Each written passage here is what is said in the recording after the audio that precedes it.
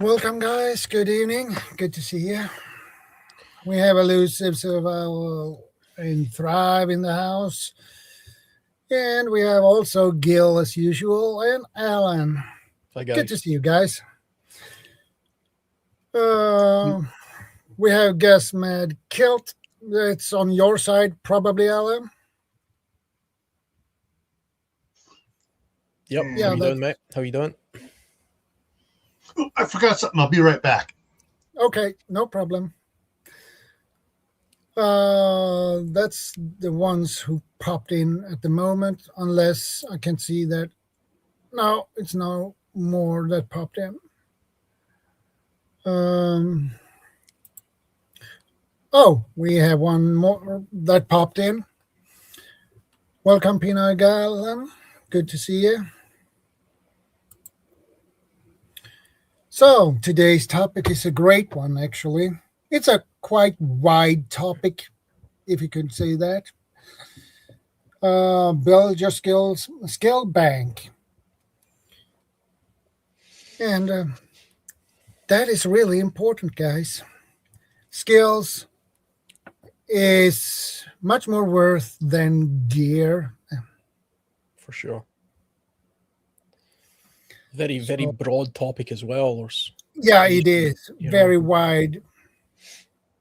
Just about every skill set has levels within it as well, where you sort of apprentice level all the way to absolute craftsman, absolute master,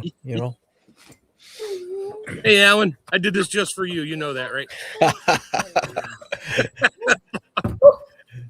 Hold on, I shut my dog up here. As soon as I get on, he starts barking. I'm waiting for the royalties check any day now. I'm waiting to be able to purchase the AI software to make these things, like what's his name did for me, Scottish Prepper, Brian. Yeah. Hey, yeah. Yeah, he made that for me. I'm like, I'm trying to figure out how much it costs, why, when, where, credits. So they got the weirdest system on there, and it takes me a little bit to figure it out. So yeah, but don't worry, I'll be making fun of you. No, I'm just kidding. I'll leave you out of it. Hey, Kaylin, good to see you, ma'am. And we have also Prepper for the Ages. Good to see you again, Jill. And we have Phelan Clan Wolf on Gil's side. Good to see you. Oh, okay. And Anne's Place. Good to see you, Anne.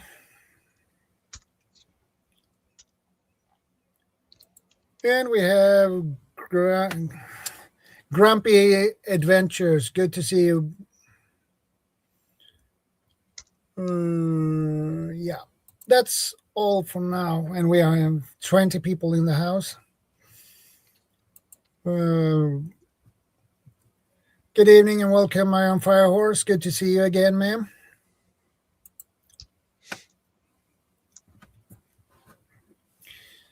So, as I mentioned to Alan, that is a quite build your skill bank. That is a wide topic, a broad topic, and I consider skills is more worth than gear. Yeah, definitely. And just like Gaz Madkilt says as well, passing those skills on. You can give somebody fish to feed them, or you can teach them how to fish, and then they can feed themselves. It's that old adage, but it's true. It's definitely Tony, US 5JG. I don't know whose side he is on, but I mean, if he's on Alan's side or Gil's side. It's got to be on Alan's side. Okay. Who knows? It's all the same video. It's all the same chat. Yeah. So isn't knowing what gear to actually get for yourself also a skill in itself? Yeah. I wonder how many. I was just going to say, I wonder how many people have big medical kits but have no clue how to use them. Yeah. Yeah. That's the thing. I was going to say is you may have the gear, but if you don't have the skill to use the gear, you might as well not have the gear. Yeah. Buy a first aid kit that's got 20,000 pieces in it. 19,000 are Band-Aids and one is a book and a crappy pair of scissors. Yeah. Look at me. I can cover everything with Band-Aids. Yeah, good for you, buddy. Yeah. People that have got full suture kits, but they've never, ever practiced it, never ever even attempted it. So the day that they try and stutcher somebody up, they'll probably do more damage than they would have if they just left it alone. You know, I've seen Well, you that. can watch a YouTube video on that. You'll be good. Yeah, yeah. Actually, Kaylin don't says- laugh too hard on that. I'm actually not. It actually, you can learn lots, but you need Yeah. to practice what you saw and not just go, "Yep, I saw it. I'm good." Like the sofa survivalist dude. Yeah. Yeah. Yeah. There's Doc Bones and Nurse Amy. That's Joe Alton and Amy Alton. Excellent. Have been channel. putting out a series of videos at like for a classroom, not just talking about this. And they're doing this stuff. They're amazing. Their Hey, Howie. videos are amazing. Good to And see you you. can actually buy all their videos on a USB drive too. All the training.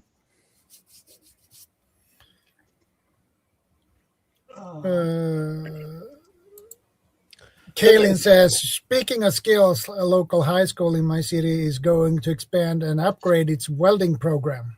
Yes.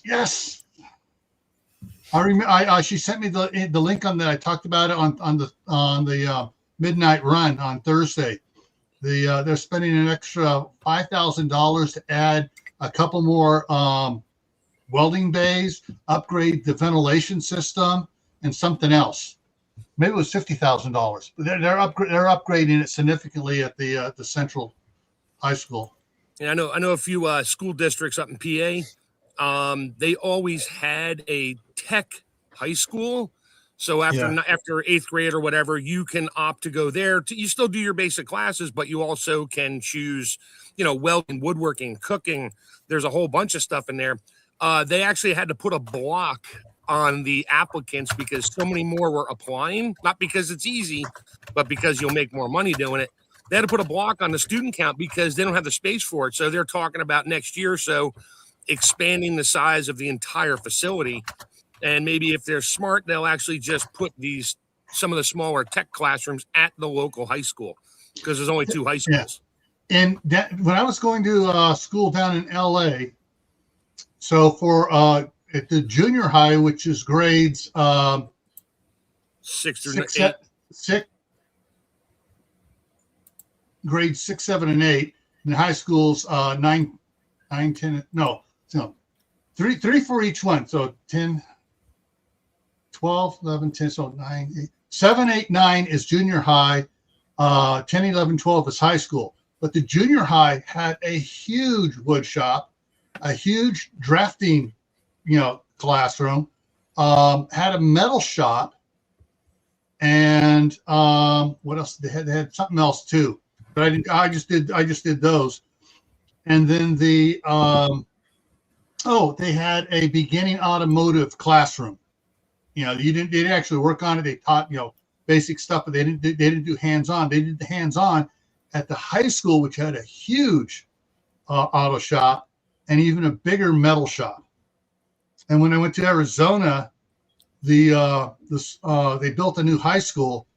Half the high school was wood shop, metal shop, auto shop, and then a quarter of it was the home ec wing. Yeah, culinary, And mostly they culinary these days. They don't do much with sewing and stuff like that. Yeah. Oh, they did? Okay, good. They did. They even had the guys going in there because the girls were saying, "You want to date me? I better see you in home ec next semester."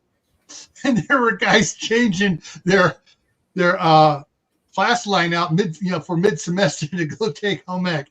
It was funny, but it was also great because some of the guys afterwards were like, I didn't know what they went through to do stuff. That's what I did. I went from 7th grade to 12th grade. Took home ec every time. Well, you had to in 7th and 8th. 9 through 12 was 1, 2, 3, and 4. I took them all. And I was like one of the only ones in the entire school that went to culinary school. And I was like the teacher's proudest moment. She retired 2 years later. She goes, I did it. I'm retiring. Exactly. That's all she cared about. One person went to culinary school. She went to my church too, so that was a help. So that's okay. But Purple Ale.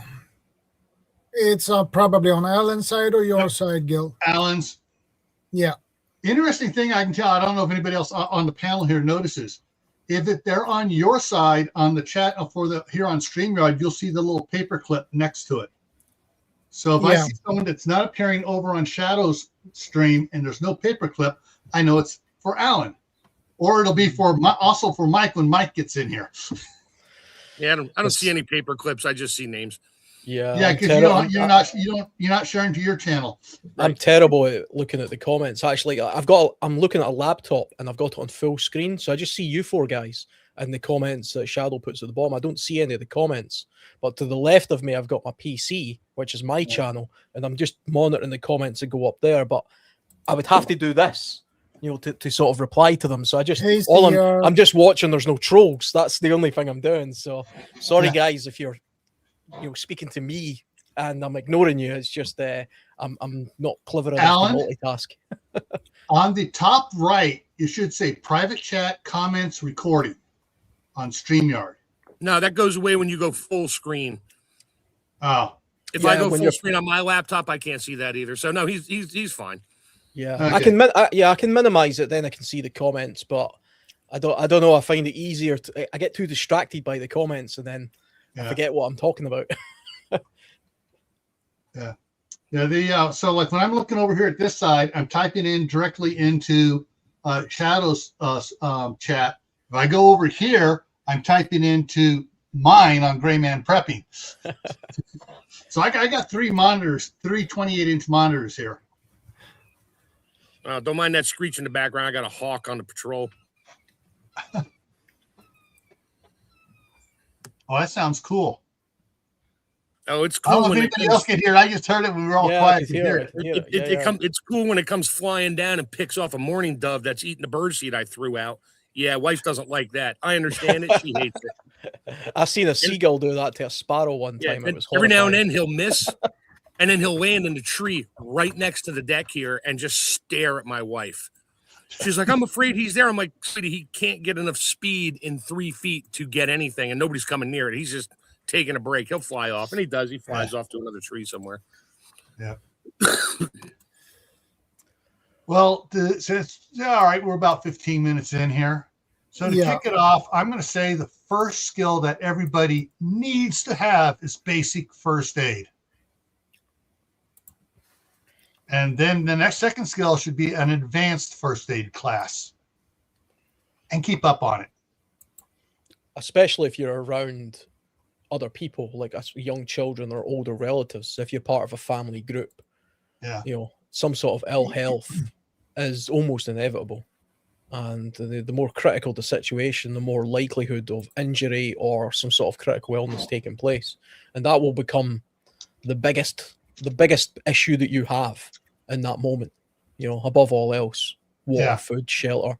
If you've got a choking child and no 999 or 911 to call, you're going to wish you're going to know how to deal with that. So absolutely critical, I think. Or even just the basic stuff that the burns, breaks, and bleeds. If you just learn that at least to start with, that puts you in a good stead. Here in the U.S., we have the basic first aid class, which is first aid. Then there's multimedia first aid, which includes CPR. And then you can get the rider for infant CPR. And then you can get an advanced first aid class. And if you're involved with the Boy Scouts, you can get wilderness first aid training, which is a 16-hour class. Yeah, there's a few work-related courses and things in the UK that focus largely on CPR and things like that, and using the machines if you have like a heart attack and stuff. They've changed it a little bit though. I've noticed back when I first started doing first aid courses, they used to teach you when you were doing cardio preliminary resuscitation, they would teach you to do compressions and breath. Now they say don't do the breath, just do the compressions. Just focus on that, and then hopefully the emergency services will sort of come and deal with the rest of it in time. But I did notice that they changed that. I don't know when that happened. Maybe a few years ago. That happened about more than that. That happened about 24 years ago. Wow, they were probably just way behind in the UK then, because I mean, it was definitely the case that they were still teaching us to do, you know, some compressions and then breath and then compressions up until just a few years ago. And then my latest work course, they done away with that. Here's the thing. The American Red Cross has gone back to adding breaths. Because even though the compressions will make the lung work a little bit, you're not getting enough oxygen in there if it's going to be a long time to get the person, you know, to get the blood oxygenated enough to keep the brain functioning. And then it used to be like 5 compressions, 1 breath. Then it went to like, don't worry about the breaths, just do compressions. And now it's like 15 compressions, 1 breath or something. Yeah, something like that. Yeah. Unless you have a second person and a third person there, then you guys can rotate out. And you have one person doing breaths every 5 compressions, one person doing compression, the other guy's resting, then he switches out, does compression guy goes to breaths, breath guy rests up, and you rotate out like that every couple minutes. But yeah, so first aid, I would say is the number one skill everyone should learn. Yeah, CPR here in Sweden, we have 30 compressions and 2 breaths. That works. The there I can't say enough about this. Also here in the U.S. we have what's called the CERT training, Community Emergency Response Teams. Yeah, and they have a section on it called Mass Casualty Incident Response, where you do triage.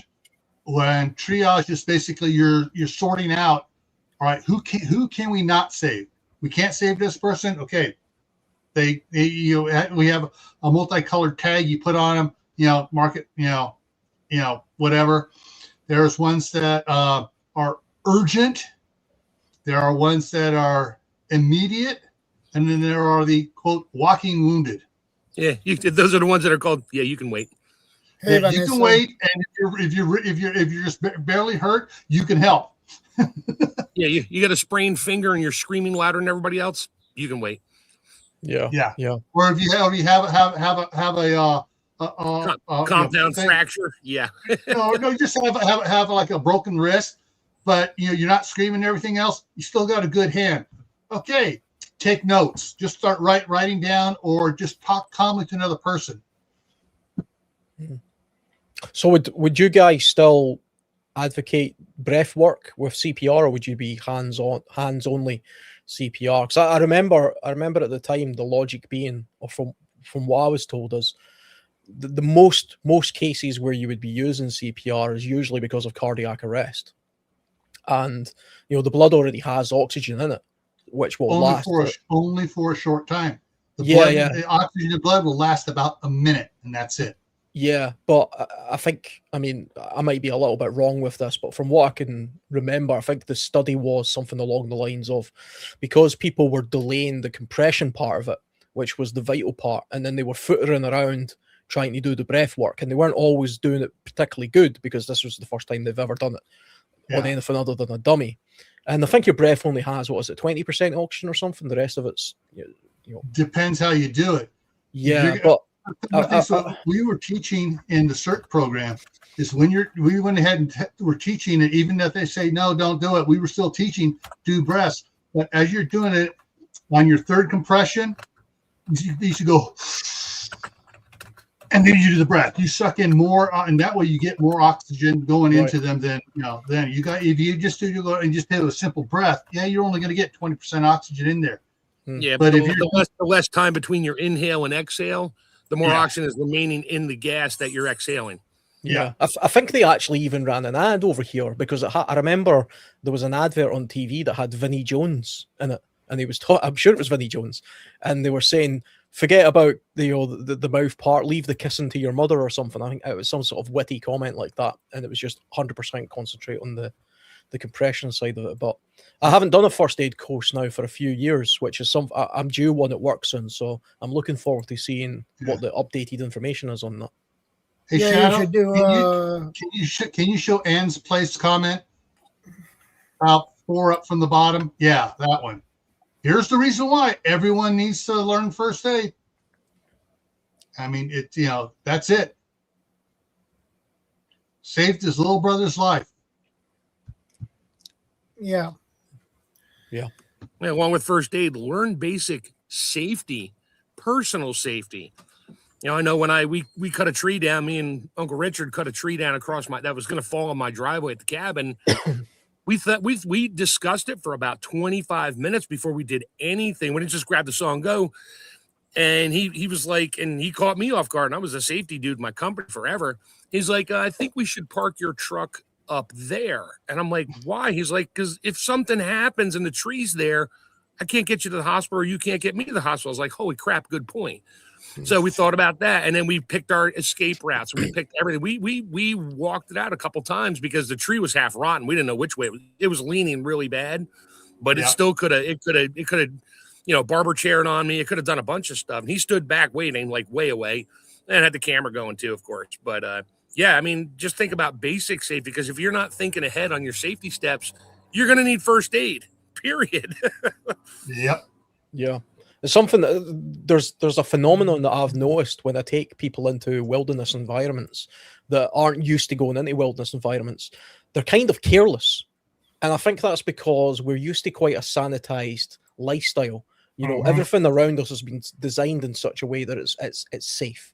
You can walk around your house, and you know where everything is, and you're not likely to and do you yourself still too much stub your damage. toes. Yeah, but I mean, I think the thing is, when people they get into the woods, for example, and you give them an axe, and suddenly they're just about cutting their own bloody leg off because they're not paying attention. They're just not situation aware of their surroundings. They're not realizing that the ground isn't being made by anybody. Rocks can fall here. The ground is slippy. The path is maybe a little bit off. Trees fall down.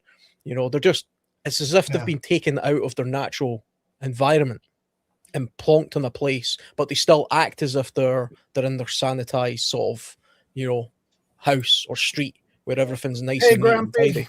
And it doesn't take much to do yourself an injury in the wilderness.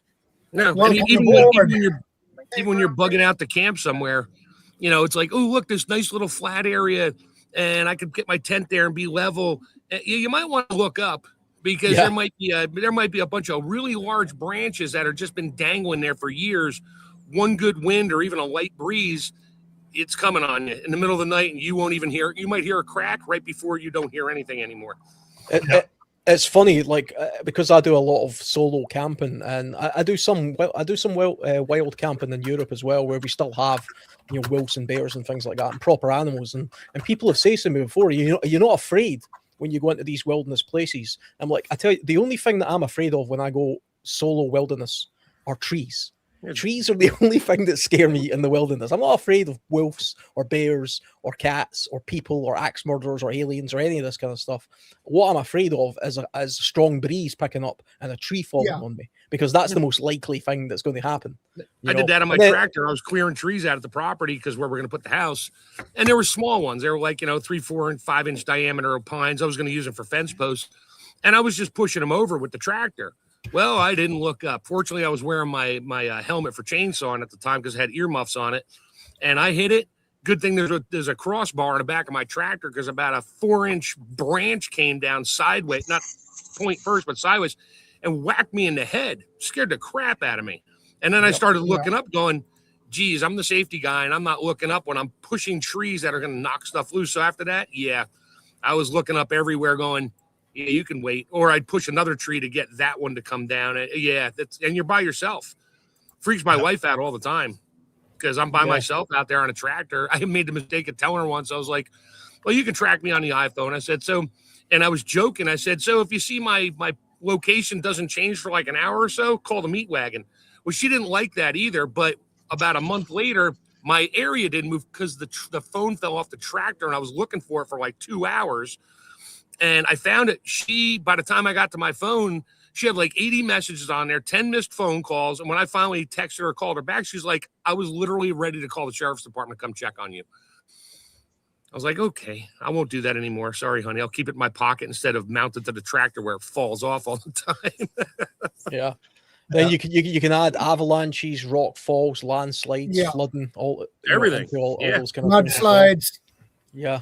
It's really just a case of understanding your environment. I mean, if you're in a desert, for example, in the Western United States, I wouldn't be too concerned about dehydration or rattlesnakes. I'd be concerned about flash floods because they can come out of nowhere and they kill a lot more people out there. It depends on the season too. My junior and senior year was in Fredonia, Arizona, on the north rim of the Grand Canyon, and up on the north rim, you still got all these little canyons, and they're prone to flash floods when there's a storm. But up there, you can see storms forming 50 miles away, and that's what you got to look out for. You see a storm up there, and you just keep an eye on it. And when it gets really black and ugly, if you see any lightning in it, you go, okay. And you know that there's certain canyons, creeks are something going to be full of water. If you don't pay attention, they can get you. And that's the problem with people hiking down in the canyons, in these little ravines and stuff. Oh, this is cool. Let's go down there and check out this, that, and the other. It's like you need to keep somebody up above, keeping an eye on what's going on around. Yeah, it's often the case as well that a dry riverbed is the flattest, nicest, smoothest surface. It looks perfect, but it's only flat, smooth. Because there's water coming down there every year, and that could happen, like you say, the storm could be miles away, so it's not, you think it's nice, warm and sunny, and then in the middle of the night, suddenly, you're being hit by a flash flood. But that's a skill in itself, to understand your surroundings, not just know your surroundings, understand your surroundings. That's its own skill right there. Absolutely. Hey, Grumpy, good to see you. Welcome aboard. I'm connected and working. Can you hear me? Yeah, we can hear you loud and clear. Wow, technology. I'm dragged into the 21st century.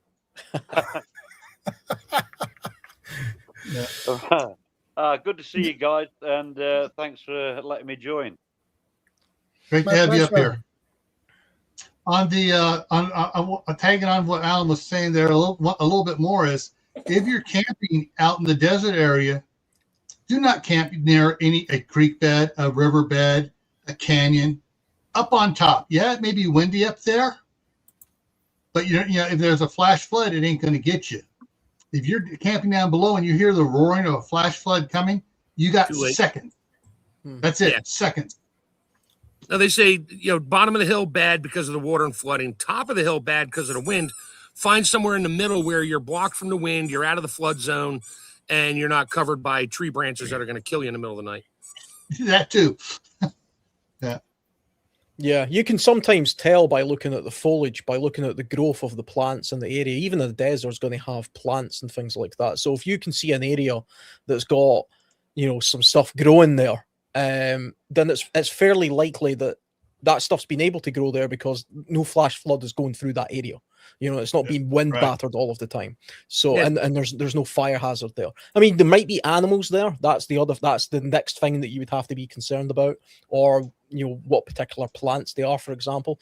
But for the most part, if you find an area that's kind of got a bit of plant life there and it appears relatively sheltered from everywhere else, that's probably a best bet. That's where I would be. But then you'd have to look for the wildlife and stuff like that. But another skill to look for when you're looking for a place to sleep, whatever, it's what they call river wash. For really short-term high water conditions, it doesn't rip the weeds out. It doesn't leave it a gravel bed. You see small branches and weeds, wrapped around the bases of smaller trees. And I actually found that at my cabin. I was like, we didn't think the water ever came up that high, maybe every 10, 15 years. And it actually moved a 30-inch maple tree that was on my side of the stream, lifted it and rotated it and put the stump on the other side of the stream. So now I'm figuring out how to grab it with a chain and drag it back to my side for firewood. But we're walking around and I'm looking, I'm like, holy crap, Richard, look at that. He's like, what? I said, look at the weeds wrapped around this little mini tree. Yeah. And it was 2 feet off the ground, which was 8 feet above the water level of the stream normally. Yeah. I'm like, okay, yeah. So look for stuff like, it's called river wash. And where you just have small weeds and stuff wrapped around trees, and you think it's the wind. No, it's the water. Yeah, and sometimes you'll just see the grasses and the weeds just kind of laid over a little bit, That's where the water would flying by, not enough to dig any of them out, but just went over and just kind of pressed them down. And Yeah, short-term flood. Yeah. Yeah. Yep. Wasn't going long enough to unroot anything, maybe some bigger stuff. And it also depends on how fast it's traveling. Yeah. Water debris are always a good indication of how far and how much a river will flood. Around where I am, it's sort of like the rivers are small, especially the smaller ones, not the big ones. But when it gets in full flood, these are going up anything between 6 and 12 foot. You know what I mean? It's a big climb because they're channeled. I can say at some parts, the height of the river is going up 12 foot, and we call it river debris. And you can see what has been dragged through and the height of it. They always put warnings out of be careful. But if you get into that, it's going to take you. It's going to take you big time. Yeah. Yeah. And Diggs Outdoors in the house. Good to see you. Yeah. So I sent Shadow this list, and it's rather. I just spent an hour or so just going through things yesterday, and today during the prelim I added 2 more things to it, different type skills. An example is of for advanced medical. After you learned your first aid, advanced first aid, and suture skills, or doing up massive cuts and sealing those up. Advanced medical. You got dentists, doctors, nurses, and midwives. The midwives being the most easiest to get, whereas the doctors, dentists, and nurses take 4 years at least of schooling and then internship. But most people aren't going to do that. Some may do the midwife thing, but that's a little extension on the medicals. That is why people go ahead and say, we need to get a doctor and a dentist into our group. A veterinarian would be a good idea too, if you have livestock. Yeah. But yeah. So I'm just going to read off the main topics here real quick. And I got them in alphabetical order. And some of these have like 6, 7 subtopics to them. So animal husbandry, bushcrafting, clothing, which has several things off of it. Electrical has a bunch of things off of it. Food preservation has a bunch of things off of it. Foraging / smithing has 6 things after it. Gardening, herbal medicine, home construction, hunting has a bunch off of it. Machine manufacturing has a bunch off of it. Mechanic has a bunch off of it. Miner, oil worker, plumbing, rancher has several off of it. Sewage management, stonemason has several off of it. Welding has 5 off of it. Wood has 5 off of it. And so those are just category types. I know you can have smaller ones. I'm going to hit probably the most obvious one, hunting. So hunting has atlatl, learning how to make and use an atlatl, bow and arrow, firearm, fishing, sling, slingshot, spear, traps, and snares. A lot of skills there to learn. You can specialize in some of those, but they're all for hunting. Yeah, the sub skill under all of those. Yeah, I can dispatch an animal. I might learn how to skin it or something. How do I cook it? What are my temperatures? What am I going to get sick? Did I gut it the proper way or contaminate the meat? Yeah. You don't know. Where did you shoot it? It was, where did you dispatch it to? Improper placement of your item will result in not getting as much food as you'd like out of it, and knowing what to do with the contaminated part and how to deal with it. So if you don't know how to cook, I mean, yeah, I got 10. I'm the fat dude now. I got 10,000 pounds of beans and 10,000 pounds of rice. I own a microwave, and I have a case of Aquafina water. That's it. How am I going to survive on that? I don't know, but they told me that's what I needed, so I got it. I don't know what to do with it, so I'm still going to start. Well, the fat dude won't starve too quick. He'll just be worthless like he usually is. Also, when you're preparing the animal, do you know how to prepare it properly? I mean, beyond just skinning. In Scotland, when we prepare a deer, when you hunt a deer, it's called grallicking, which is I suppose that's kind of just what we call gutting the animal. But it's not just a case of knowing how to do that without contaminating the meat.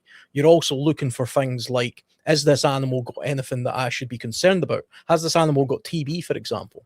And how do I find that? How do I recognize that?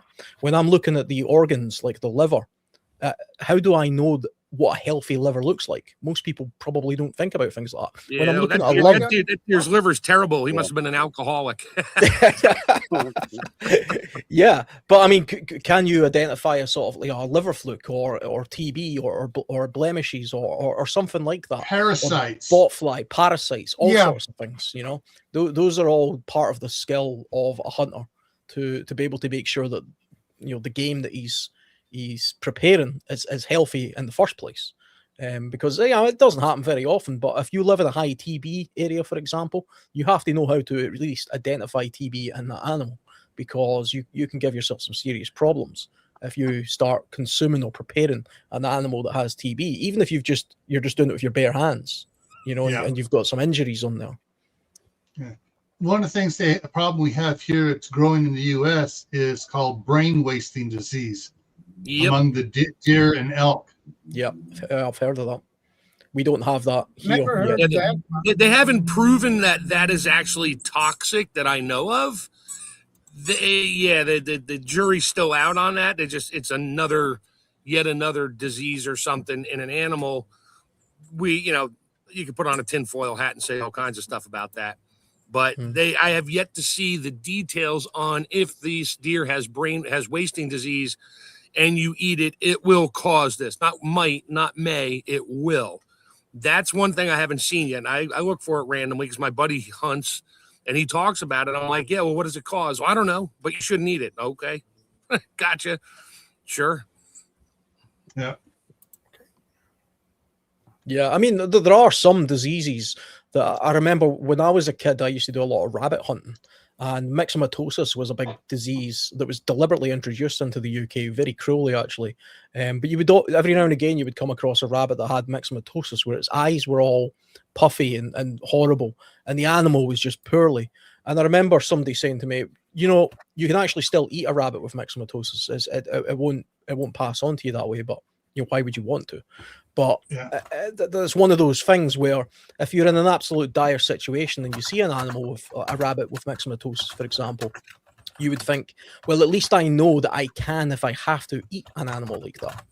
Whereas there are some other things that you just don't go near. I mean, if I came across a dead bird, for example, and I was starving, I would be very wary of having that bird, even if it appeared fresh, because bird flus are something that are very readily passed on to humans. Yeah, my dogs dispatched a rabbit a couple of years ago in the backyard here. Didn't do it. They just killed it. And I'm like, okay. And they bring it over and they drop it to do something with it, Dad. I'm like, fine. So I grab my gloves, grab my boning knife, set up a little plastic table and a wash bin out there. And I just practiced skinning it and figuring it out. And as I'm cutting some of the meat and stuff off of it, and I had the bright light. It was nighttime. I had a bright light on. I looked. Yeah, it had a couple of little small worms moving around in there because they get parasites. And it was summertime, so it wasn't wintertime or whatever time of year you're supposed to hunt rabbit versus other times. Now, apparently, they don't hurt you. Fish have parasites. You don't even know it half the time. When you cook it, they die. It's just protein. Yeah, most things have parasites. Almost all animals have parasites. Yeah. Hey, and Mike, it won't hurt you. It just freaks you out when you see something wiggling in there going, ooh, that's gross. I mean, it wasn't like some 3-inch long worm coming out of it. It was just this little tiny thing wiggling. Yeah, I'm like, yeah, whatever. Yeah. You cook it, I mean, I just practiced. I wasn't eating it, so. I mean, you do. I seen a survival show one time where they skinned an animal and it was covered in botfly. A botfly sort of bites down on the animal and it leaves the larvae under the skin. It's disgusting looking. It's a big maggot looking type thing. And they were saying, "Oh, we would stay away from this animal because we see all these botfly." And I was thinking, well, why would you? The botfly just goes into the skin. It doesn't actually go into the meat. There's no muscle there. Yeah. And as gross as it sounds, if you were really starving, you could actually eat the larvae of the botfly, because they themselves are not contagious in any way. It's just a grub. It's just like a maggot. Yeah. Things only become contagious when they bite something that had something. Now they become then you would have the contagion botfly itself. under your skin type thing. But Right. it was what was preventing the people from wanting to prepare and eat that animal was the gross factor. They were used to supermarket ready food, and the prospect of eating something that has something that looks like a giant maggot in it was repulsive to them, and so they thought, oh, we'll stay away from that, bury it in a hole somewhere, when in fact that would be an absolute waste. And if that was a life-threatening situation where you were desperately looking for food, you've just threw away perfectly good food because you're grossed out by something. And that's a set of skills you need to learn too. If you're going to be hunting, what can you and can you not eat? It's like Chef says, cook the food, and that'll destroy most of the parasites, because almost all wild animals have parasites. You don't eat bear and other animals medium rare.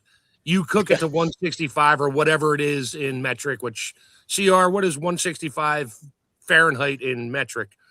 In Celsius, it's probably like 62 degrees or something. Yeah. So you mean that meat needs to be well done? Basically, Yeah. And if you really want to make sure you're safe, you cook it like Texas doing barbecue, doing a brisket, where it's in the slow cooker till it's so it's tender and falls apart. Yep. Until it falls off the bones. It's well cooked, but it's also you can brown your meat, chop it up, brown it, even though it's still medium rare inside, and then throw it in a big old Dutch oven with your potatoes and veggies and stuff and some water, and just let it stew. That's what I call it, stew.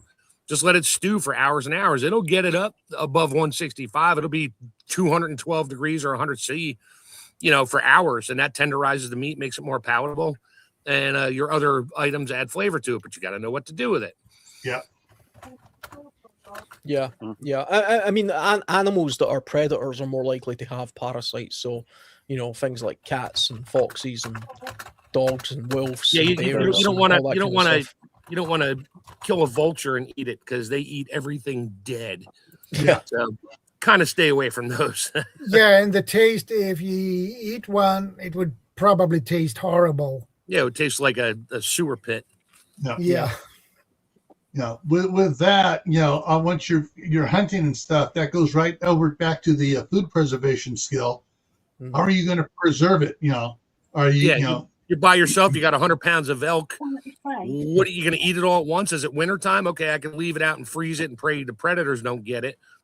What am I going to do with it then? Okay, maybe I can make strips and hang it over a fire, make some jerky that'll at least last me into the spring. Yeah. And if you have salt, you can salt it. You can build a smokehouse and smoke it. Yep. It depends on where you are in the skill set, and B in your environment. If it's just you and a knife and a backpack with a bedroll, you may not want to go after the biggest elk in the herd, because it's still fall and it's not that cold out. It's not going to last very long. You can only eat so much meat. Yeah. My mom was taken hunting by her uncles when she was visiting the old ranch up in Idaho, up in the Finger by Coeur d'Alene. And first thing they did when they set up camp was build a smokehouse. Before they did, they set up the camp. A couple of them started building a smokehouse. They started setting up their tents and stuff and everything else. And then they started getting water while they're finished building the smokehouse. They got that all ready. And when they hadn't even finished setting up the rest of the camp, she said that she heard a pow, and one of her uncles came dragging a deer in, and they went to work and started smoking the deer in the brand new smokehouse. Yeah, and you can make a smokehouse out of a tripod of branches and a good, not a plastic tarp, but a good tarp, and you just need to trap the smoke in there and a little bit of heat. You don't have to cook it to 190 or 200 degrees and burn your tarp. You just need to be able to smoke it for a while so it cures it, and that keeps parasites and things from growing, bacteria. Yeah, even some jerky, I mean, you don't even need a lot of smoke or even a lot of heat. You just need dry air sort of circulating around, and you can get away with making some sort of fairly air-dried jerky that way. Another good thing to know when it comes to that kind of preparation as well, if you don't have something readily available, to know which parts of the animal spoil the fastest. So things like the organs are going to spoil first. You know, the liver, Yeah. the heart, the kidneys, that stuff's going to go off long before the actual meat does. So if you find yourself out in the field and you're gutting the animal, you know, take the liver, the heart, the kidneys, and eat them that day. You'll fry them up. You're going to get a lot of nutrition out of them anyway. You're going to get lots of minerals and nutrition from the organs. And then the meat will keep longer, the fatty parts of the animal, the muscle part of the animal. You'll get a few days out of that. I deer hunt where I live. You know, if I shoot a deer, I hang it in my shed for days before I don't refrigerate it. You know, it's different in the summertime, but at this time of year, if I shoot a deer, I hang it in my shed and I leave it there for a week. And, you know, it's not refrigerated. And it's perfectly fine. Then it gets prepared and then it gets, you know, eaten after that. But the organs, I consume that day. That's what I eat that day, because you can't really leave them out. And I was thinking about another skill you didn't put on your list, Gil. What was that? Fish farming. Fish farming. Or I even didn't put just farming fishing. on there. I got fishing on there, but that's totally different than fish farming. And even just fishing, there is bow fishing, there is lure fishing, there is And line. fly fishing. There is, each of those are skills into their own. But yeah, doing a fish farm is a different skill, and you got to really understand it.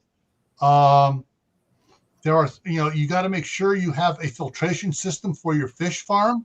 If you're not trying to fish farm in a river, you know, blocking an area off.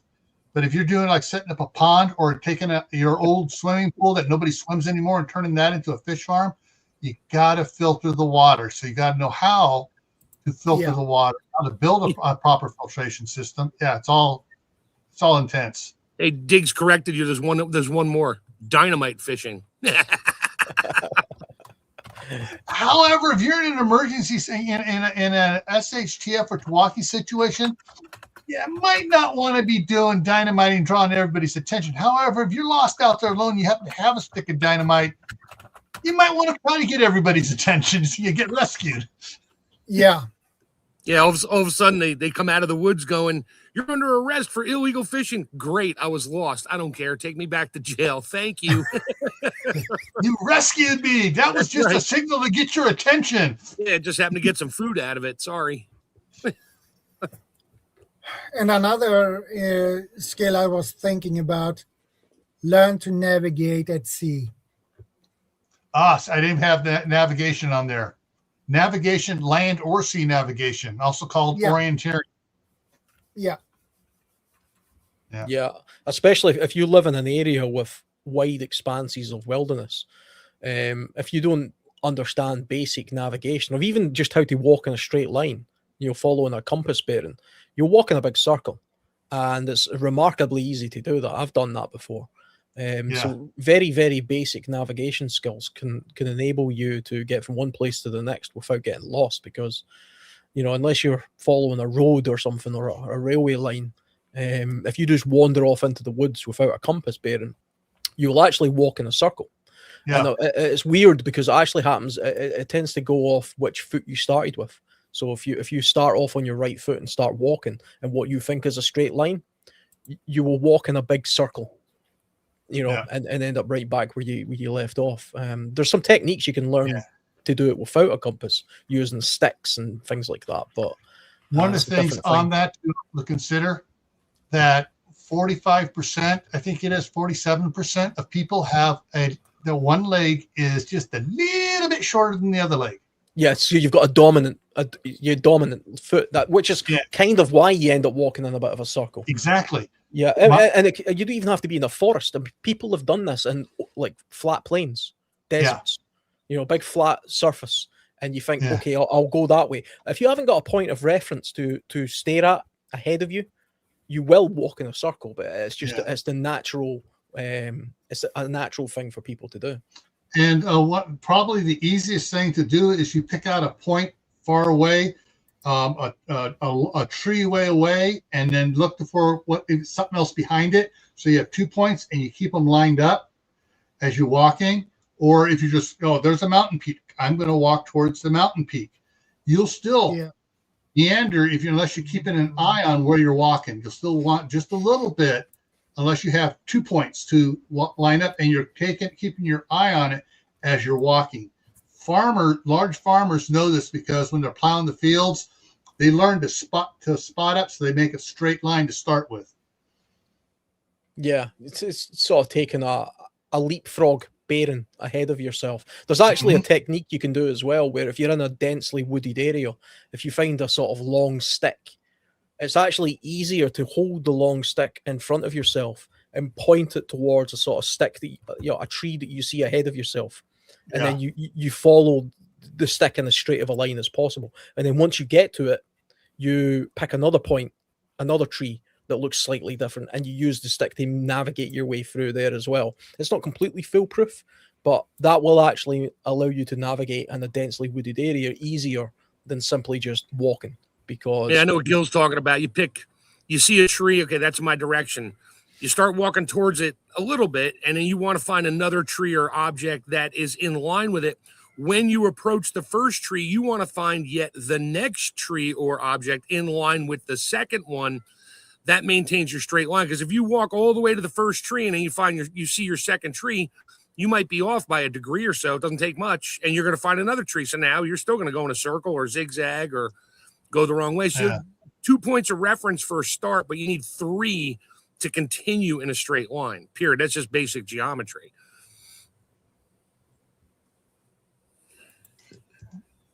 Yeah, like sea navigation's an entirely different skill in itself. I mean, you need to learn a sextant for that and use the stars if it's not cloudy out.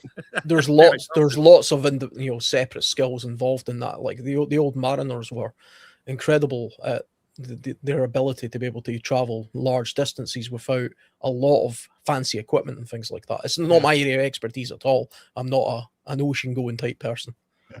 I do know an interesting thing about that. They had the sextant and they had stuff, but they were still getting way off on doing things, until Hey dear, I'm trying to see who it was, who did it, develop a working pocket watch. I believe it was a Swiss person, and so they could actually do their timing and tell what time it is, so they could chart exactly where they are. Because if they didn't know, they could throw them off, but not keeping the times right and stuff in doing their navigation.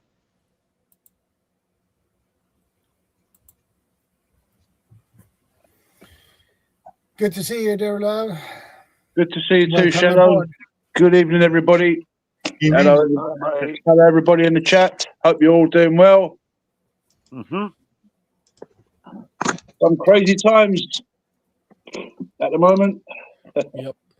Yeah. So somebody in the chat was talking about night navigation there as well. I would say don't navigate at night if you don't have a compass. You're just making life far more difficult for yourself navigating at night. If you're in a place where you've got a clear view of the sky and you know how to navigate by the stars, you're following Polaris or whatever, then sure, go for it. But you're probably better off simply waiting until you've got visibility, and then you can actually see objects ahead of yourself. It's kind of like jungle navigation, where you can't actually see. If you're in the whiteout, fog, the jungle, or at night, there's a technique where you have to use pacing in order to navigate with a compass and pace beats. And you can navigate by bearing, by doing that, by pacing yourself over a certain distance, because there's no point of reference for you to follow. But that in itself, again, that's a completely separate skill that you have to learn. It's difficult to just figure that out. You have to learn how to do that. Yep. Yeah. And just most navigations, out of like fog, rain, in the forest, night and stuff. Also, if you're trying to navigate by stars, or whatever, you got to have a clock, a watch, something to keep time, because you got Polaris up there, but the whole sky is rotating around Polaris. Yep. You got to be able to track your time, and know where things are changing as the hours change, so to keep yourself in line. Well, or at least understand the constellations. So if you're tracking Polaris, for example, the constellation you want to be looking for is the Plough or the Big Dipper, some people call it. So for people who don't know, the Plough kind of, I think, is it the Alaskan flag that have that as their flag? That constellation, there's a I state. think so. Yeah. Yeah. So if you take a look at the Alaskan flag, if you like, it shows the constellation, the Plough, and it kind of looks like a pan, a handle, and then it's got a square pan. If you take the last 2 stars of the pan and then follow them up roughly 4 times the distance of those stars, the next brightest star that you see, it's not the brightest star in the sky, but the next brightest star that you see, that's Polaris, that's the North Star. Now, like Gil was saying, as the night moves on, the constellation will move like this, but those 2 stars at the end will still point towards where Polaris is, because Polaris is in the center. And so it rotates around that. And that's how you sort of find yourself in navigation. And there's a smaller constellation that looks like a mini Plough that you can also track it that way as well. The southern hemisphere is different, but anybody that's interested in taking a look at the constellations for Polaris, that's the one. Yeah, that's it. Yeah, that's it right there. You see those 2 stars there. Basically, you follow them roughly 4 times the distance, and you'll come to, because there's stars in between that. It doesn't look like that in the sky. Right. The constellation does, but the star is not. Polaris isn't a big bright star like that. It's actually quite a faint star, and there's stars in the middle. And if you're in a very clear place where you can see the Milky Way, it looks very crowded. So you have to get really good at identifying that star and that constellation. And also the Plough is more of in the northern hemisphere, it's kind of like a winter constellation. So you can see it better around about this time of year. It's one of my favorite constellations to look out for when I'm in the Highlands, because it's one of the clearest, Yes. Yeah, Vanessa has a point. Again, here. star navigation, a completely different skill. If you are at the equator south, you must use other stars. Yeah. Yeah. And the same with the same you will have the same problem with a compass. You need if you use a compass for the northern hemisphere, it will not work that well on the southern hemisphere. So unless you learn it down there, like garden prep. Yeah. That's the thing to remember too, is the poles are shifting. Yeah, they know they wander around, but they're really moving now, and you need to get the updated degrees of declination, which means how far off from where magnetic pole is to where Earth north is. So when you look at true north and magnetic north, when you're looking at a map, say, okay, I'm lining up on the map. Wait a minute, I got to change that. You got to turn the dial on your compass. Okay, this is the direction I need to be going. Because you can be off 3 or 4 degrees and totally miss where you're going for. Well, the further you are away from magnetic north, the less of an error you will get, if that makes sense. Like everybody's like, oh, how much distance between a degree? Like, well, at 3 inches or 10 centimeters, it's only like in fractions of a micron.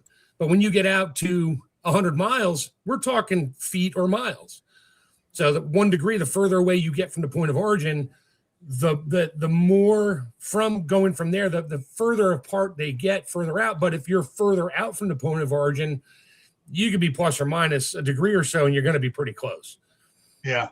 So it's like backwards thinking, but that's geometry. Love it. Good thing I paid attention in school. Yeah. I think navigating by the stars is a bit tricky, though. I mean, it's not entirely foolproof. You would have to be very, very good at that. I mean, it's a skill. It's a definite skill. Yeah, I mean, you can try and go by sort of Polaris in the north, and I think it's the Southern Cross if you're in the southern hemisphere, but it's a little bit trickier there, I think. But again, that's a skill. If you live in a place where you have a clear view of the night sky, and you think you're going to be traveling by night, that's definitely a skill worth learning. Yeah. And the other thing you have to count on is the time of the year, because of the tilt of the Earth. Yeah. As it goes around, it changes things a little bit, and the rotation and everything as the Earth moves around the sun and everything else. Yeah, it's you need to have a little book of information. Yeah, because all your great navigators, they'd pull out their book and they'd look at their thing and they'd do stuff and they'd put their book away, and no one touched their book. No one touched their book. Everybody these days is so reliant on GPS sat nav. Yeah. It just comes second nature, and just to be able to keep your skills up to date with your silver nav, it's crucial. But the thing is, you get into bad habits. Do you know what I mean? You get into bad habits. It's easy, and what have you. But at the end of the day, when the technology is gone, you've got to use the old stuff.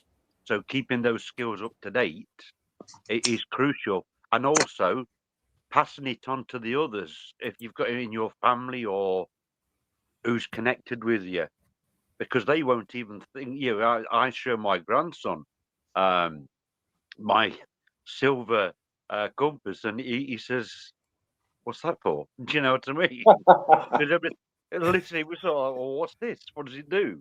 And it says, it's for map reading, because everything is on GPS. So trying to you even have GPS on your cell phone too. Yeah, this is it. Yeah, it's definitely the case. I mean, how many people have used a sat nav to get to a place in their car a few times, and then they try and get to that place without the sat nav, and they realize they don't know where the hell they're going, because they've just been relying entirely on the sat nav saying turn left, turn right, and they haven't actually got it into their head where it is they're traveling to. And there is definitely a reliance. Some people think he's bringing it out. My road atlas. The old school sort of road atlas. Definitely the way to, at least when you used a road atlas, it ingrained the route in your memory, and you knew where you were going if you were using route cards. And just like Grumpy Adventures is saying as well, the old ways are still the best ways. This is my navigation equipment here. This is just this pouch here. So this is a map case basically. I've got a pacing thing there for this counting steps. I use pacing beads. Inside this here, I've got, even though I know where I'm going in this local area, that's the last place I was in the Scottish Highlands. And you can see I've got a paper map laid out for the exact location I was traveling to. And I've been there dozens of times. I know where I am. I don't even need a map. And I've got my phone, so it gives me, it tells me where I am. But I still take the map with me anyway. And like you were saying as well, you need to have a proper compass. You need to have something that's worthwhile, whether that be a silver compass or something like, one of these ones. I prefer the mirrored ones. This has always been the Sunto has always been my favorite type of compass, but I've used the silver compasses and stuff as well. Yeah, I have a Silver Ranger compass. Yeah. I mean, with a mirror. One of the great things about a compass like this, that this is like what Gil was saying earlier, where he was talking about plotting a position far off in the distance and then making your way to that point. That's where a compass like this really comes into its own, because it's got like a hole here, a little sighting hole, and you can actually hold this compass out in front of you, bring the mirror down so that you can see the face of the compass in the mirror, but you can get a very clear view when you look through the sight, over the sight of this compass, at an object in the distance. And then you can travel to it based on the bearing that you can then see very clearly in the mirror of your compass. And that's just a very, very easy way of traveling in a straight line with purely a compass. You don't even need a map. You just the compass will get you there. Now, there are ways of navigating purely with a compass or purely with a map. The thing with a map is you, of course, need to know where you are on the map in order to travel. And then you can follow some sort of, guide rails, whether it be like, okay, I can see that there's 3 hills in the distance. I'm heading towards the middle one, and I can see the 3 hills on the map. Therefore, I'll sort of walk in that direction. You orientate the map to suit that. And that's a good way of doing that. Or there's a river, for example, or a lake. You can see the lake to the left of you. That's the only lake on the map. You orientate the map so that the lake is on the left of you. And if you follow the coastline of that lake, you're going in the right direction because you can see the hills. And that means you can kind of just, you can then tune out a little bit and move with pace. because you know as long as that water's on the left, you're good. You know, and it's just a way of getting your head around it a little bit, and it's a good skill to do. Even like I say, even when I go to places I go all of the time, I still take this with me, and I still do it just to keep it fresh in my mind. The Boy Scouts have a part of the orienteering merit badge. They have what's called the compass game. It actually comes as a packet. You can see the larger picture here, and it's to help teach, even the Cub Scouts use it sometimes to start learning, get the Cub Scouts to learn about compasses and stuff. But in the Boy Scouts, they use that to teach orienteering and how to use the compass, how to find things without a map, how to do it with a map. And that's adults can learn from this too, guys. You don't have to be a kid. But it works. If it works to teach a kid, it can work to teach an adult. Yeah, absolutely. My 9-year-old is in the Cubs. My 9-year-old boy's in the Cubs just now, and he's only just now starting to be taught, your basics with a map and compass, and they absorb the information far better when they're younger. And it just, it's retained in there. And he came back from the Cubs a couple of weeks ago, and he was excited to tell me about all of the things he'd learned about the compass. And he wanted to see mine so he could then start identifying what the compass, what the parts were called. And he was, that's the kind of enthusiasm you want to have, the kind of skills you want to pass on to younger children, for sure. Yeah, but just like Grumpy Adventures was saying, a lot of the youngsters today, they're so disconnected. They watch Hollywood, they watch all movies, and you show them some of the basic stuff. I mean, it's only basic stuff, and they're like, "What is that?" And so passing it down is a great idea, guys. And if you could save some books, some examples.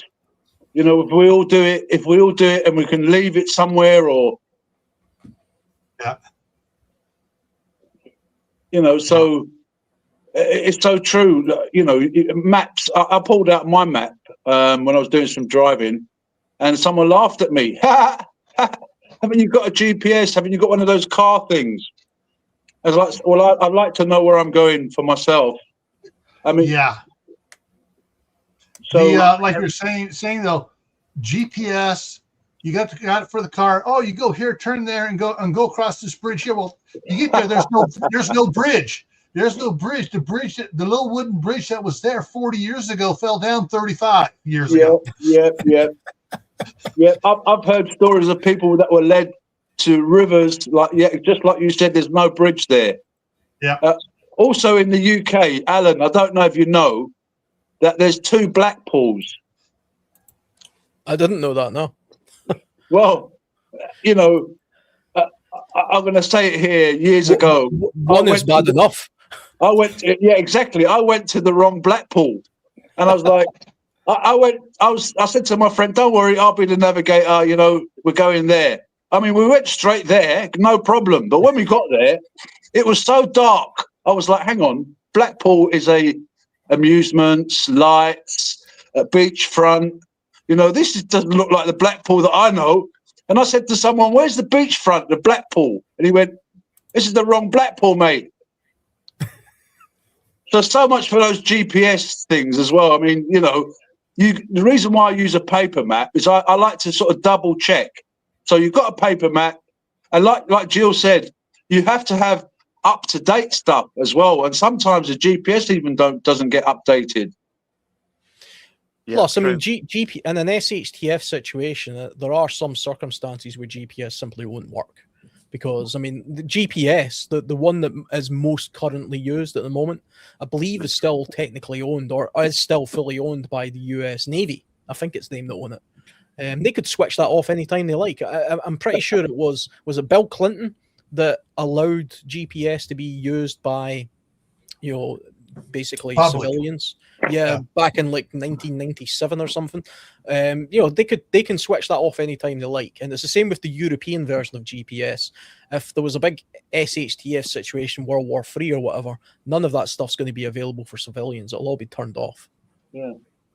So it's good to have the technology as a sort of backup bonus. You know, you've got your GPS, you've got whatever you might have. Some people might have a satellite link, but you still retain the old ways. You know, you still work off the tried and tested, and the gear. You know, obviously is something added. It's a bonus. You know, if you're going off into the wilderness and you've got one of those locator beacons, fantastic if you can afford it. But keeping hold of the old stuff is very important. Back in the day when I started learning how to drive, you know, I had one of those Garmin dash mounted GPSs. They're like, "Oh, can I borrow?" I was like, "No." And well, what if I get lost? I said, "Well, here, let's look at something." So I pulled out a map. I said, "This is where we are." I said, what are the three major roads you see that all come together around you? They're like, I'll just pick numbers. Okay, Route 1, Route 2, and Route 3. Right. So if you don't know where you are and you didn't cross over those bridges, just go in a straight line. You're going to get to one of those roads, then you'll know where you are. And then if you get outside of that accidentally, what are the next roads? Oh, Route 80, Route 95, and Route 78. I'm like, right. So now you just keep going in another direction. You just keep going in that, follow the sun, so to speak. You're going to eventually get to a place you'll know where you are. They're like, well, what if I get beyond that? I said, well, let's see. You got Canada, Mexico, the Pacific, and the Atlantic. You're never really lost. You're never really lost. You're just temporarily misplaced. Yes, yeah. Period. And they live by that. They hardly ever use their GPS. They look at it and go, oh, I got to go up here, over there, up here. Right. And then they just drive. They focus on the road, not a TV screen. Head west, and if you get wet, you've went too far. That's right. Yeah. Say hi to your cousin out there in LA. Yeah. And not only that, we're the type of people that followed the route on the map. So you sort of you're looking at the map as you go, and you're following your route. You say, I've just come from there. I'm going along there. This is a possible route. That's a possible route. So you know where you are, and then you kind of know where you're going. So that's very important, obviously, to know where you're going. But a lot of the youngsters, they're not used to following a route like we have. We've been on drives. I've been 7,000 miles around Argentina driving on a week camping holiday. I was just picking anywhere to camp, but we went from Buenos Aires, 7,000 kilometers around we went down to the south of Argentina and then back up to Buenos Aires. So we're following the route. I've even got the map that I had with me still. And the youngsters today, because they've never followed a route, so to them, it all seems. And I think it's also they can't be bothered. It's laziness as well. Mm-hmm. The thing is, maps are a good prep to have as well. Maps for your area, because they don't really go out of date. I mean, maps get updated all of the time as well. And the thing about maps is, I mean, if you're looking at it from like a street atlas or a road atlas, that changes somewhat, because the roads and the towns change and things. But see, actual landscapes, they don't change that much. The forests and stuff might get cut down or whatever, but for the most part, that map that I showed you earlier on that's got that lock in those mountains, if I took a look at a map that was from the 12th century of that same place, I'll still see that same lock and I'll still see those same mountains. Okay, the forest, the forest line will be different, but the mountains are the same and the lock is the same. And as long as I know where I am on the map, I can orientate myself just as well. And it's a good idea to I've got dozens of maps for most of Scotland and some parts of Europe. And it's just places I go all of the time, but I like to retain them, because to me, that's kind of like, if technology disappears tomorrow, at least I know where the hell I am, Yeah. Yeah, I'm the same with OS maps.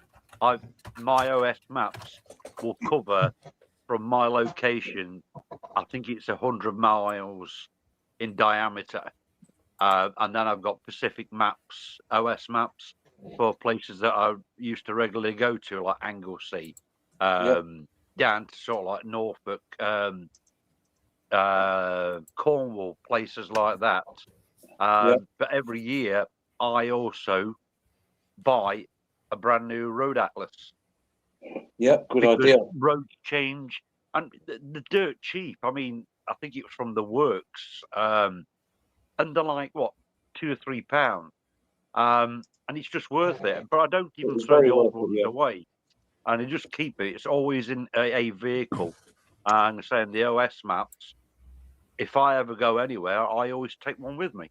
Yeah, it's a good idea to keep the same sort of maps as well and the same sort of scale. So I like OS maps as well, but you have to decide whether you want to use 125,000 map scales or 150,000 map scales. Yeah. Because those are the two that people tend to use. Personally, I like the 125 scale maps, 125,000, which is 1 centimeter on a map equals 250 meters on the ground.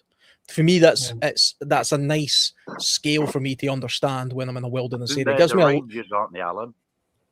Sorry? The Ranger. I think they're the OS Ranger, isn't it?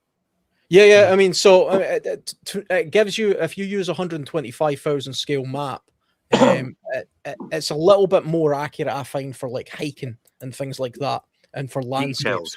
Whereas 150,000 scale map, the military tend to use them because you can see sort of large battlefield areas, and they have big, here's a division and here's a bunch of tanks or whatever, but it hasn't got a lot of detail. So I like to go for the 125. So all of my maps are 125 scale. Yeah. Here in the U.S., we have something different. We have the USGS, the United States Geological Survey, and they have the most amazing maps of the United States. They have basically everything's blocked out in what they call quadrangles. And hang on, let me see, get this up here. And there's basically, you got the one quadrangle, or you can do quarter quadrangles, and those are more intensive. These maps are about about 2 feet wide and 3 foot long, and they have all the little lines in there are elevations and marked. You can get them colored. You can get them online. They got national ones. All the different types of maps and stuff. You can do it. And we used to use those for hunting. We would go down to the to one of the place over in Walnut Creek, California. We were going hunting, and they had all the maps for the United States there. And they had pull out a drawer. Here's your map, and roll it up gently. And we'd take those to go hunting, and we'd go out a month before we'd go hunting. All of the areas out where we want to go, up by Packer's Saddle and then down past Bassett's, and we'd find everything. And we'd look for the logging roads. And the maps are updated every 5 to 10 years. And we go out there, oh, this logging road's not on there. This is a new logging road. And we take our compass and we start marking the logging road as we went around, so we know where to go hunting, and we'll find a good area, and we know the new logging road to go up there. And other people wouldn't have that road on their map, and so we'd get up to the nice area. We'd be the only, and we would get our deer, and we're leaving, and this guy's just finally, hey, how'd you guys find this spot? Oh, we came up last month and we marked it on our maps.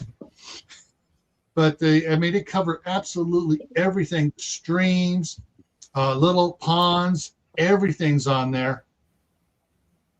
And, it sounds very similar to the US maps we have. That shows you the contour lines with all of the different levels of elevation and things like that as well. The one Alan was talking about, the 1-2-5 scale. Yeah, I think the 150 scale also shows you like contour lines and things as well. Yep. It's just not as accurate as the 125 or the 125,000 scale. But like Gil's saying as well, if you can identify handrails on the maps, which are basically just sort of linear points of reference, you get natural and man-made ones. So like man-made ones would be like paths, tracks, roads, walls, fences, power lines. If you see a railway line or a power line on a map, and it's usually like a black line or something with some sort of indicator that that's what it is, that's a nice straight line for you to orientate your map towards. And if you follow that power line or that railway line, which doesn't tend to change very often, you're in the right place, you're heading in the right direction. You can do it with ridges, rivers, streams, coastlines, forest edges, but those things change a little bit, it's okay if it's a big valley or something, but even something like a river or a stream over a period of 10 years can dramatically change. So you do have to be a little bit wary about it. But the thing is, having the elevations is that if you're just hiking along, and you don't have the map of elevations. Oh, I'm just going to go straight here. And you're walking around, you step out of the trees, and it's like, whoa, wait a minute, there's a 300-foot cliff here. Yeah, Uh, yeah. On the elevation map, you can see, oh, wait, that's practically straight up and down. I don't want to go there. I want to go around a different way. That's Yeah, why so all you those can- thick lines come together. It goes from 50 Yeah. to 700 in less than a millimeter. Yeah. Yeah. You can actually see. I mean, once you get good at reading a map, you can see the contour lines. When they're bunched together quite tight. That's because it's quite steep, and then Right. you you can see the steepness of it, and you can see whether it's a convex or a concave sort of feature. You can see if it's a valley or a peak or that kind of stuff. You can actually see scree lines and everything as well, so you can see where areas that are marked off where it's so steep there's going to be rock fall there. You can identify where it's likely to have avalanches or rock fall, or you're likely to have problems, and those are areas you can then avoid. It's map reading is a skill that I believe probably everybody should at least do a little bit of, purely because it opens the world up to you in a different way. It allows you to see the landscape in a completely different way. You're not just blindly pointing in a direction and hoping you can get there. Once you truly understand the features on a map and then relay them onto the real world features on the ground, you really get a much deeper understanding as to how landscapes work themselves. I mean, I can actually look at a map and say, I don't want to camp there because it'll be bloody freezing. I can tell that there's a cold well likely to be there just based on the way that the map shows me the terrain. And I can avoid that area. And I can move to another area. And you can get really good at it. Yeah. Checking maps to a different use. For my location where I am, I've started collecting the old maps that have been reproduced. So this is taking back sort of like 1900, up to about 1910, and they're in pretty good detail. And I'm up to about 5-10 miles in certain directions. Others I'm waiting for, but it's looking at my area of what it was before the mass development, and the things that's on then that could be of use, like where there's Fantastic freshwater idea. springs, where they used to. I mean, we've got a lot of clay around here, but there's everything else. We're in our location, so if you was looking at rebuilding, there's lime, there is the clay, there's the sand deposits, and they're still there. And it's handy to know that, and also there is the small river it's near us. Obviously, it's been redirected a couple of times. One was due to flooding, and obviously, as housing development's taken over, they rerouted it. But if the big stuff hits the fan, because of lack of maintenance, the river will, as it starts to break down, will take its natural form. Which, if that happens, will be brilliant. Well, it won't be, but it will be brilliant for me because it'll actually bring it closer that I could actually utilize that water. Yeah. Good point. One of the I'm going to shift gears on you guys here. Yeah, no problem. It has to do with gears, guys. One of the skills is being a mechanic. Probably one of the busiest skills in SHTF TWAC is going to be a small engine mechanic. Or knowing to build repair chainsaws, small generators and stuff like that. The motors on the generators, on the little mopeds and stuff like that. 2-stroke engines and 4-stroke and small 4-stroke engines. That is a skill that even now, as a side business, can help you earn extra money. But in SHTF and TWAC, that may make you a lot of won't be money, but it'll be a lot of bartering. You'll be very valuable and you'll be protected because, hey, this guy knows how to fix all our stuff and keep what we have running. We need to protect him. So, I mean, you like, who here knows how to work on a car engine, even a bit, going for automotive mechanic, work on a car engine and time it, and get it working again. Yeah. I can do I some very don't. basic stuff, but I mean, the problem with modern cars is they've become so bloody technologically advanced that without a laptop and a cable, you can't really do a lot of the things you used to be able to do. Yeah, Mark stepped away from his there he is. He's back. No, I'm here. I picked up a giant mesquite turkey breast whole for $1.99 a pound. So I just spent the last 20 minutes re-squaring my slicer. I got a Hobart commercial slicer, but the plate was cockeyed from the blade, so my slices are coming out. There was some corrosion under there, so I just took that all apart, put it back together. Now I got my gloves on and I'm slicing turkey. So yeah, I'm just listening. Yeah. I'm just busy doing. You definitely eat well. as a trained mechanic, what chance do the rest of us have on fixing a modern car or pickup truck? Yeah, Zero. Good luck fixing a Tesla. You might be lucky to change your tire if you can read the directions and find that crappy ass jack they put in there now. Good luck. Yeah. I mean, that's why I love around here the number of people that have old, 40-year-old vehicles and 50-year-old vehicles back in the 70s and 80s cars, and even a couple of them around here have 50s and 60s cars and pickups because they are easy to fix. Easy to fix, easy to operate, and you don't have a lot of crap on them. Yeah, most of the old ones you could climb into the engine bay and stand next to the engine when you put spark plugs in it. My 65 Dodge one-ton Power Wagon I had, I wish I never gave that sucker up. I could crawl in. It had a 318 engine in it. I could crawl into the engine compartment, and if it was raining, I could pull the hood almost all the way closed to stay dry and work on it. Yep.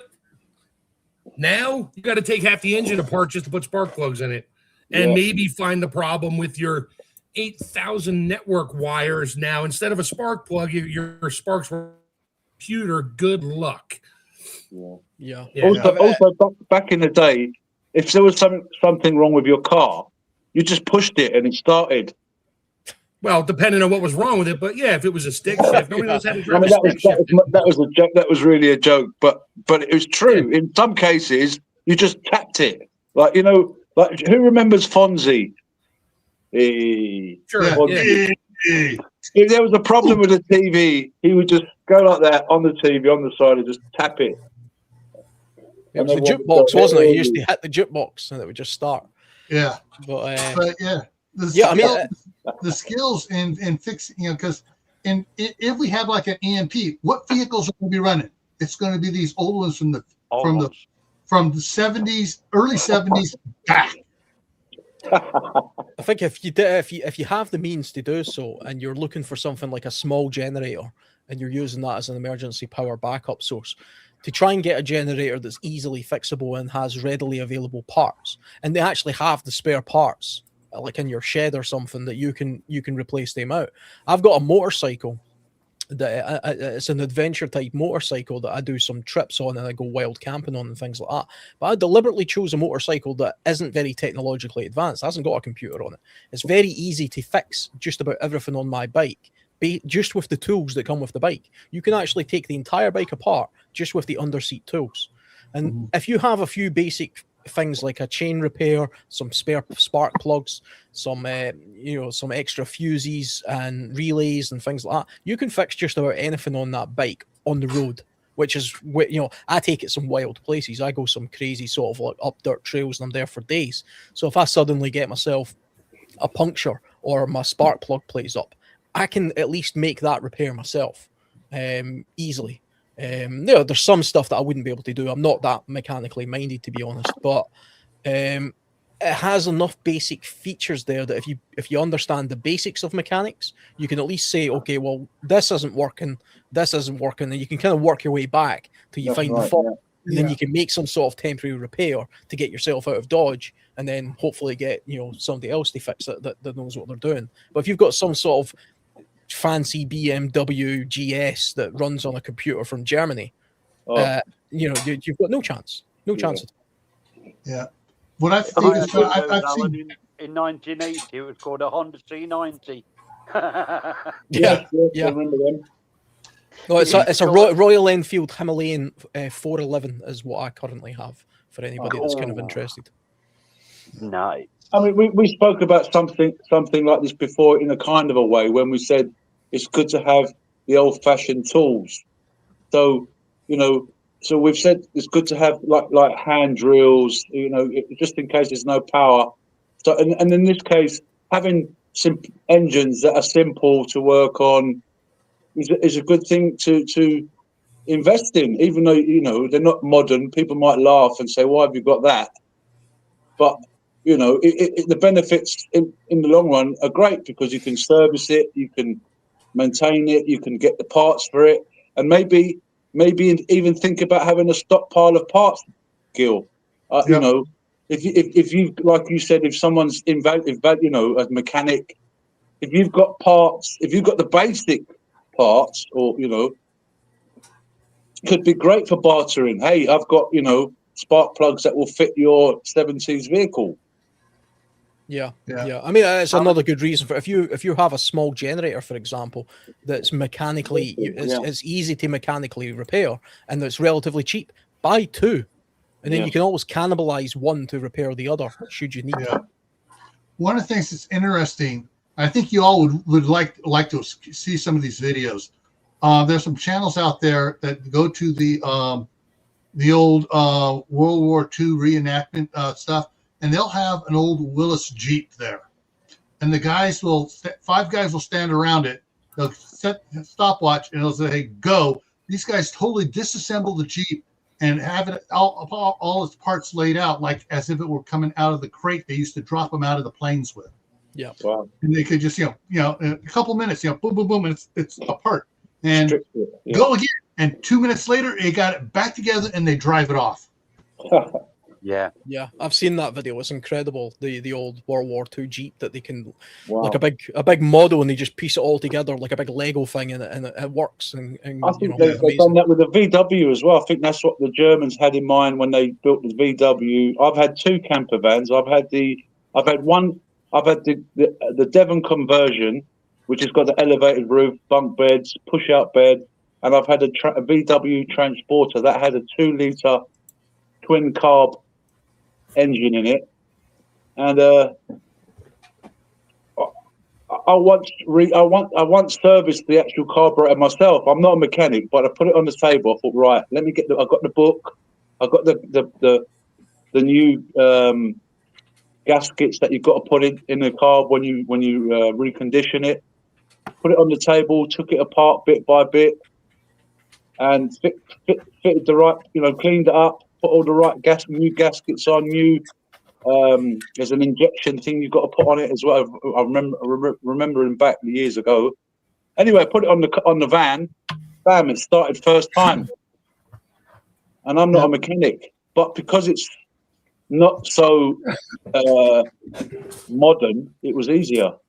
Yeah, that was one of the things why Willis designed the Jeep the way they did. Was because the number of farm boys that were in the military who worked on farm tractors, and they knew how to put this stuff together, do the engine work and everything else. There was, the number of Jeeps that broke down and were left because they broke down was zero, because they could always fix it. Yeah, same as the VW. You pull the engine out; it's got 4 bolts. You pull the engine out, bam, you can work on it, or swap it out if you need to.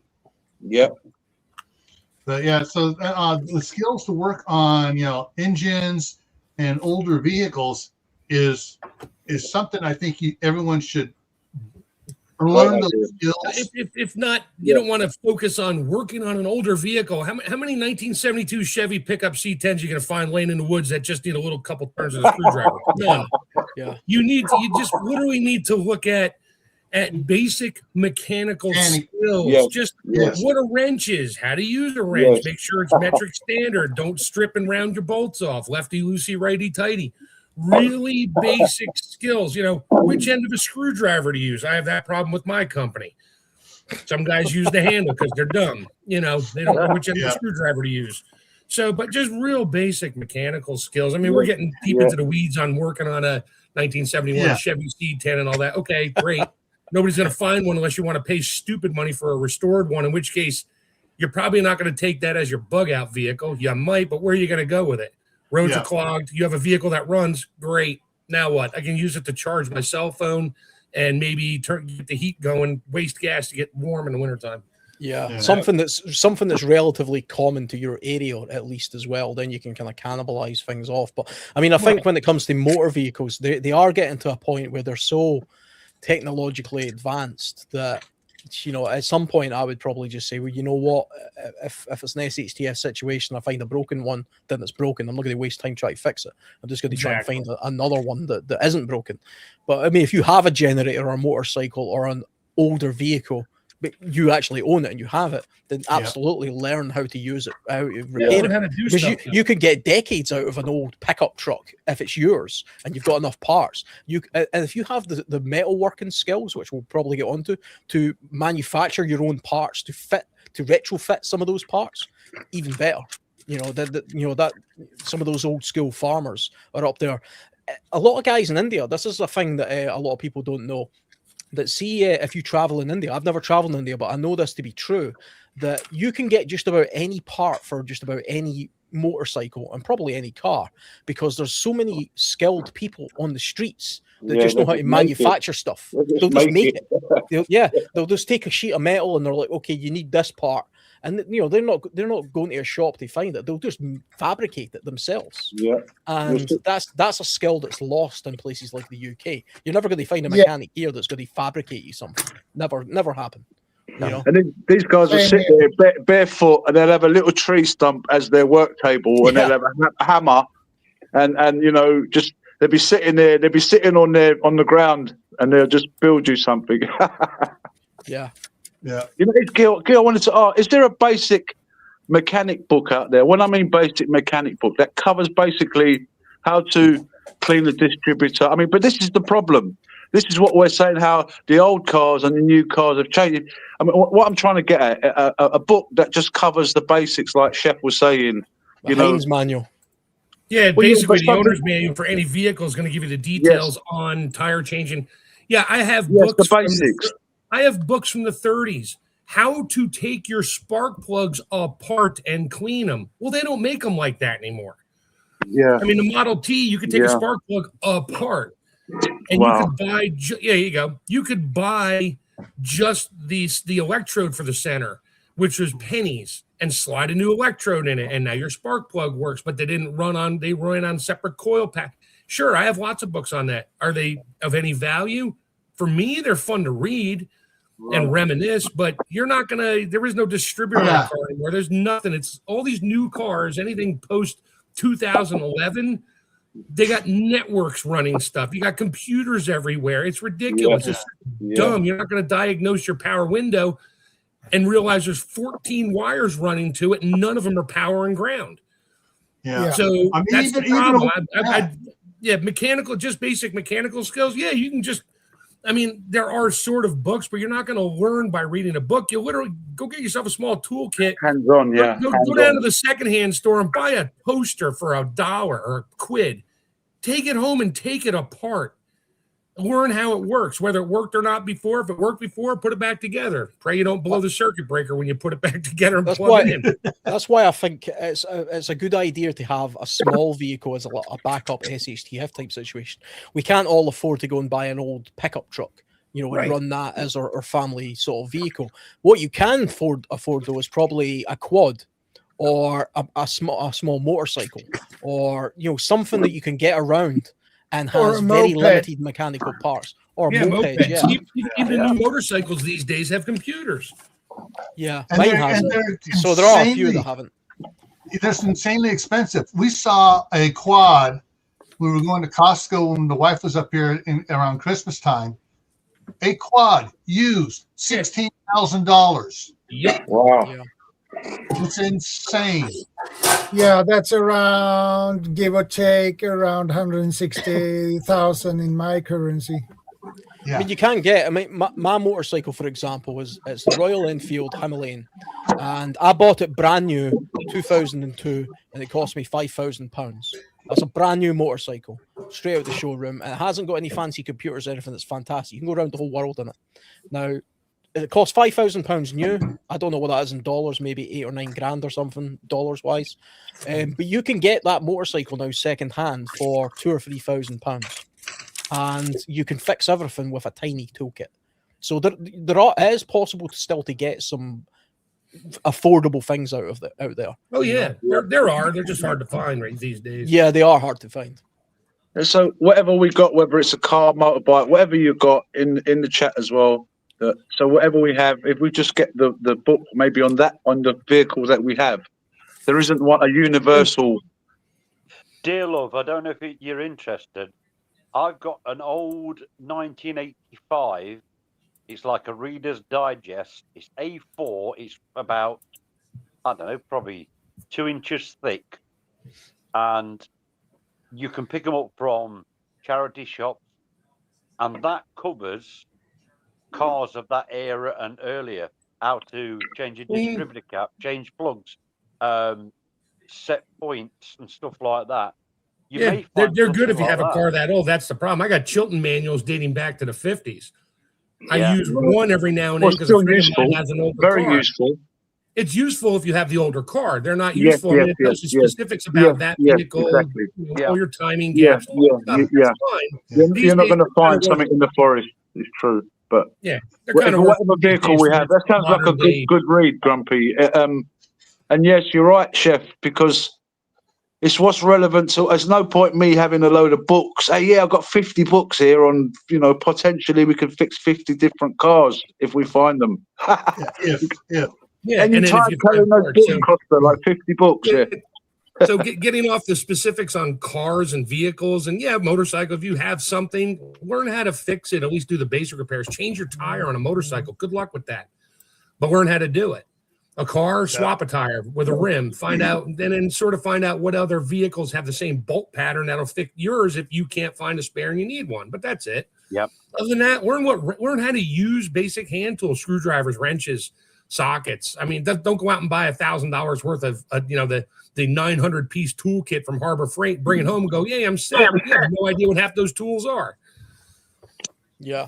Even a bicycle, something like if you've got. Actually, I was going to say that is the probably best thing you would want to do is have a bicycle and have the wrenches you need for that bicycle. Know how to take the front wheel off. Know how to take the chain off. Know how to put the chain back on when it comes off on you going down the road.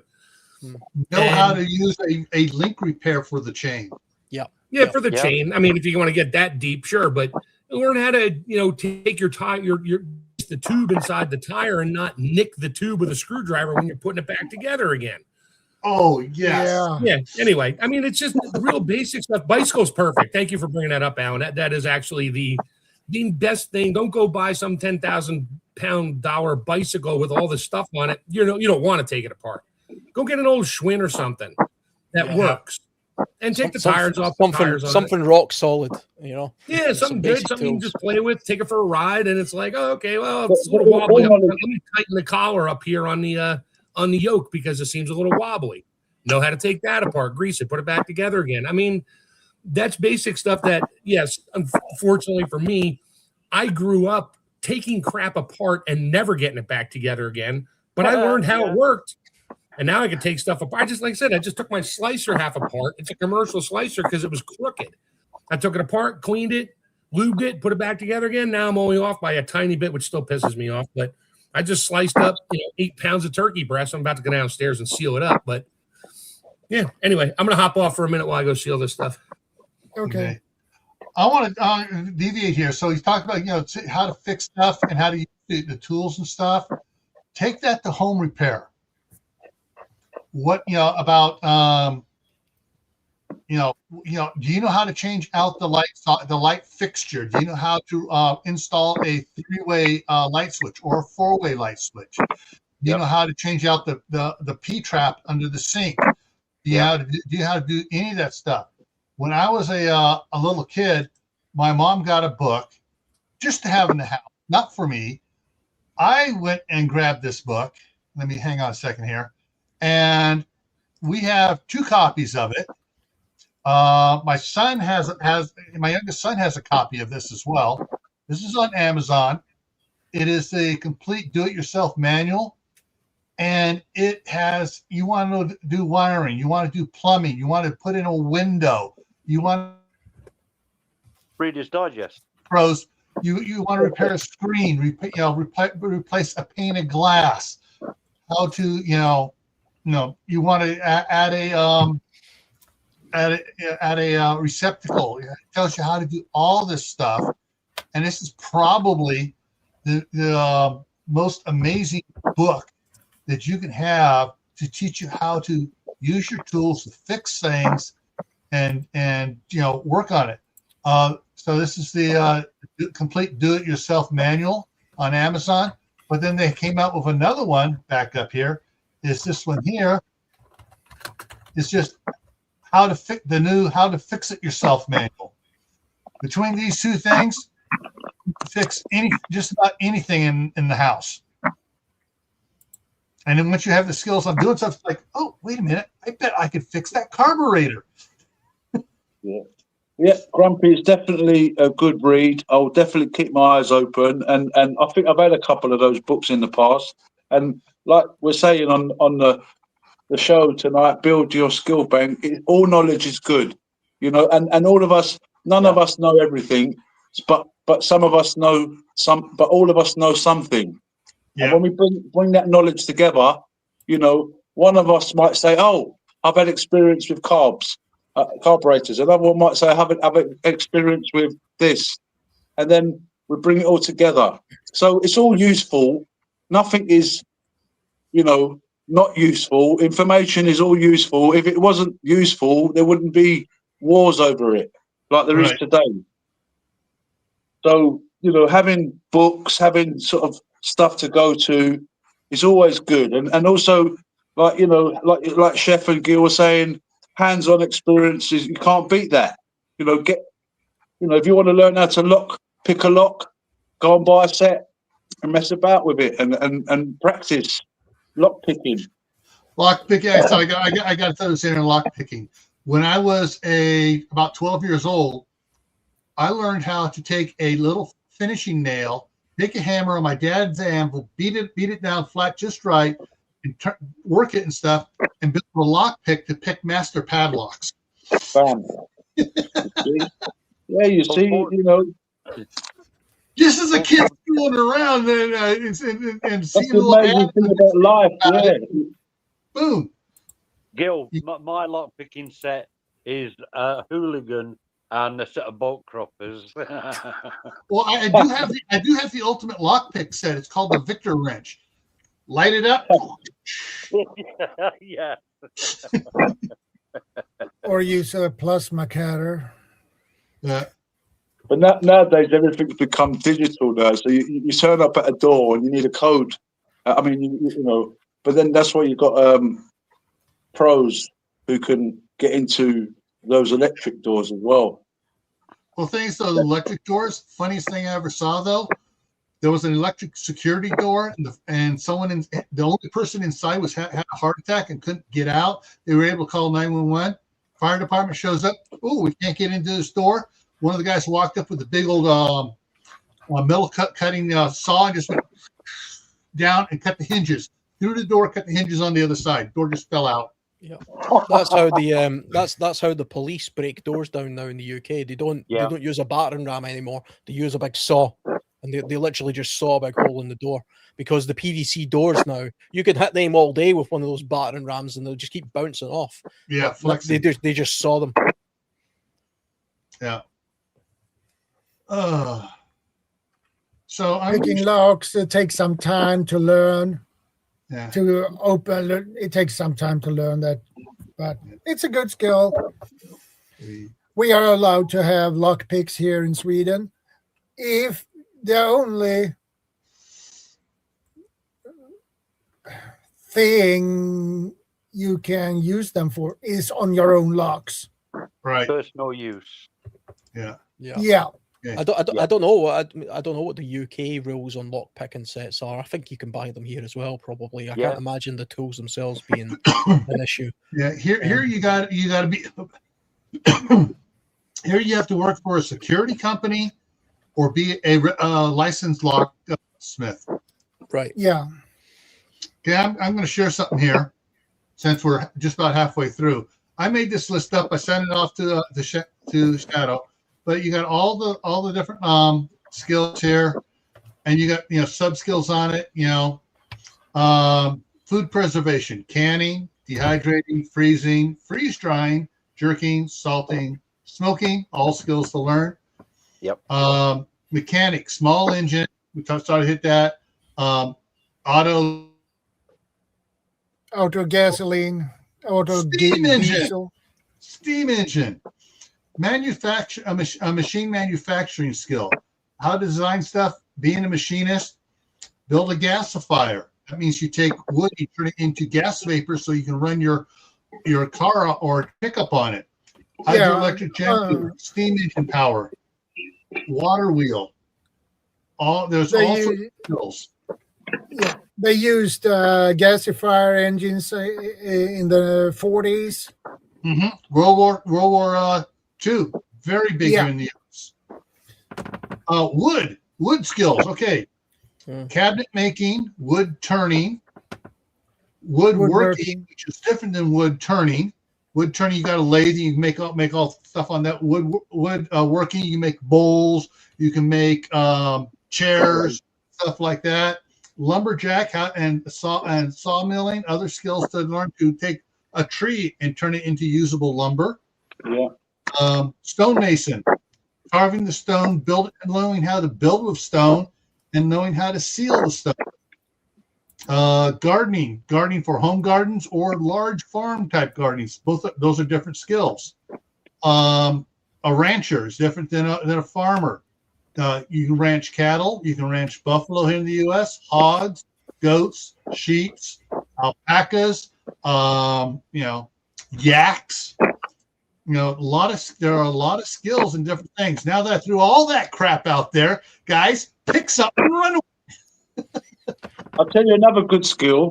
You mentioned iron, stonework, and iron.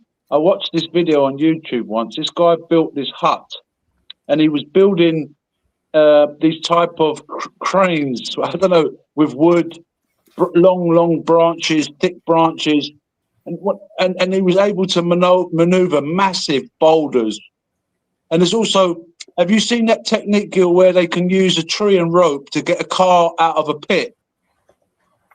Where they can gradually sort of it's leverage.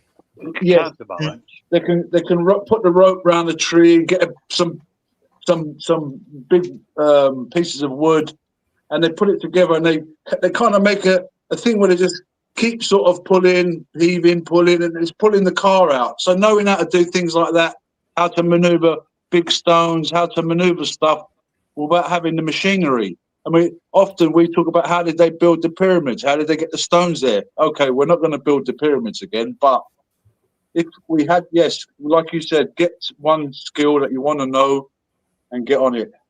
I've seen the video you're talking about, actually, and the guy was using tiny little stones to maneuver gigantic boulders, because he was actually talking about how did people in the Mesolithic make those big stones, and how could they have moved such large boulders in the pyramids and stuff. Well, if you understand leverage and counterbalance and all this kind of stuff, you can actually do it with relatively minimal effort, and then you add hundreds or thousands of people as well to that equation, and there's lots of things you can do there. I think out of that list, I mean, for me, because of the area of interest I'm interested in, woodwork and stonework immediately spring to me, because those are two things that can be utilized in the wilds and the wilderness without it's a natural resource. I mean, I think we mentioned earlier before we came online where I kind of believe stonework to some extent was the first skill really that man had, the Stone Age, where he was crafting literally a rock into a spearhead, and he was using that to hunt and gather, or they maybe using it as a way of grinding down food. and processing things that are otherwise unedible, you know, whether it be nuts or roots or something like that, by using a stone to process some of those undigestible foods. You can then leach out some of the tannins and things and make it more digestible. So stonework is definitely something that's a skill worthy of understanding, and flint knapping and stuff is a whole thing in itself. And woodwork can be anything. I mean, whether that's making weapons, tools, clothing, shelter, you can do a lot of things if you understand some basic woodwork. I saw a video on stonework from some guys in Italy, and I wasn't sure what they were going to be making on it. And I watched it, and I just watched the video.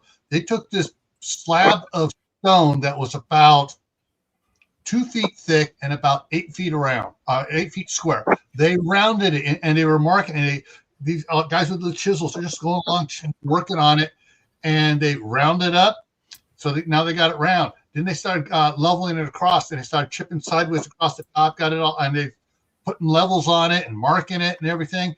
And then they turned it over, and they did the other side. And then they were chipping.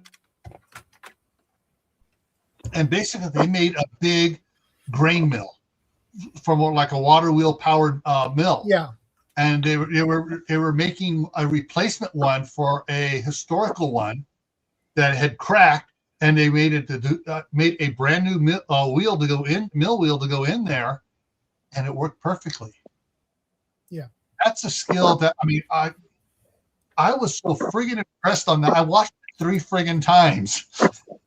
Yeah, I mean, it was an amazing video. There's lots of places in the UK where there are millstones that are still found lying around in different places, which are basically just large quarried out stones that are circular, and some of them have like a hole in the middle, and they were used for all sorts of stuff. They were running stones, bed stones. They were used for milling things and all. There was actually an industry based around the creation of these stones. I think they're found in the Pennines and the Peak District and places like that, South Wales, Yorkshire. Yeah, they're found down in Virginia too. There's a lot of millstone factories still there. Only 1 or 2 of them still do anything, but it's for grinding grain and corn and separating things, and mostly for grain mills, or a grist mill they'll call it. It's interesting because a lot of these stones that are found in the UK actually predate metal. So they didn't use metal tools to create some of these stones. They were using like antler and other techniques in order to break the stones. And some of the places where they mined the stones, some of the quarries, they would use fire to split the stone. And then they would shape the stone using, I don't know how they would do it exactly, but presumably they would use harder rocks or antler or something. But they were making these incredible things. Sorry, I'd love to see somebody use an antler to shape a stone. Yeah, me too, especially one that big. Good luck. Yeah. Yeah. But hey, if you've got enough time and enough manpower, then sure, and enough antlers, because you're going to wear them out so fast because you got stone against bone. Yeah. So these 2 videos here are on a channel called Earth Uncovered, and they're making stones on it. There's some other ones that are making it smaller versions and stuff, which is something that we might be interested in doing if we need no power. We need to grind our wheat. Yeah, I was just about to say that, Gil. I was just about to say the other day I saw a video and they showed a mini stone the video was talking about how wheat is a fantastic thing to prep, and then and then I was watching how I was thinking, well, how are you going to make that into flour? So he had a tabletop little stones, a couple of stones, grinder, Yeah, so all you need to do is type into Google in the search bar, making a millstone by hand, and you're going to get these. And just do like they did in South America forever, where they just put the grain into a big stone bowl that's been worn into a bowl shape with another piece of stone. That's your stone ground corn.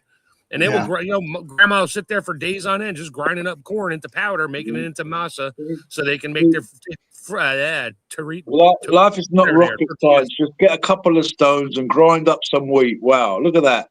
I mean, it makes the technology look stupid, really.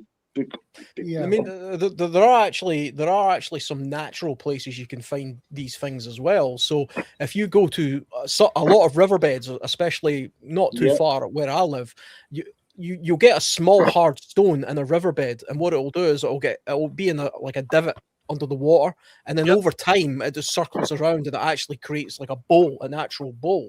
Yeah, you find those all over New Hampshire in the rivers. Yep. Yeah, it sort of ground itself out. And then once the river changes course, you're left with this perfect circular stone area. And back in the day, sort of the Mesolithic time in the UK, people would make use of that rather than having to carve their own bowl. Would they just go down to the river and they already have an area where they can just get a big round rock, and there's your place to do your grinding right there. And But then during the next flood, it washes itself out for you. yeah. But I know in the United States, there's places where there are like large flat rocks, like in the desert or in the flat plains, and they have these holes in them which are clearly made by people, where they work in one area, it gets to a certain depth, and then they move to the next area, and they just keep on going, and then you have all these holes all over the place, and that's people over huge periods of time, working that in that area, probably women. Actually, I'd be if I had that, if the grid was down and it was like 10 years post, I'm looking to make bread.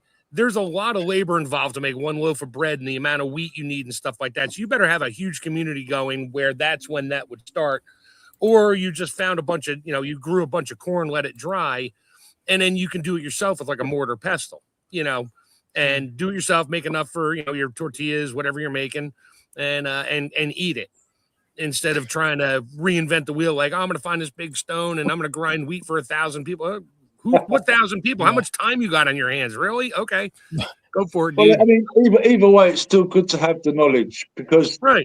Either way, you might find yourself in a small community, you might find yourself in a big community.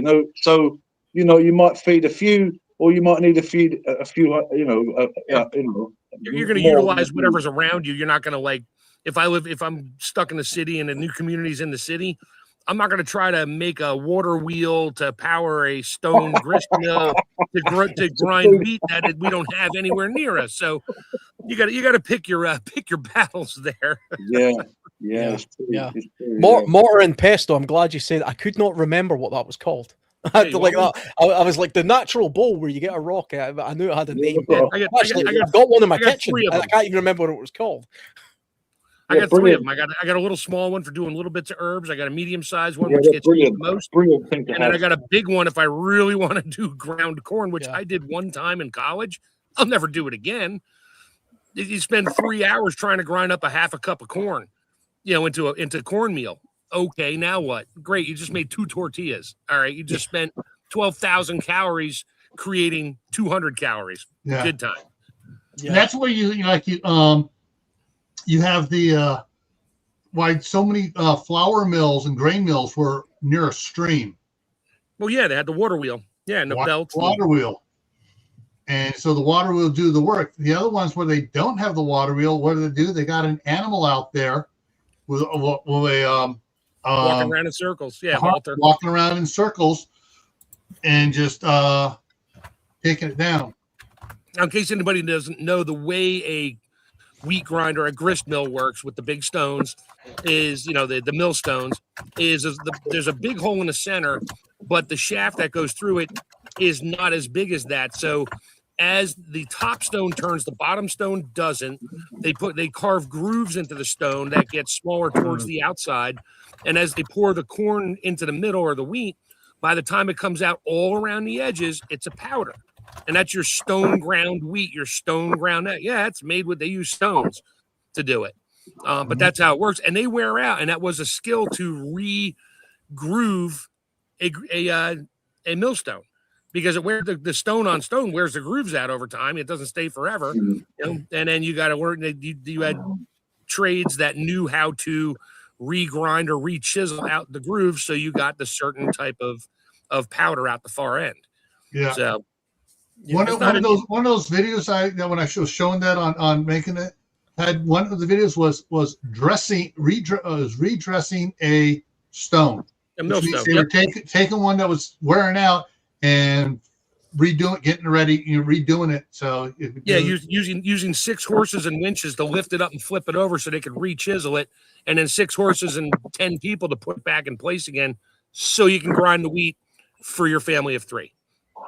no, you'd be for the family of 300. The family's numbering in 300 for the whole village, right? Which is why the person running the mill got eggs in exchange, got meat in exchange, got he got the grain barter system. Yeah. The thing is about using a mill for things like wheat and things like that. That's something that came very much after the fact of when these things were first invented, because that's relying on a crop that relies on modern farming or farming in general. Right, back in the day when that started coming around, that's what they did. They grew an acre of wheat, but the neighbor didn't grow wheat. I grew the wheat, and most of them had hand grind mills, small ones. Yeah. And then they realized they could do more and sell more, so they just got bigger and bigger. Somebody just figured if I grind 2 stones together, I can grind my wheat up. And it's like, well, wait a minute. What if I put some grooves in it and spin it around? I mean, this is all over the time of inventions and stuff and constantly upgrading. We just know about all of it now, but I'm not going to run out and get a 2-ton stone and make a millstone out of it.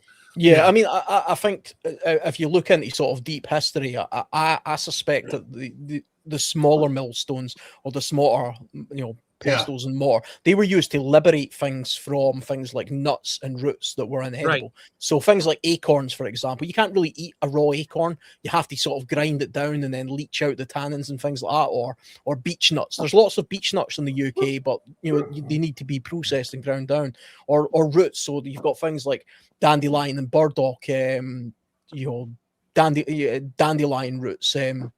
There's one called, I think it's called Lords and Ladies, which is a root that is highly toxic. It's incredibly toxic, but has a lot of nutrition in it. But in order to liberate the nutrition from it to make it edible, you have to sort of paste it down and grind it all the way down and then wash it out and remove it and, constantly dip it in and out of water and all this kind of stuff. And then eventually you get something that's highly nutritious and was available in somewhere like the UK year round.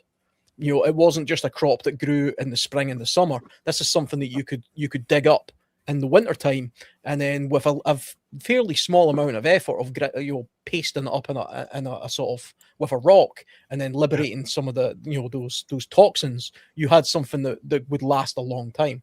And there's definitely we're talking tens of thousands of years ago here, people were doing this kind of stuff. Yeah. Getting the regular topic at hand. Understanding the mechanics of how things like that work is a huge help to the mind. You're not going to make one of those, but you may need to do something similar on your own. And I watched the video of this giant millstone making wheat. Well, wait a minute, I'm near a river. There's 2 flat pieces of shale that aren't brittle, and I just need to grind up these nuts I found out of the tree and roasted them by the fire. I just need to crack them open, get the nuts out. Maybe I can powder it and add it to something I'm cooking. So, but understanding skills behind it and the mechanical aspects of it, that's huge. Because then you can do lots of stuff with that one small piece of knowledge that you learned about a millstone. Well, if you have a creative mind and you need something later on, it's like, oh crap, I can make something like that. It may be trial and error, but at least you have the knowledge and understanding of how to do it. I'm not going to go kill a deer and use its antler to try to carve the things in there. I'll be there for 6 years. But a harder stone, stuff like that. Geology is great. I mean, just so many things you can do with basic skills. That's what it all boils down to. We could also use, if we're in that sort of situation, we can also use what we've already got lying around, can't we? We can utilize that to make grindstones and stuff.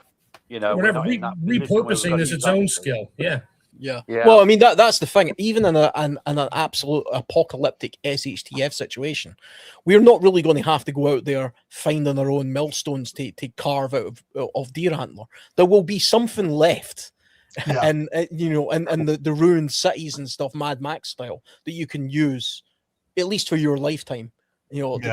But you still have to understand the principle of what it is. What's the tool that you're trying to get here? So there would definitely be a lot of stuff. I think what ties in what you and Mark are saying is, you need to have a fundamental grasp of mechanical engineering to be able to look at this. Oh, I can take that and I can turn it into this. I can downsize something, or I can upsize something. It's kind of the whole subject. I can find something that is an industrial, from a restaurant, an industrial grinder, whatever, and I can take it and I can take the unit and take the electrical motor off of it and figure out some way. Oh, I can design this with some of these chains I found and hook it up to a bicycle, and you make it pedal power. Well, this kind of brings us full circle to the whole subject here. Is it's about the skill overriding the tool. So if you've got the skill, then you understand that you can make you know what kind of tool you need based on the skill that you have, and you can then retrofit other things to make the tool based on. I got grandkids coming in. You can't really do it the other way. Okay. Another skill I was thinking about was pottery. Yeah. That is something we don't talk about that much or at all, actually. Hey, and Bob. then, hey, Bob. Hi, Bob. Hey, guys. Hey, Bob. Hey, guys. I mean, the thing with pottery as well, I mean, pottery is one of the, you dig just about anywhere in the UK, you're going to find some pottery, probably from Romans or something like that, because it was such a common thing. But a container is actually quite a difficult thing to recreate in nature. You don't just readily come across containers. Now, you can make them yourself out of things like birch bark, and you can make little pots and things like that out of clay that you find, but it is actually kind of a difficult thing to have, to find. That's why if you're going into a wilderness scenario, it's better to take a container with you. Take your own container, because you're not going to find one easily.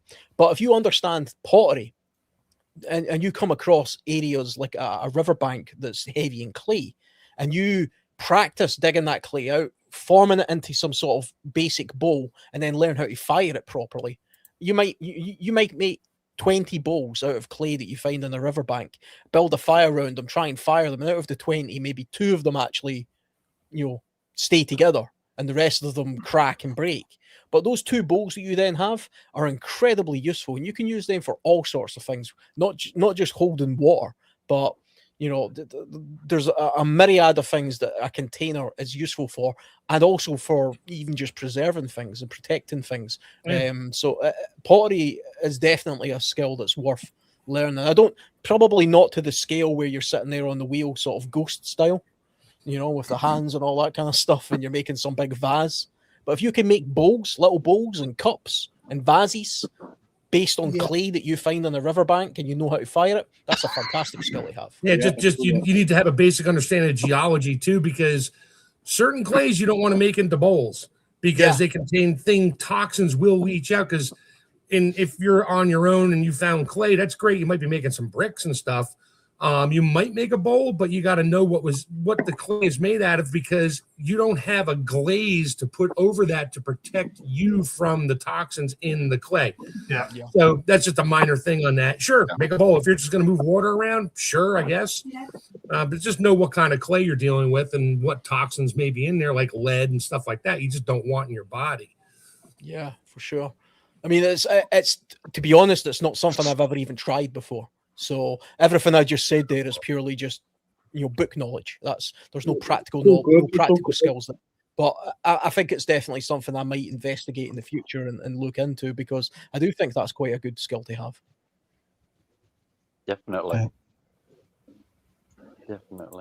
I know the clay I mentioned earlier on, there's a lot of clay around here, but that's main source was to provide bricks, not for obviously pottery, cups, saucers, bowls, and stuff like that.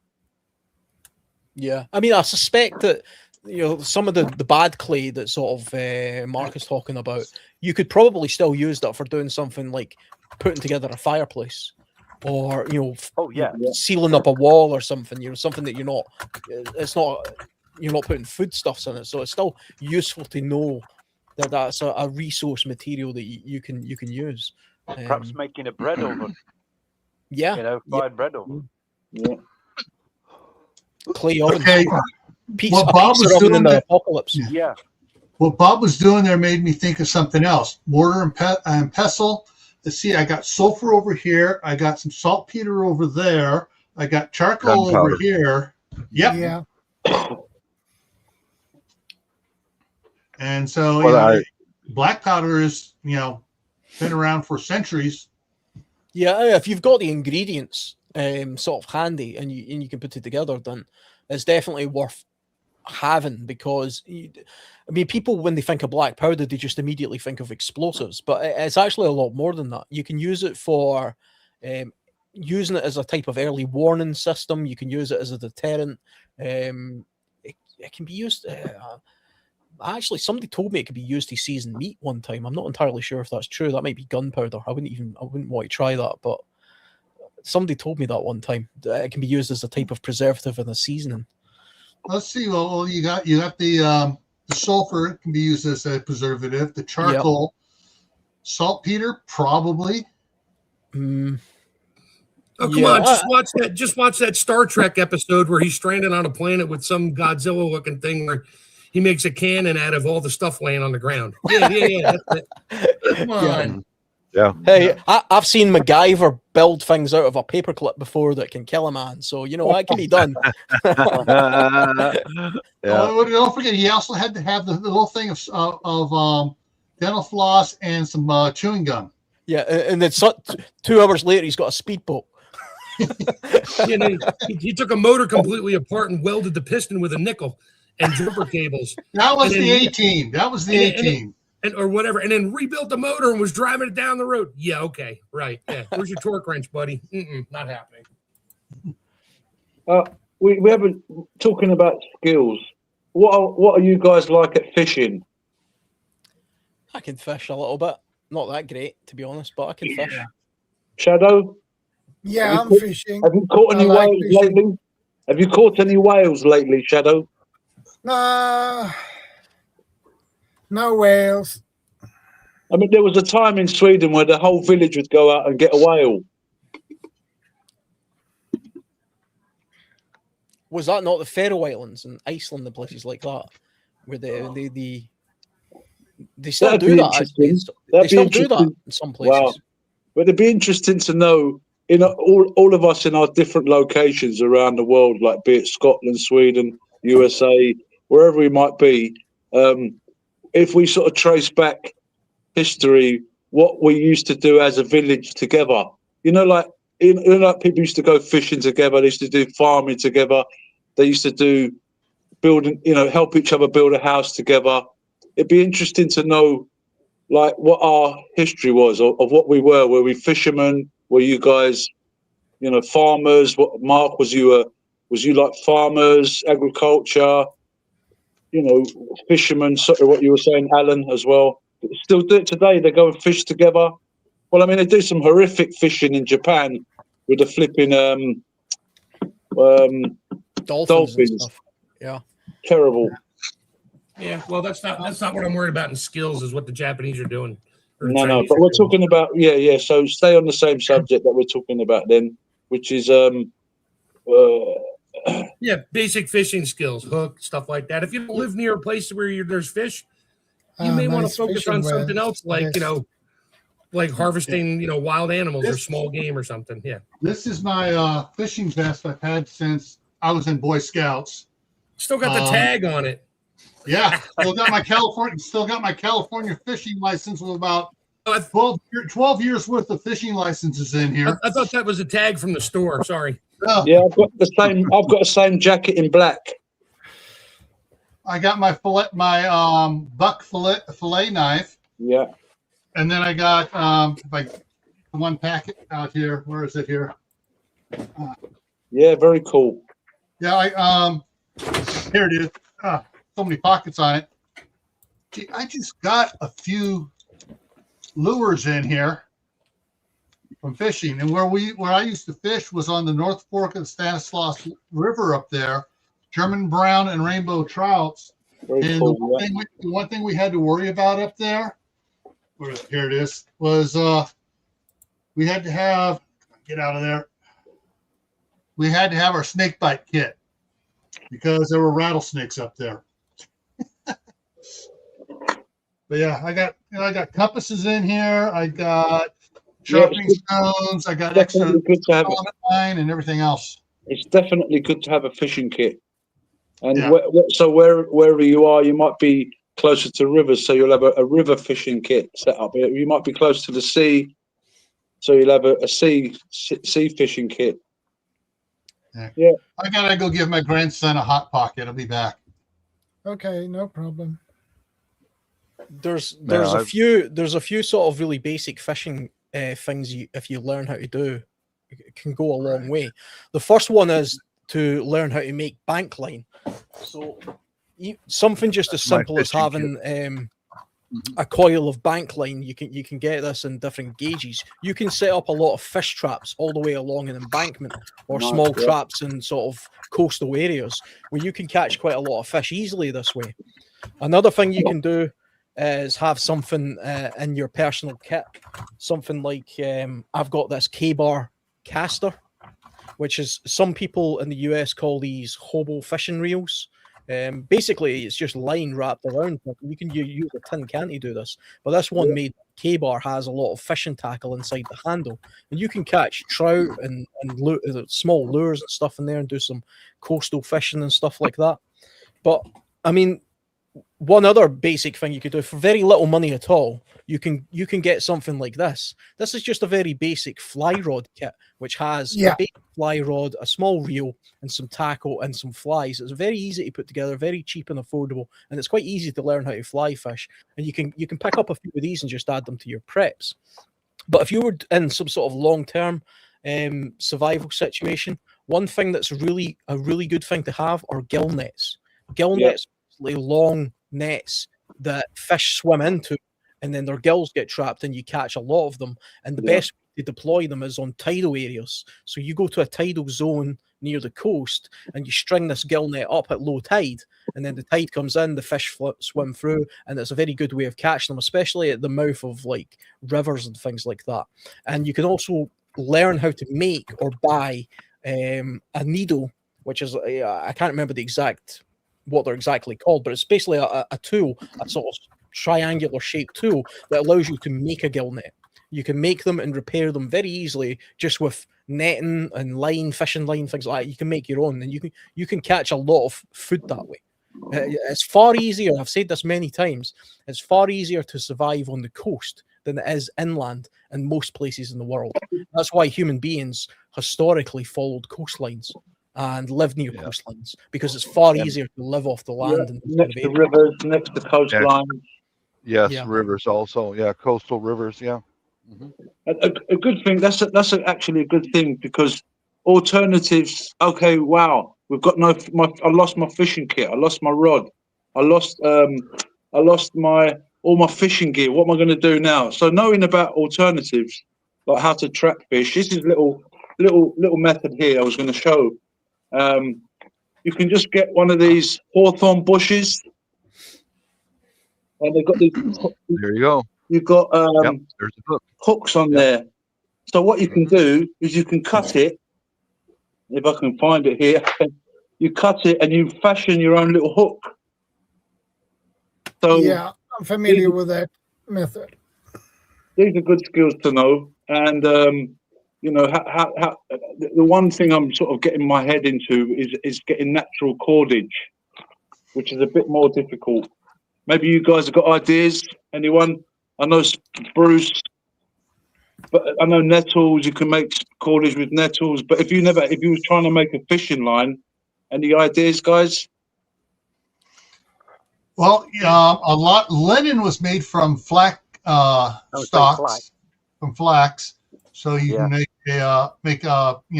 make threads and stuff, and make the thicker and heavier duty. You can make the thread used for that.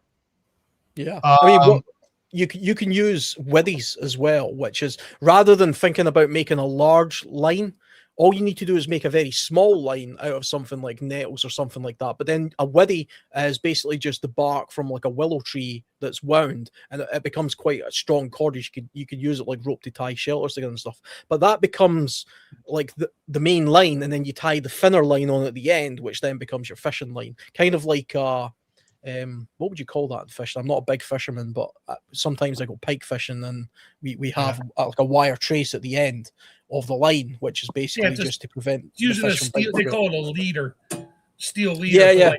Yeah. So the fish can't bite through it. It's stronger, so the fish can't bite through. But you don't need 1,000-pound test line for the rest of your fishing line. You just need something that's going to pull it back in, not break. Yeah, so same principle. If you were making line for the purpose of fishing, rather than going to the extraordinary effort of making lots and lots of line, just make small amounts of line, but then attach that to something that you can readily sort of deploy easier, which is why bank line and gill nets are very good, I think.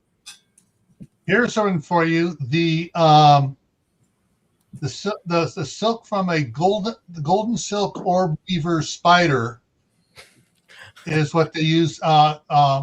They use those for it's a really strong web. They use those for fishing lines. So how do you hold the spider and squeeze the stuff out of it and make a 50-foot long line? Sorry. Maybe that's. I don't think I'm gonna be looking for a spider when I'm hungry. They take the web apart and undo the webs. The big thing of web. They'll start taking it off undo the thing to get the web for it. But that's one thing. But the other thing is, why do you have to have a fishing line to fish? A simple spear with a prong fork on it. Okay. A bow, an arrow. You can do it. Just a regular spear. And then, of course, that takes a lot of practice. The sofa survivalist favorite is that stick of dynamite. Yeah, buddy. They all float. We are talking about alternatives, to fishing lines, and and we're saying, how to get flour from wheat. So what other thing can we think about? Where we can use alternatives. I don't think and varied fish traps are quite good as well. Yeah, I don't want like a weir style where they go in, they kind of get lost and get stuck in an area they can't get back out. Yeah, like a bottle that you cut in half and you reverse it, and then it can swim through, but it can't get back out. I think PV done a video on that where he built this trap in the river. He got all these stones, and he directed the fish into one little place, and he had them trapped. It was amazing. Yeah, they just take. I've seen where they've taken just the sticks and start sticking sticks down in it, close together where the water will flow through. And they lead it out and make a big crescent moon type shape, and they just get the fish in there, and then they just stand there and just start stabbing fish. Yeah. Do you know there are actually some places in Scotland where you can stand on a bridge at some times of the year and look down, and you can actually see large salmon kind of just sort of sitting there. Like in Alaska. Yeah, they just sit there. And I mean, back in the day, it would be illegal to do this now, but you can literally just get a big brick and hit the water, hit it as hard as possible, and shock the thing, and then try and get it that way. But crack them in the head and just pick them up. Yeah. You guys are making me laugh, man, because I'm picturing us lot in the SHTF situation, and we're all like, no, we can catch fish like this, we can do this like that, we can get. It's almost like we'll be playing in the new sort of the play area. Everything's gone to the dogs. The whole world's gone crazy. And we're thinking of methods of how to fix things, that's if you can't get more positive than that. Well done, guys. Well, when I get in my whatever you call those groups of people after a event, it's like, I'm gonna be standing up on the podium going, all right, who knows how to milk a orb weaver spider? We need fishing line. All right, here's one for you. It's from an old Western called "My Name Is Nobody," with Henry Fonda and Terrence Hill. Terrence Hill is standing in the river. He catches the fly, stuns the fly, pulls the hair, wraps a hair around it so it can't fly away, puts it on the water, picks up a log and he's a stick, and he's sitting there waiting, and he's waiting. Fly starts going. All of a sudden, a fish comes up to grab it, bump, and he pulls out a big old fish. Yeah, I've actually seen someone do that.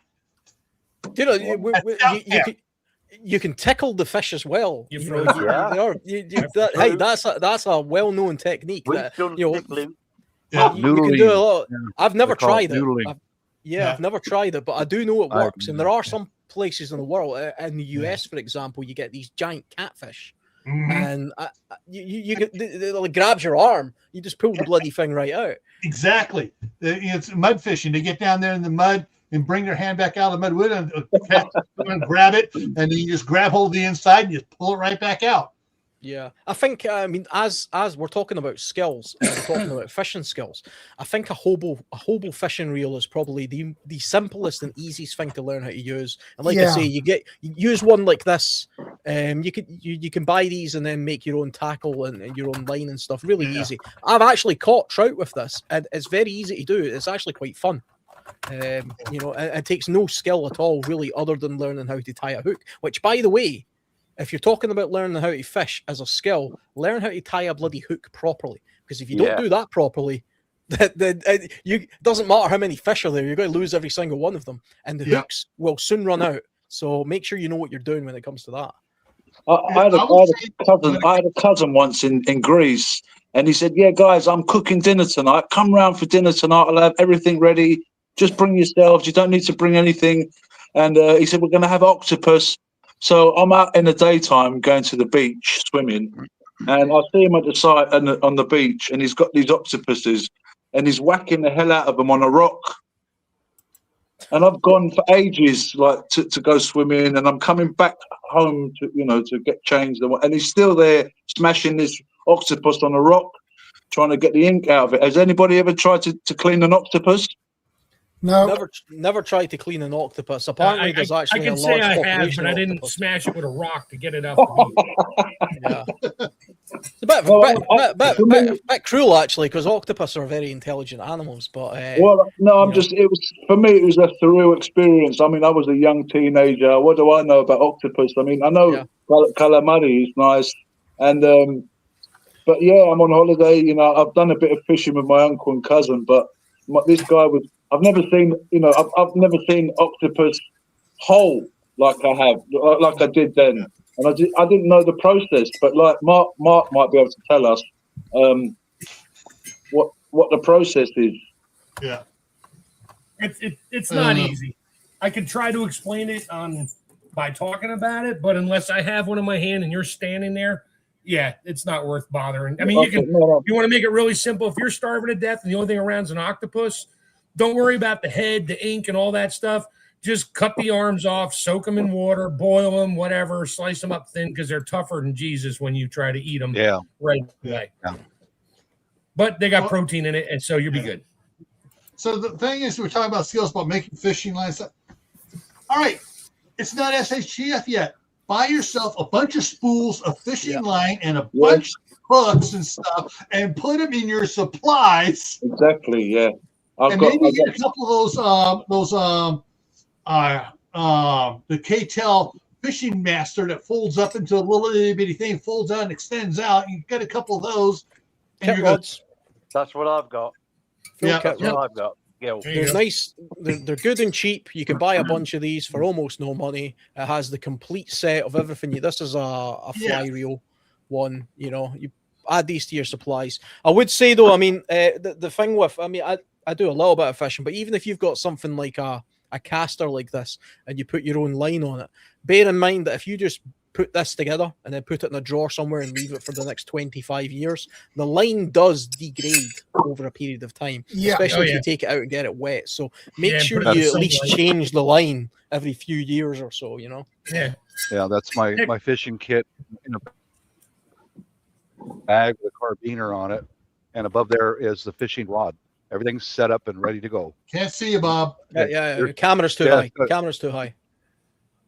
Camera's too high? Yeah, I'm just looking at it. Well, I'm pointing at it right there. Oh, you're pointing. Oh, yeah. Oh, I see. Okay. Yeah, I'm pointing at it. Right. All right. Okay. There's the bag with a reel and line and hooks and all that. and then above that is the fishing rod. It's still in its container. So I'm ready to go. Yeah, do like I literally saw some short video popped on my YouTube feed, and I watched. It was like 10 seconds.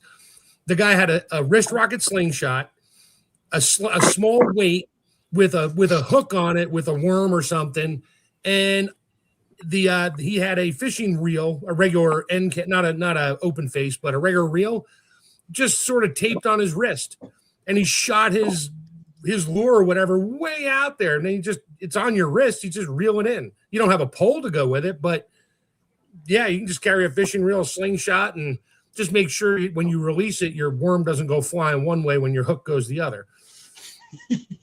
Yeah, I got these two. Like you said, just get a load of fishing line. Yeah, I put these. This is just like extra on top of my fishing kit. I got my fishing kit, but like Alan was saying, you could have a very basic thing. In Greece, when we did go fishing, which I just had literally a block of wood, which was about an inch thick, but say maybe sort of 7 inches by 5 inches, load of line wrapped around it, and literally like 9 hooks, but strategically placed around the board. And then for bait, we used feathers because it was fishing in the sea. Yeah. And on my first attempt, on 10, I had 10 hooks on my line. I caught 9 fish. This way. On my first attempt, I caught 9 fish. My uncle and my cousin's line, they had up to 40 hooks on theirs.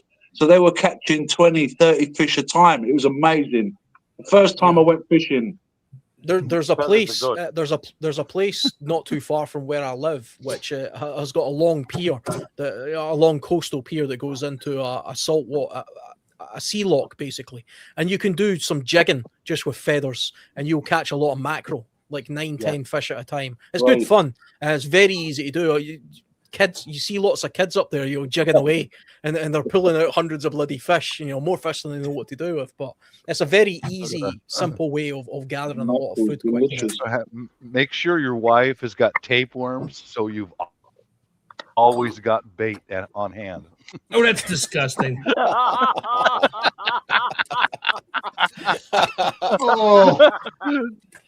I'll go now. Yeah. Speaking of fly fishing, guys, that is one thing we didn't mention.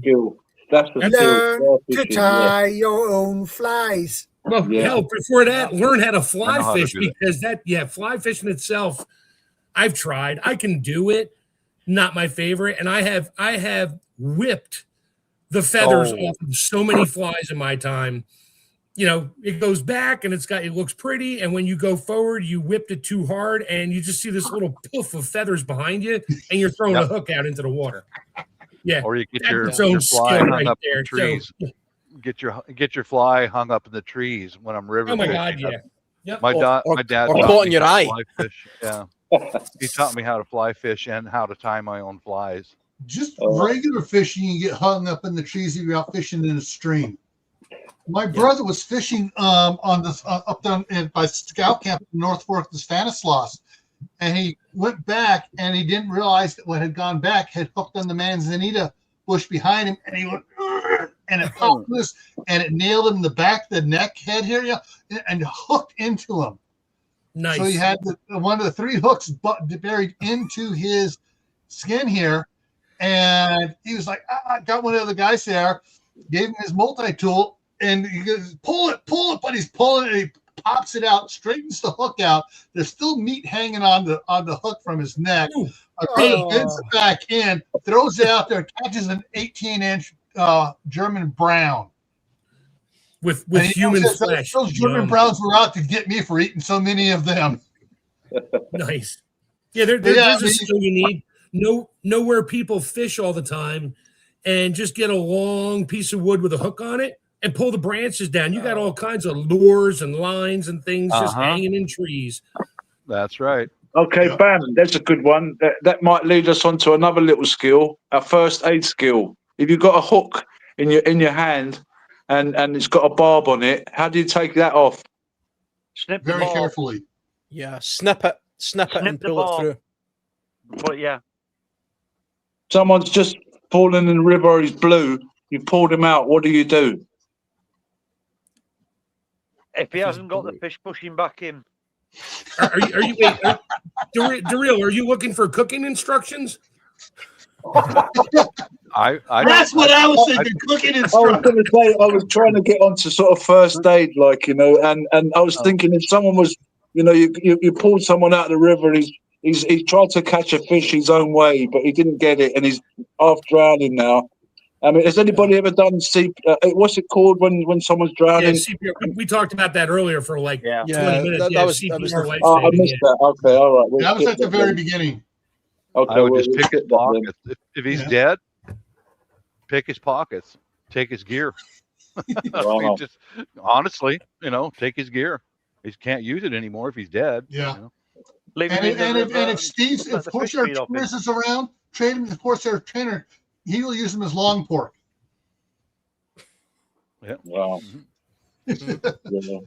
What about? If I'm hungry, I'm just trying to remember, I would. I'll remember in the future which groups I'd like to be in.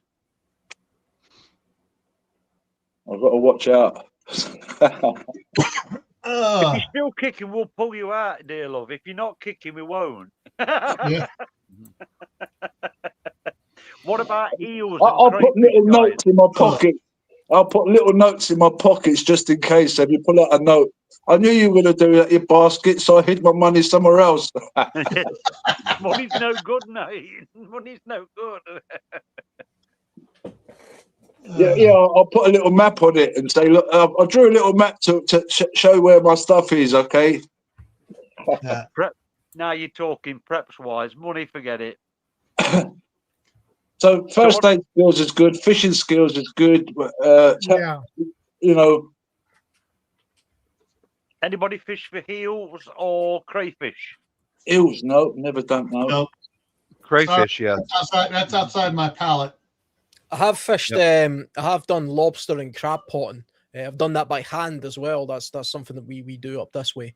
Very easy to do. You know, with a couple of lobster pots, you'll actually catch a lot of crabs and the occasional lobster, and it's very easy to set them by hand, even at low tide, or just swim out into sort of shallow areas and place them that way.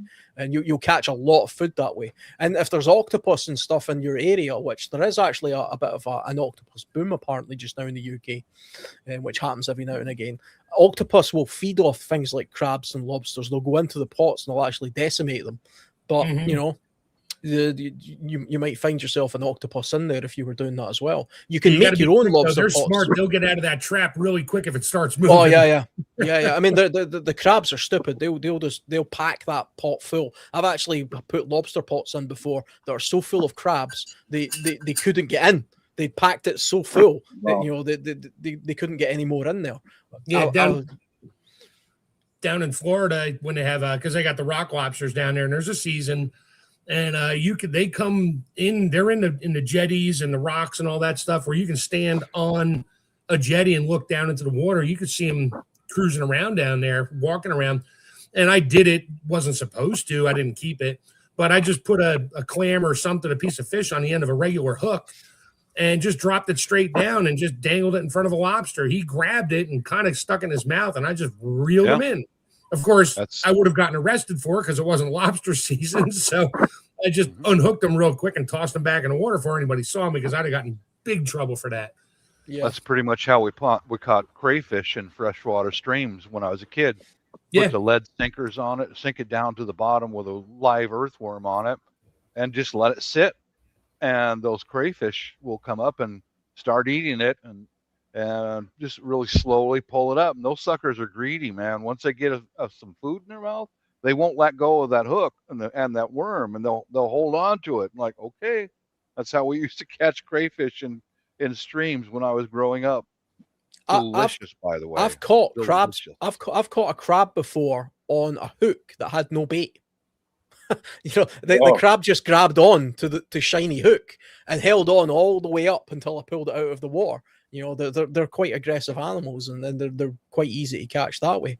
I think another thing you can do as well is sort of spear fishing is quite easy. I've done a little bit of it, and all you need is basically just snorkeling with a spear gun, which is you know, they're incredibly cheap. It's just a spear on a big elastic band, and you kind of get used to holding your breath, and you'll see the fish go in front of you, And eventually you can get quite good at sort of not making much of a movement and allowing the fish to pass in front of you, and then you just shoot it. Yeah. And you can catch quite a few fish that way as well. Plus you can swim down with a torch and catch lobsters and crevices and stuff and the shallow rocky areas around most coastlines. I hear they make a special shampoo if you catch crabs. Oh wait, different kind of crabs. Yeah. What Diggs just put out there about crawdads, even in the little creeks around here, there are a lot of crawdads, and the kids are always going in there and going crawdadding. And back when I was, little, we went down and caught a bunch of crawdads, and my sister, who was 10 years older than me, and my cousin, who's the same age as my sister, we don't know what to do with them. Well, guess what they did? They grabbed them all up and they got a pot of water going and they cooked up crawdads. So, you want any more? We'll go get you more.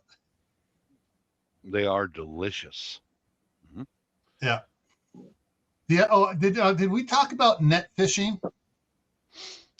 Gill net. So I spoke a little bit about gill netting, but other than that, here in the United States, the only ones that are legally allowed to fish with nets are Native Americans. Oh, really? Yep. Same here in Washington State. Yep. Mm-hmm. And my grandmother, growing up in northern Idaho, were right next to the Indian reservation up there, and they've traded with the Indians all the time. You are allowed as a white man to go out fishing, net fishing, if you are in the company of Native Americans who are doing it too. Is that even on land that isn't owned by like Native Americans? Is that just like the whole of the U.S.? Whole U.S. You have to be a Native American to net fish. Why is that? Wow. Because during the I'm not sure when it started, but people were going out there and just fishing, net fishing and cleaning out all the fish. And right. Yeah. So they needed to say, put a limit. No, only Native Americans can net fish. Yeah. It's just sort of some irresponsible people. Sounds a little bit racist, to be honest, but I mean, I can see the problem. It's part of their culture. It was part of their culture. So they're more responsible. It wasn't part of of the white people culture until they saw the Native Americans doing it here. Right. But if this is an SHTF Tawaki situation and there's no laws, everything's fair I'm game. not advocating anything. I'm just saying that's a survival option. Yeah, I do remember watching. You remember that TV? I don't know if it's still on, that TV show as Survivor or something, where Survivor, they go to, yeah, I think they're in Canada though, and they use gill nets quite a lot on that. They get dumped in a sort of a coastal area in Canada, and they just get left to their own devices to see who survives the longest. And most of the smart they get to take 10 items with them, I think, and I think most of the smart people would take a gill net. But they obviously had special permissions in order to do that. I don't know what Canadian law is, but it's definitely very effective. It was the people who got the most resources food wise were the people who mastered fishing, and most of them got most of their fish from gill nets. Yeah. But so that's another option for SHTF Tawaki. Yeah, coastal foraging as well, which, I mean, it's not strictly fishing, but I mean, you had foraging on your list. Coastal foraging is the easiest kind of foraging, as opposed to sort of looking for mushrooms or wild plants, because coastal foraging is year round and it's easier to do. There's lots of seaweeds and kelp that are readily available to eat, and that's high in various nutrients and things like iodine and stuff like that. But there's a lot of shellfish that are just really easy to collect. Clams and whelks, and everybody knows about mussels, but you have to be a little bit careful about any sort of filter feeding type shellfish like that. But very easy to do and a good source of protein. Yeah. But going back to some comments, fish netting was done in around Israel stuff, and it's done in other parts of the country, other parts of Europe and stuff too. But it really wasn't a big thing from what I understand and looking up for most of the pioneers heading west and stuff. And so when people started, the Indians are doing that, that's what we're going to do too, and they overdid it. At least the Indians understood the balance between nature and man, and were restrictive in how many fish fish they go. That's what they would fish. They'd go after antelope or deer or whatever else. They tried to. They didn't go. Oh, we're going to take care and kill all of these. Yeah, it's kind of like the that big mound of buffalo that you see that picture of with all the the buffalo skulls, where people just literally decimated the entire. Yeah, well, the U.S. population. government did that to starve out the Indians, but that's another story. Yeah. Well. Yeah, and there's lots of example of humans sort of decimating landscapes. I mean, it's one of the sad things about the US. Actually, is I love the wildernesses in the US, some of the great forests, but it's a shell of what it used to be. California, the Californian forests along that coastline, once upon a time were amazing. They were like gigantic redwood forests that stretched the entirety of that state, the entirety of it. Nowadays, from what I understand, I've only been to California once and I didn't actually get to see the forest, but from what I understand now, it's only in small areas.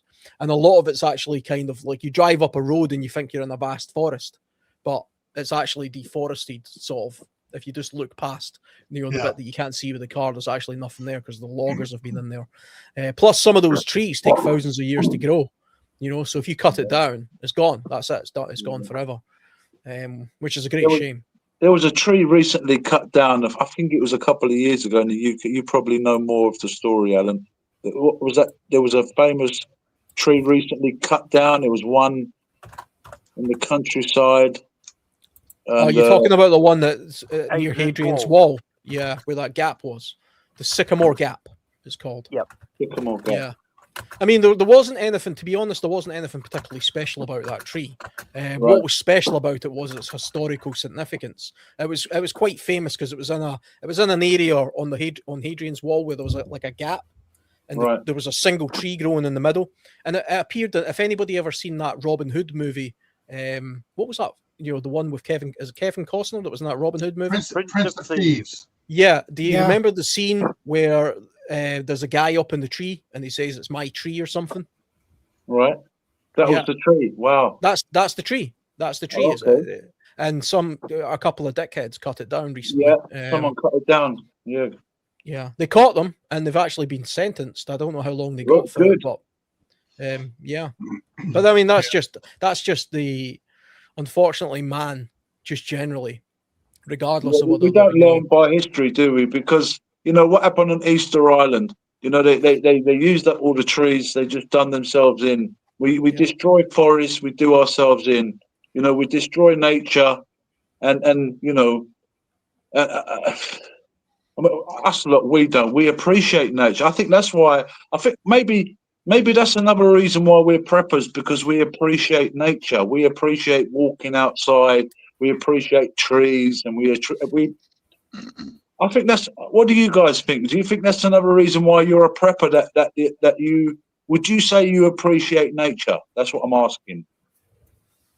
I always appreciated the nature. I think most of us do. That's why we're here. All across the United States, we learned from the mistakes that our grandparents made, and we're bringing the rivers back to a natural state.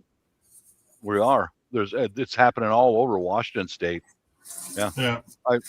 I showed a couple of things on one of my lives when Mark was with me about the removal of old hydroelectric dams and restoring the riverbanks, and it's all in conjunction with the American Indian tribes. And man, I'll tell you what, the salmon runs now.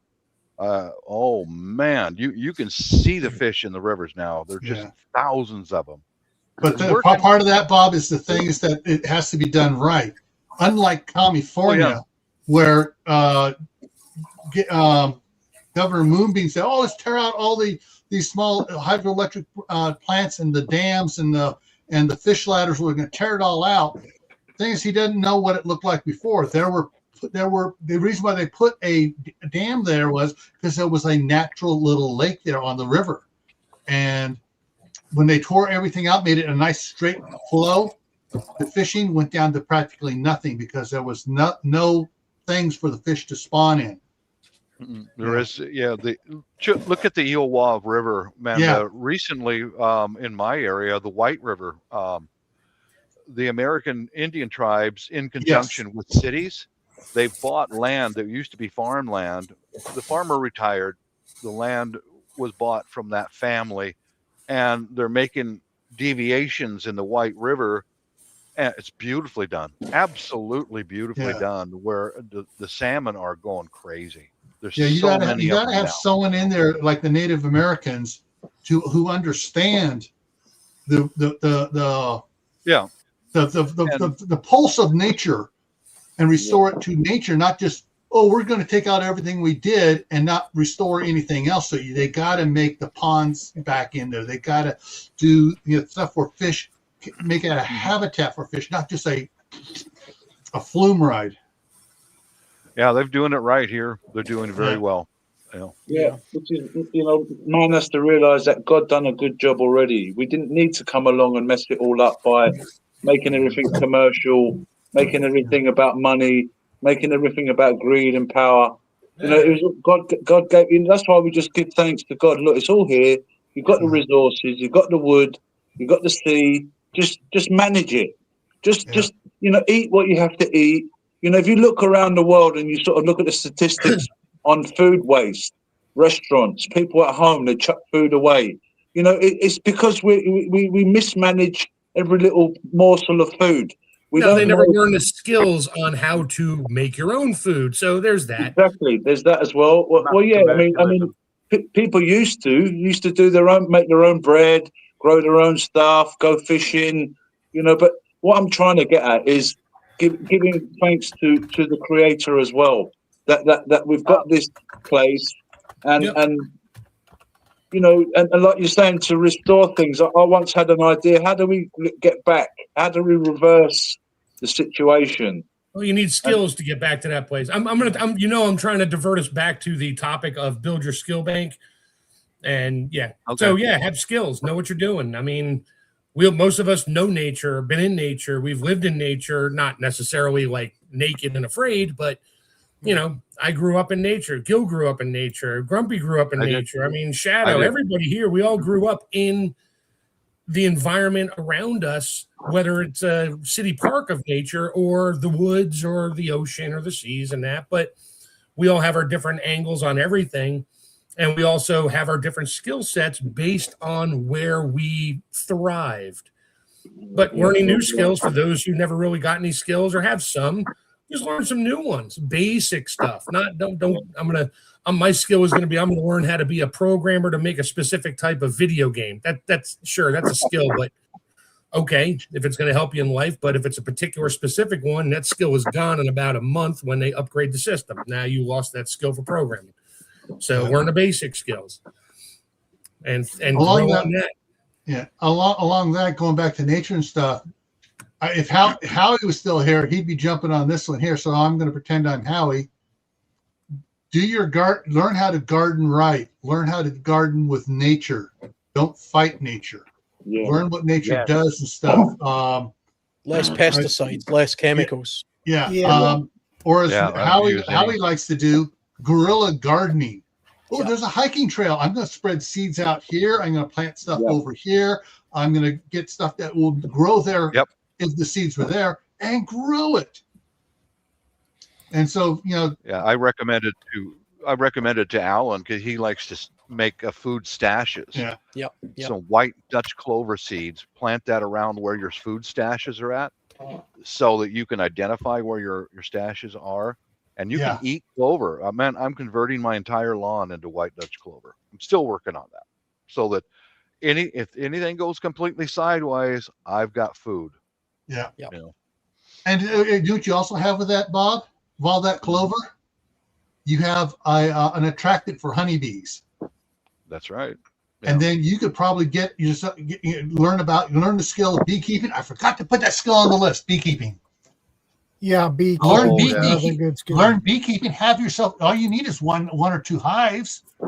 You'll have honey. You can trade that, barter that. There's that's something there that you can do. They pollinate your entire garden.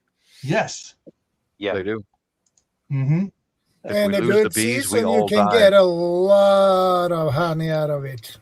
Yes, sir. I have some family friends that they had multiple hives, and they made extra money. They had enough honey at the end of the year to fill up 5-gallon buckets of honey.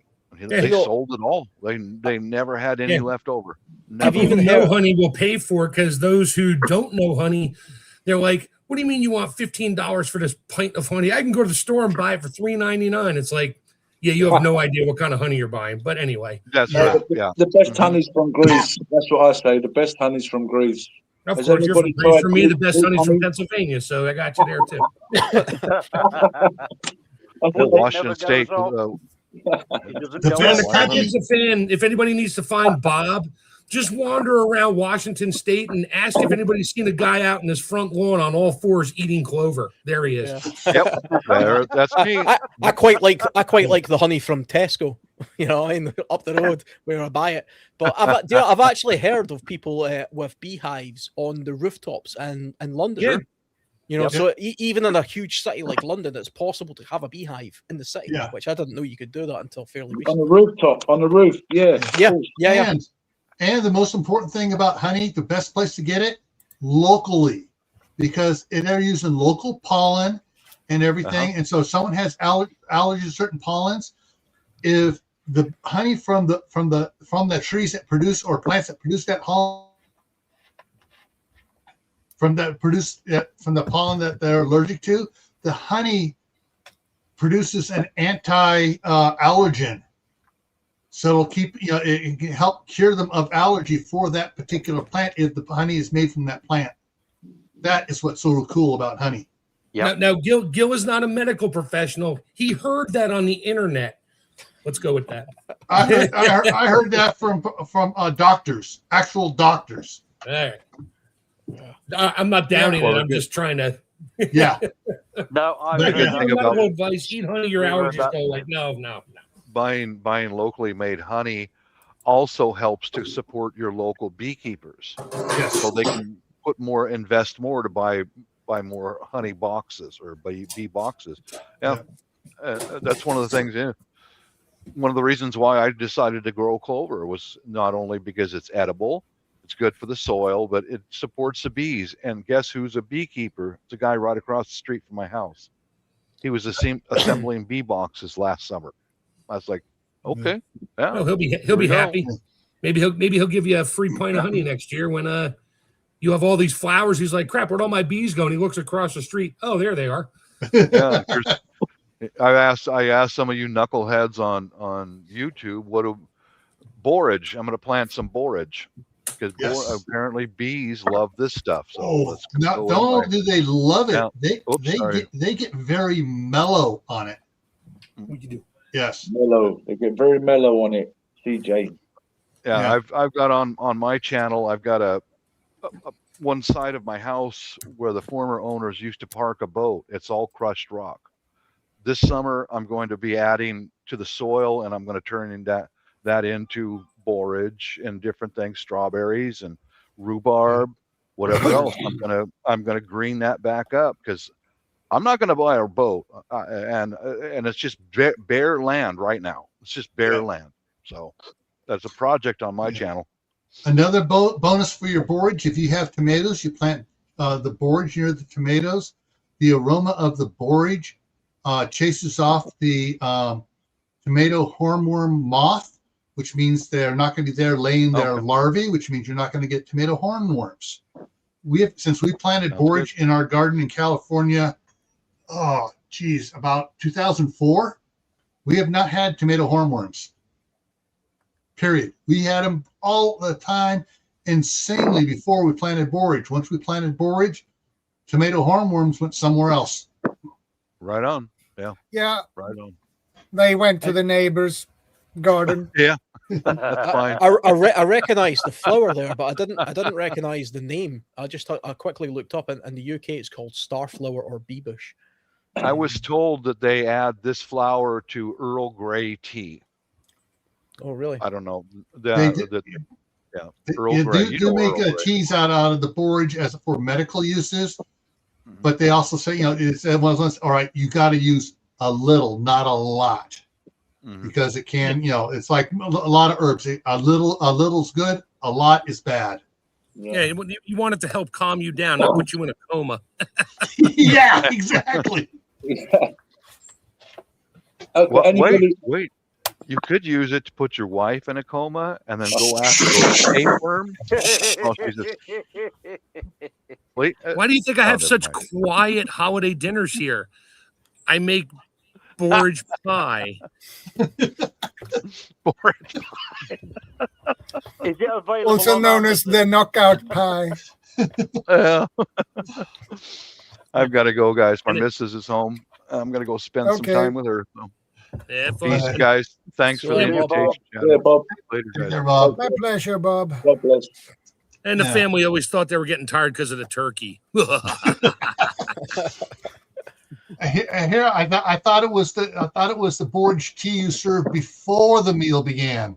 I don't want them to choke to death on the food. No, you start getting a little sleepy beforehand. Except for Okay, the I'm snoring. done eating, and then Mark gets all the pumpkin pie to himself.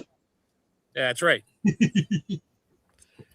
Has anybody got any good methods for, say, for example, you're in a situation and you've got an unknown plant, but you're really, really hungry. How do you test if the plant is edible or not? There is a method for doing that, which is a Give little it to the bit. mother-in-law. But the Yeah. method, the method doesn't mean you can forgive eat us. it. Lord forgive them, they don't know.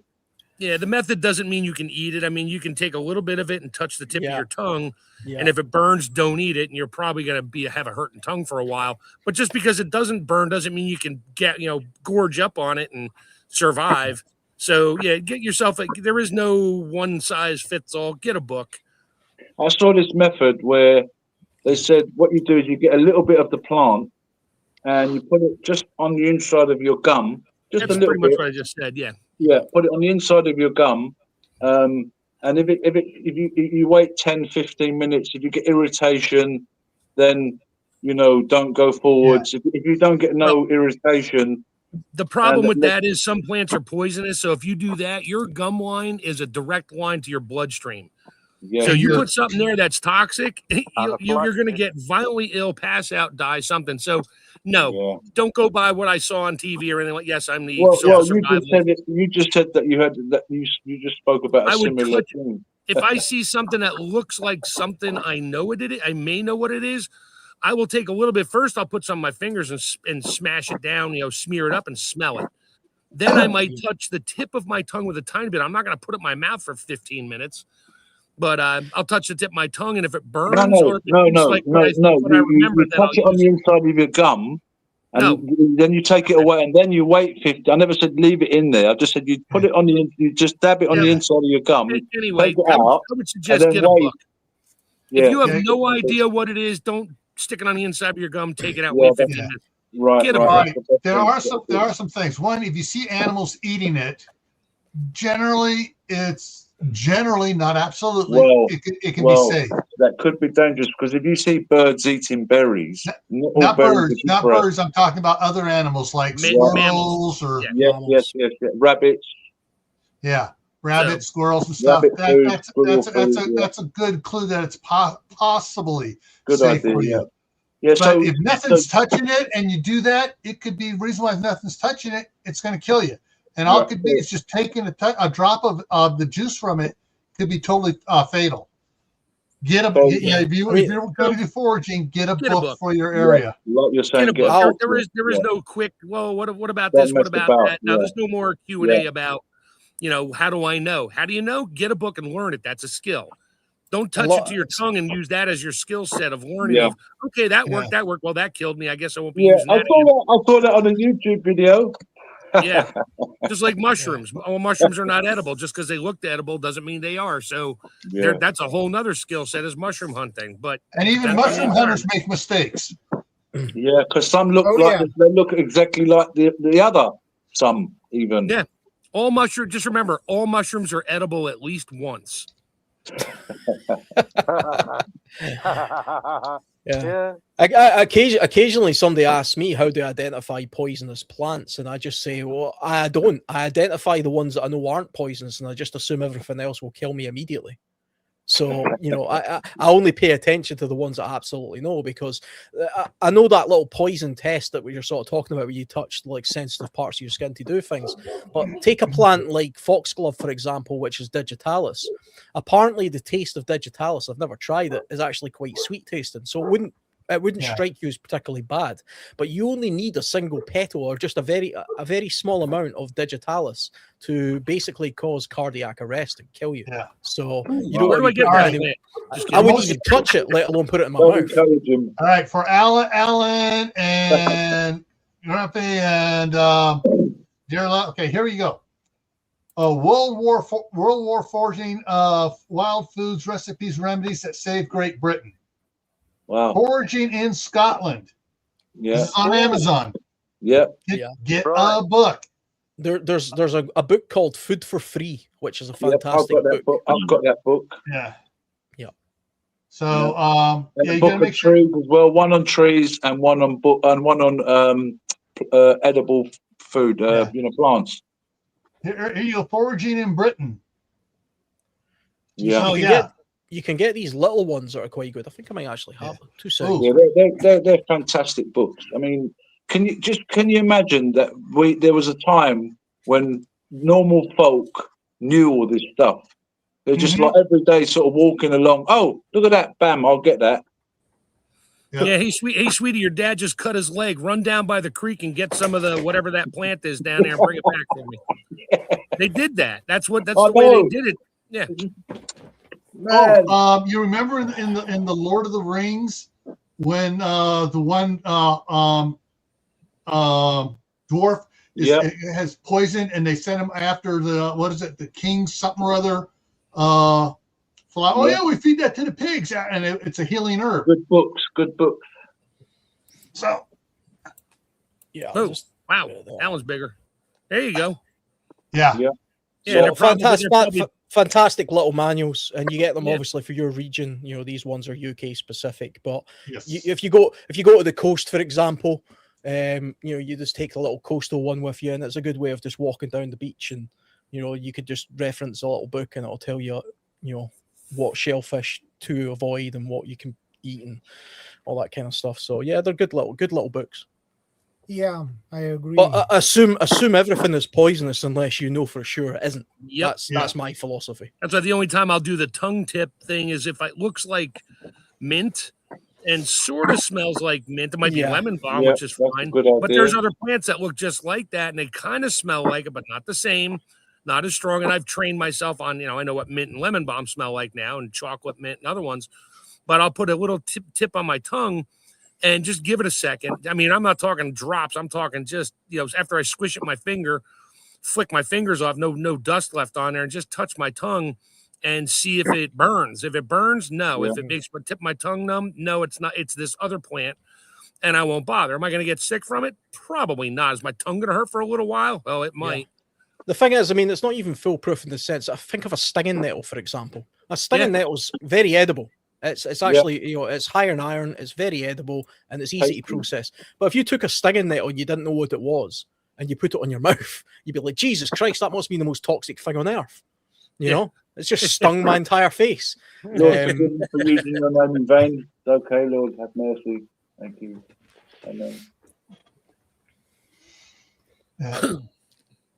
I like the one comment there by 88. That one. Yeah, learn now. Learn your skills now. Find a local foraging group. Yeah, good idea. We had, for our scout troop, one of the scouts' grandfathers was a botanist working for the state of California, and he came out with his grandson to the camping at Lake Herms, and went up there, and he goes, "Oh, we got this." As we were doing a hike around, he starts pointing out all the plants there. Oh, this is one you don't want to eat. This is the one that Socrates, one of the guys, took and died from, so you don't touch that one. This is miner's lettuce. This is good to eat. And we're all like, every time we're camping up here, you're coming. And he came up every time and take the kids out and would question him. What did I say this was last time? And he spent, about 5 or 6 times during the year up there with them, teaching them which plants are what. Yeah. It's really easy to become overwhelmed with foraging because there's just so many varieties. The Mhm. thing about plants is as well, because you can identify a plant, but are you identifying that plant when it's in full bloom? What does it look like in different seasons? What does Yeah. it look like at different growing stages? You know, and Yeah. does that make a difference to the foraging, for example? So I think it's probably a good idea if you're interested in foraging for food, is to identify maybe 5 or 6 very common plants to your area that are edible for each season, and then just concentrate on those ones. And then you Yeah. can expand your knowledge from there, you know, and sort of move on to Yeah. the more exotic things, because there's hundreds of plants, thousands of different species, and unless you're a botanist of some description, you're not going to learn all of them, but you can Right. learn 5 or 6 main ones that are really easy to identify. I know what I know what a dandelion looks like. I know what a stinging nettle looks like. I know what, you know, some dock leaf looks. I know what these, you know, these basic things look like. I know what wood sorrel looks like. I know what wood sorrel looks like, or common sorrel, or something like that. And then from there you can expand your knowledge out a little bit. But because it's easy to become overwhelmed, I think. I don't mushrooms, for example. I actually can't stand the taste of mushrooms, and I love most mushrooms aren't toxic, but a lot of them are. Like, seriously, you know, you eat a death cap mushroom, even if you go to hospital, you're still going to die. You know, Yeah. you know, it's a horrendous mushroom to consume. So I actually don't ever forage mushrooms, ever. One, because I don't like the taste of them, and they don't actually have a fantastic nutritional value, in my opinion. I But agree. they're so bloody dangerous that it's just not worth my effort. I'll just pay more attention to something else. But Yeah. some people just love it as a skill, you know, in itself. Yeah. Where is it here? Look for something here. Where is it? So one fun edible plant, and lots of people just have it around their house because they're ornamental, they're pretty, they make little flowers, are called hostas. And they grow in sizes from, you know, I don't know, I guess about 20 centimeters long and 5 or 6 wide to, like, you know, 80 centimeters long. They're huge. Well, my friend Richard has hostas all on the one side of his house. He never knew they were edible. And they just come back. He just goes out. They just die off and they grow back. He has to control them like weeds because they took over. He's like, I got to get rid of these. I was like, no, don't. And then in the spring, we went over there and I said, see the little curls coming out? He's like, yeah. I picked one, went inside and tossed it in the skillet with a little bit of butter and garlic. I said, try that. And I took a bite of it. I said, try that. He's like, holy crap, it tastes like asparagus. I was like, right. They're tender and you could have them all over your property. Nobody thinks you have food. You might get sick of it after a while, but hostas, Hostas, hostas are huge in North America as ornamental decorative plants for your house. And they're edible. And Howie talks about the same thing with the sunchoke, also known as the Jerusalem artichoke.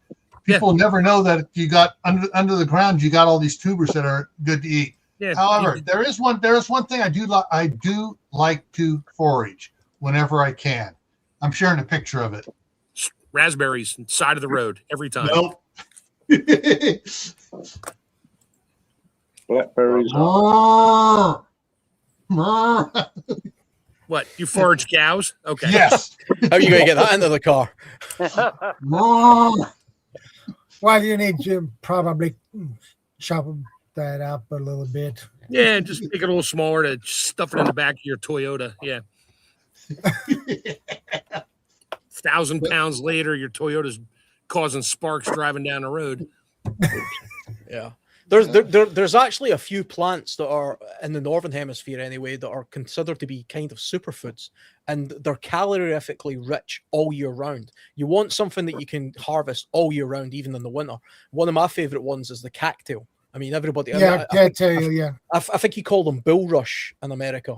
Maybe No, cattails are a name. You call them cattail. Yeah, basically it's an aquatic plant almost. With most people will be familiar with. It's got like a long sausage-looking tuber on the end, which if you break it open, it's got like like a feathery type material. Don't eat that part. Don't eat the brown fuzzy type. That's not the edible part. Don't eat that part. You want to put your hand down and sort of pull the whole thing up, and the root sort of part at the bottom. You kind of peel Yeah. the first couple of layers off, and inside there you've got a very nutritious sort of kind of woody tasting It's a lot of root, carbohydrates but in it's packed full of carbohydrates. But the key thing about it is it grows all year round, like every season of the year. And if you know where there's a readily large amount of them, which is almost anywhere where there's sort of standing water, it's a fantastic resource. Just be careful it's not along a stream that's downstream from some kind of a production plant that makes chemicals, because those plants are really good at absorbing those chemicals and detoxifying the mud and the soil. But guess where all that toxins go? Right into their plant matter. So you'll also, you'll also find other, because of the environment those plants grow in, you'll also find things like frogs and toads in those areas, which are get yourself a frog gig if you live in an area that has a lot of things like that, because they're good eating as well. If you're talking about foraging, if you're there for the plant, you may as well go for the things that live near about it. Lilies as well. You can actually, there's a lot of lilies you can eat as well. And if you need fire starter, the fuzzy cattail part of it makes a good fire starter. Goes up instantly. So you need a bunch of it because it will just, you start out with it and you pile your sticks on top of it, and then you light it. Yeah, I mean, you can use it as insulation as well. I think if you gathered a lot of it, you could just don't breathe. Just don't breathe it in, because it'll choke you pretty good. Yeah, you can eat the bulbs of the lilies as well. You go right down in the river, and you get the big bulbs from the lilies. Yeah. I don't actually. I'm not entirely sure if the actual flowering part of a lily is edible. I'm not sure. I would need to check that. But you need a book on it. There's a lot of edible flowers where you can eat the petals or the stems or just the flower or just the stem. I mean, there's lots you can eat out there, but get a book. That is the thing. The tomato plant. You can eat the tomato fruit, but you can't eat the leaves. You can't eat the whole. You don't want to eat anything else. Rhubarb. You can eat the rhubarb, but you can't eat the leaves. Is that right? Yeah, the stalk is like a celery. I wouldn't eat the leaves. They're just so bitter. Yeah. But the stalks are also bitter, which is why nobody just has rhubarb pie. It's strawberry rhubarb pie with about 5 cups of sugar added to it, because it's rhubarb. When I was a kid, we used to just literally dip it into sugar and then just crunch on it, with like huge piece of sugar. That's what my mom let me do that growing up. We had rhubarb plants, and I was like, "What do you do with that?" And she'd pick the piece and cut a little piece off, washed it off, but she let me. That was the only time she let me dip anything in sugar and eat it. It's like sweet and sour all at once. Yeah. Hang on. What was it there? Rhubarb leaves. I'm trying to look at that. I can't pronounce the name. Aulonoc.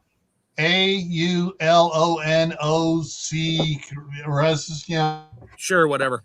he made his comment up there was they have cars optimized for foraging cows over the pond. Yeah, cars in my area are optimized for foraging deer that are crossing the road. Yeah. So hang on here. I got to get this up here for you guys. Dang it, it's a wrong type file. Dang it. Let me get the other one here then. Somebody in the comments saying stinging nettles good in the curry. I tell you what, almost every survival book I've ever read, they talk about boiling stinging nettles in order to remove the sting to make them edible. That's a disgusting way of eating nettles, though. Do you know what an easier way of eating a stinging nettle is? Just put them over the fire. Just welt it over a flame. Them over a fire, exactly. And get them and it just burns off all the little spikes. And it actually makes it more nutritious because you're not boiling it to death. You know what I mean? It's much tastier. The nutrition out. Yeah, I don't know why they all say boil it. It's easier. Well, it just makes it in an edible format. That's all. So and usually you'll mix it with something else as well. Some people might make a stew. Some people might tea or something. Make a tea as well. Yeah, the tea is one, but then some will make a stew. Some will make a salad even. Yeah, you can. There's a lot of leafy greens and wild things you can add to salad. Even dandelion greens. They're totally edible. They're a little bit bitter. Everybody thinks it's salad. It's going to taste like iceberg lettuce. No, iceberg lettuce is just water and cellulose fiber. It has no nutritional value. The thing about dandelion is as well, all parts of the dandelion are edible, and you can actually roast the roots and make there's no caffeine in it, but you can make a type of coffee. Coffee. You know, it Yeah. tastes similar to it. There's no Or caffeine tea. in it, but it's Yeah, similar. dandelion tea. Yep. Okay, here's a vehicle around here that is optimized for harvesting cattle. Yes. Yeah. And horses. Seriously, a lot of the trucks around here have big old freaking cattle guards on the front of them. Did you ever Because see? The You speed got- limit for the truck is 80 miles an hour. Wow. Did you All right. guys ever watch Top Gear in the US back in the day? Oh yeah. There's a Top Gear special where they're in the US and they Oh. get a cow. they get a cow and they put it on the roof of the car, and then they take it to the campsite. And they're like, "Now what do we do?" And they're like, "I don't know, peel the cow." It's obviously a bit of a joke, but I think they got lucky to escape with their lives on that episode. yeah, because they wrote some crazy stuff on the side of their cars and the southern states.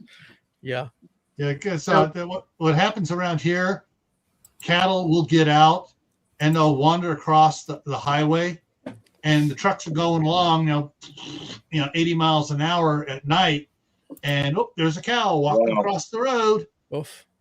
Yeah, Wow. instant hamburger. I've actually seen a cow running down the motorway before in the UK. Hamburger and meats somebody for the whole chasing it. village. Sorry, Al. Sorry.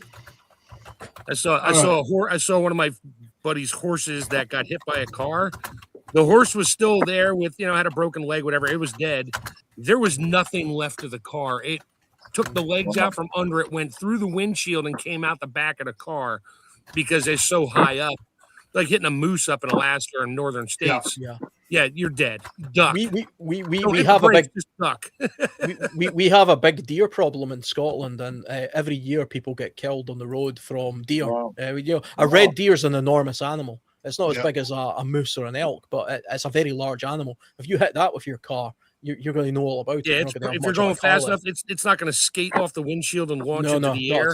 It's coming through the windshield at you. It's destroying that whole car pretty much, and anybody that's in it. Yep. So I was going to say earlier, if wherever state you live in, like I'm not going to go out and buy a book for herbs of edible herbs of North America, or edible anything of North America, because that's 99% of those places I will never go. Yeah. But I will find a book and they have them, for your region or your state, edible, wild edibles in Pennsylvania. Yeah, I'd love that. I know there's a book. I'll probably wind up picking it up. And it's even regional there because northern Pennsylvania has different stuff than southern Pennsylvania.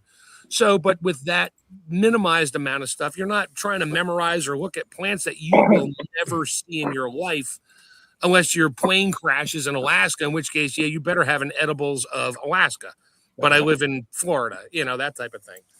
So it's just too big of a subject. It's one of those things. I mean, when you start looking at plants, and it's so vast. I mean, people do their entire PhDs on just plant identification, and they're still, they're experts, and yet they still can't identify everything. I mean, if you go to somewhere like South America, most of the stuff you're seeing is probably new to science. I mean, not only do you not know the name of it, nobody knows the name of it because it's a bloody new species altogether. So, my wife bought me a book called Herbs That Heal. I was like, oh, that's cool. It's a thick book. And Gil probably has one, or Tammy has one. I know that. And but if I go reading through it, I'm like, okay, what is this plant? It doesn't really always give you the geographic location. I pulled one of them up. I was like, oh, it helps with this, helps with that. Where does it grow? Oh, it grows wild in India. Okay, I'm not going to India anytime soon. So rip that page out and throw it in the trash because I have no use for it. I think what would be a good idea would be some kind of book where, for example, you could have. I was just writing it down to remember some stuff, but the book could be called Regional Skill Books. So you got like Mark said, Pennsylvania. So it's what in this region. What do they historically use? That's going back to what we said earlier about was it a fishing village? Was it a kind of miners' village? Was it a bakery village? So having regional skill books would be a good idea. Country skill books, regional skill books. So if people do travel, they could get a book, a little book saying this is what this this region historically does. It's known for its corn. It's known for its cows. It's known for its fish. what's the resource that's particular to that Yes, particular area. I yeah. mean, because Yeah. like the UK, for example, is not a very big country and most stretches. So the fauna of England is much the same as the fauna in Scotland. It's just slightly colder up here by a couple of degrees, but there's not much of a difference. But there are things, flint, for example, which we mentioned earlier on, way back in the day, where flint and steel or flint and some sort of metal was the primary way of setting a fire. What a lot of people don't really realize, though, is there is no flint in the northern part of the UK, really. I mean, all the flint mines and deposits were in the southern part of England. Okay. But they found flint in Scotland way back in sort of Mesolithic times. So that means that the people who had the flint in the northern parts of Scotland must have traded it with people in the southern part of England, which in those days might as well have been the other end of the world. But that means there was a network of trade going on. And that would have been a prized possession back then. Can you imagine how valuable that would be? Yeah, because you can't just kick over a rock in Scotland and say, "Oh, look, there's a piece of flint," because we don't have any. Because flint is, a product that you tend to find in sort of chalk and things like that. So you get it around about the southeast of England and things like that. So that's a resource that's very particular to that particular area. You can get iron deposits, natural iron deposits in places like Scotland. You'll actually find them on beaches sometimes. It looks almost man-made, like a big rusty sort of thing in the beach. It's actually natural. People used to believe that it was where lightning used to strike, but it's actually not. It's actually a natural iron deposit. But you could take that and then use the flint and you can make fire that way. But regional knowledge is definitely good. But I mean, they're like plants and stuff don't know what borders are or states, so they don't care about the second you cross this border, suddenly it's something different. It doesn't work that way. But the Greeks came to England, the UK, to get copper. So it's, knowing about resources, like you said, regional skills, all this kind of stuff is amazing. And to think that someone in Greece heard, "Oh, copper! Yeah, we go to England. We go there. We go to the UK and get it." And they come to England, like I think it was 1000 BC, before the Romans. I mean, it's one of those things where I can't remember the exact place, but there's a sort of story of gold is valuable everywhere. But if you happen to live in a place where there's bloody gold everywhere, but it's not valuable to you, and then you get these sort of like conquistadors or whatever sort of showing up in this place, and they're like, these idiots are going to trade me a bag of gold for a bag of beans because the beans are more valuable to them than the gold, because the gold somewhere deep in Africa, somewhere like that, where gold is they've got mountains of it. There's nothing for them. It's like a bit of decoration. Yeah, they're like, look at these idiots. They're trading, these worthless yellow rocks for these valuable beans. You know what I mean? It's just a case of understanding what's in your area from a resource point of view. But yeah. All right, here's another skill to throw out at you guys. Sewage system management. In other words, very, very good one. Do you know what to do with all your crap? Yeah. Well, basic is that it's far away from the camp and a nice big hole in the ground. I'm just saying the basics of basics. Sorry, Al. Yeah, not near. No, I was going to go the same route. Basic latrines, the old-fashioned dig a hole, and then once it gets to a certain point, fill it in a little bit, fill it in, then move to the next hole, and that kind of just becomes fertilizer to some extent. But that's highly dependent on how small of an area you're in, how many people there are, and you also can't be using modern amenities like bloody wipes that don't degrade and chemicals and things like that. Yeah.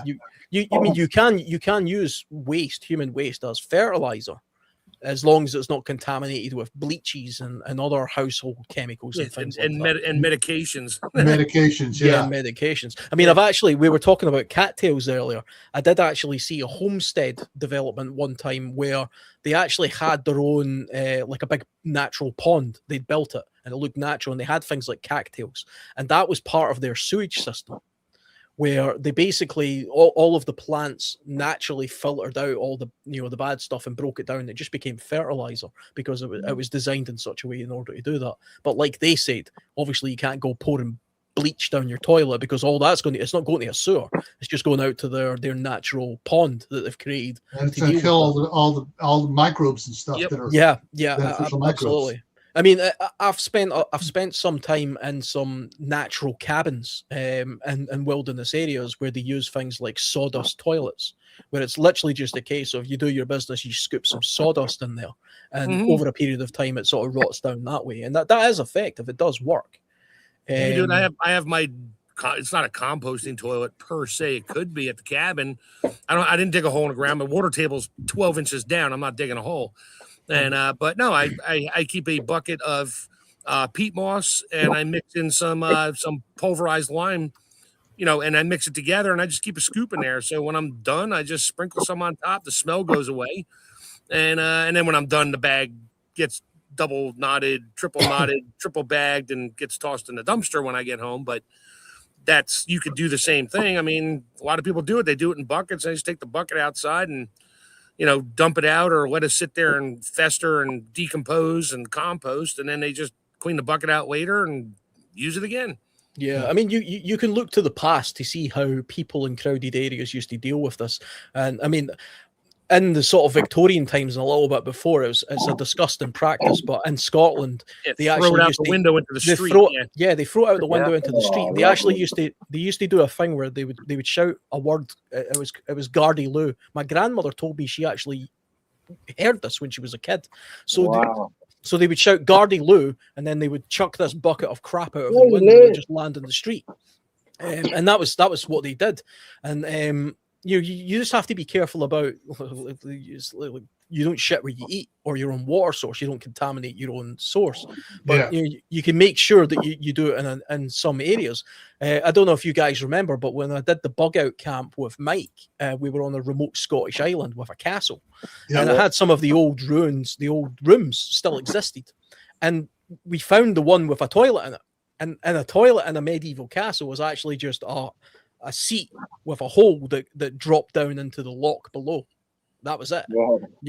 But you've got to then imagine, well, the people who lived in that castle at the time, they must have not been using that water directly from there as their primary source of drinking. They probably were going further up, and then they were willing to sort of crap in and around that area, because they probably had animals and livestock and all sorts of stuff there anyway. They would have changed that style if they had cell phones back then.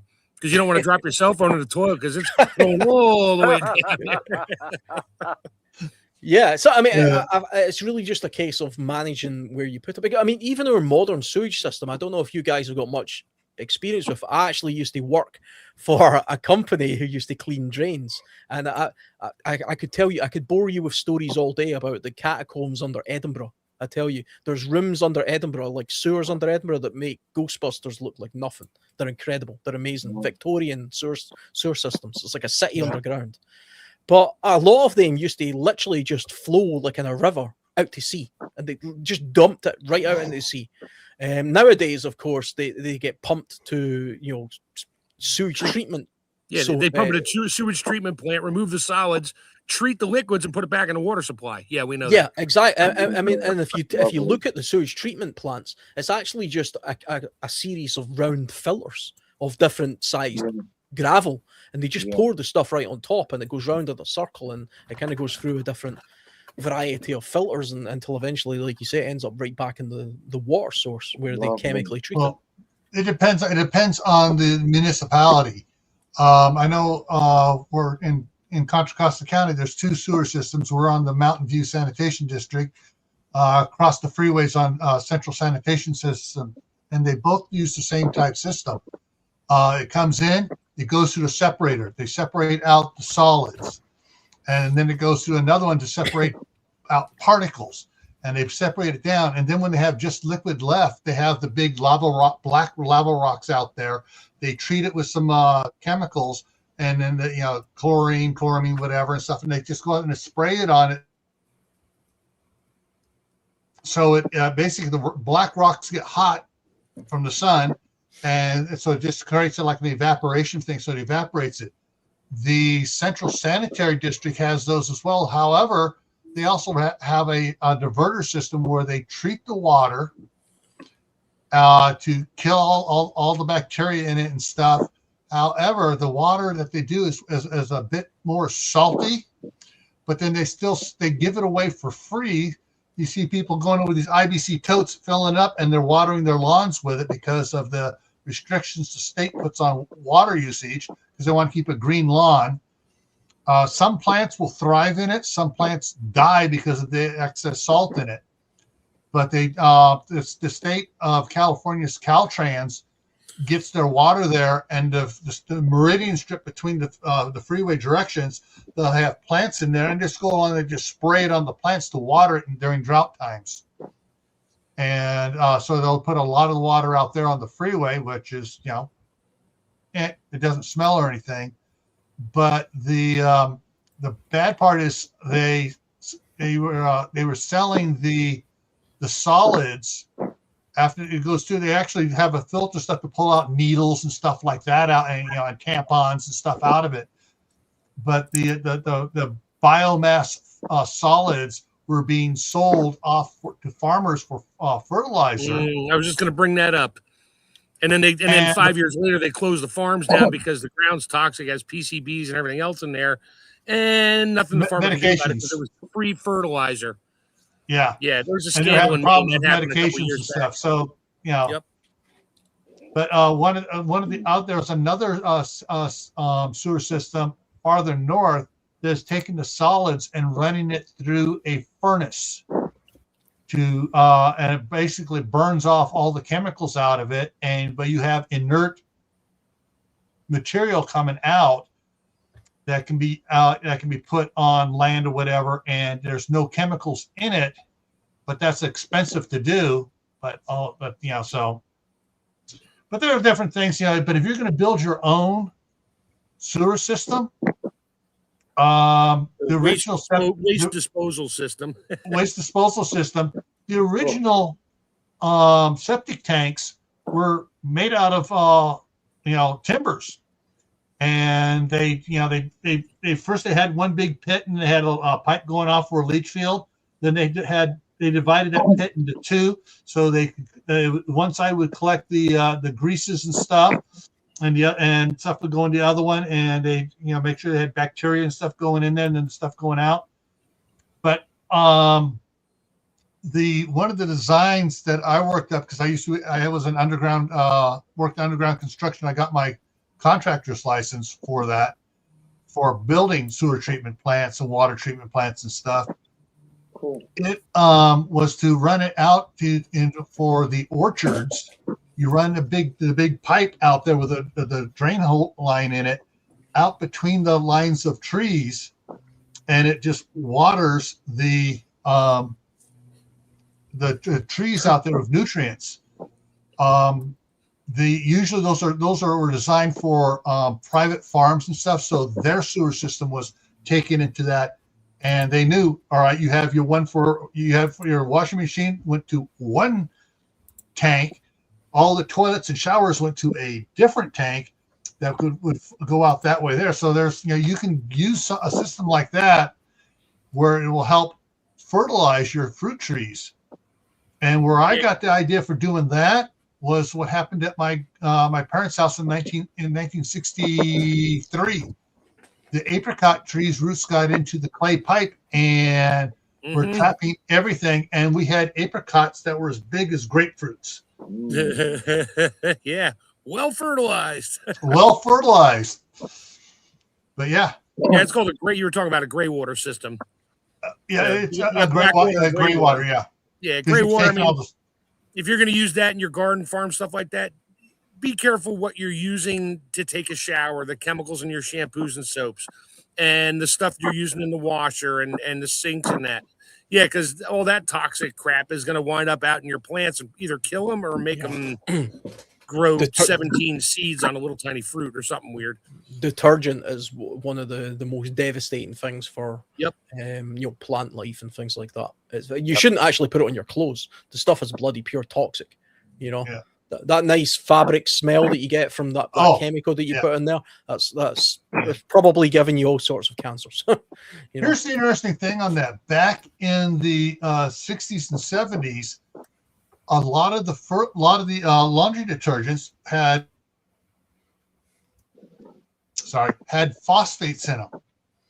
Oh, phosphates are bad for the environment. It's, and because what was happening, the cities along the Mississippi were dumping their sewer water into the Mississippi. Well, the phosphates are a fertilizer, and the lilies and all the other stuff are just going nuts in the Mississippi River.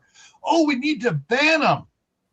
Well, they banned most of them. There are some quote natural ones that still have the phosphates in them that are not toxic. The phosphate is not toxic. It can be used in the garden. We used to put the one detergent on the compost pile because it would cause the compost pile to break down quicker. And when we go to dig in the compost pile, man, it was full of all the beetles and worms and everything else in there. But it didn't have any of those toxic perfumes and the other new added crap they add to it, which is really bad for the environment. Next time you go in your bathroom and you're in the shower, grab your bottle of shampoo and read the ingredients. I bet you can't even pronounce 80% of them. Correct. I think another thing to look out for if you're using things like this for fertilizers is over concentration. So, I mean, you can have nice, good fertilizer, but you can over fertilize things as well. Over fertilizing plants can be just as devastating as not fertilizing them at all. But I mean, sanitize, sewage systems and things like that. If you live in a big built up city and SHTF happens, that's a real problem. You know, that becomes a problem real quick. I mean, it's not so big of a deal if you live in the countryside and everybody can get away with digging a hole in the field. But if you live in London or Birmingham or somewhere like that, or somewhere in the US, that relies on a lot of power. It relies on a lot of pumping stations. It relies on a lot of manpower. If all that stuff suddenly switches off and you're wading through, millions of people excrement. That I mean, out where my property is, there is no public water, public sewer. There's electricity. That's about it. Maybe cable, but no, everybody has. It's not called a leach field in the septic tank anymore. Now it's a grinder tank and a sand mound. So all your waste and that go into this big concrete tank, and the pump is actually a grinder pump. It grinds it. And when it gets up to a certain level, it grinds it and shoots it up, usually uphill, into a field, which is nothing but a bunch of pipes, tubes, special gravel, and it's a mound. It's high, so it's an evaporative mound.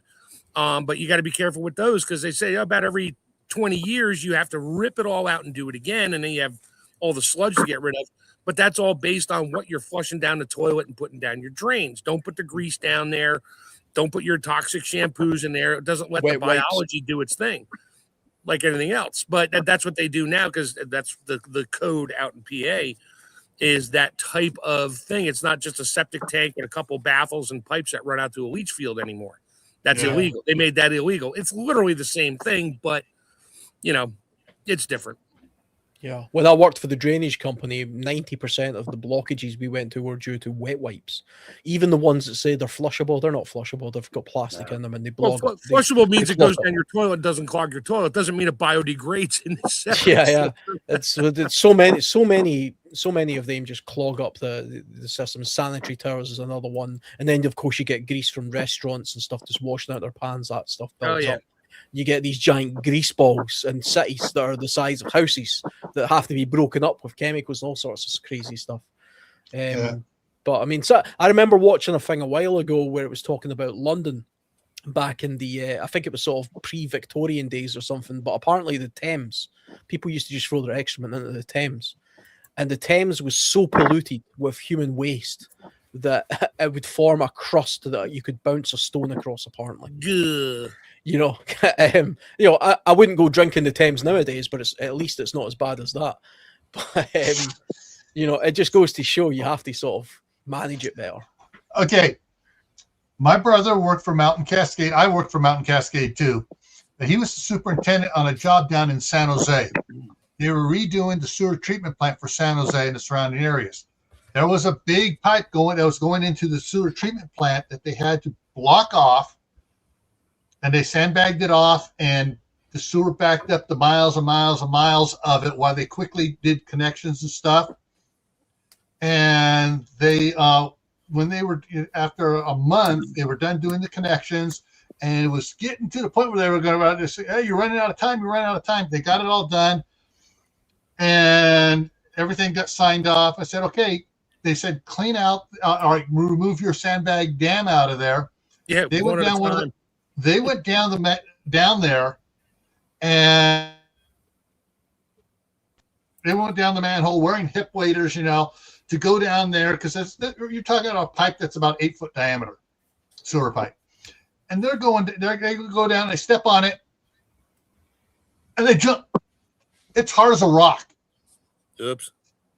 They go walking down to the thing down there, and they start pulling the sandbags off the top, and then they walked back up to the manhole, and they're sending sandbags up the manhole. They got down to a certain point, and it's all right. So after about 2 feet down, it's soft and squishy, and so they decided, oh, we're gonna pull a fast one.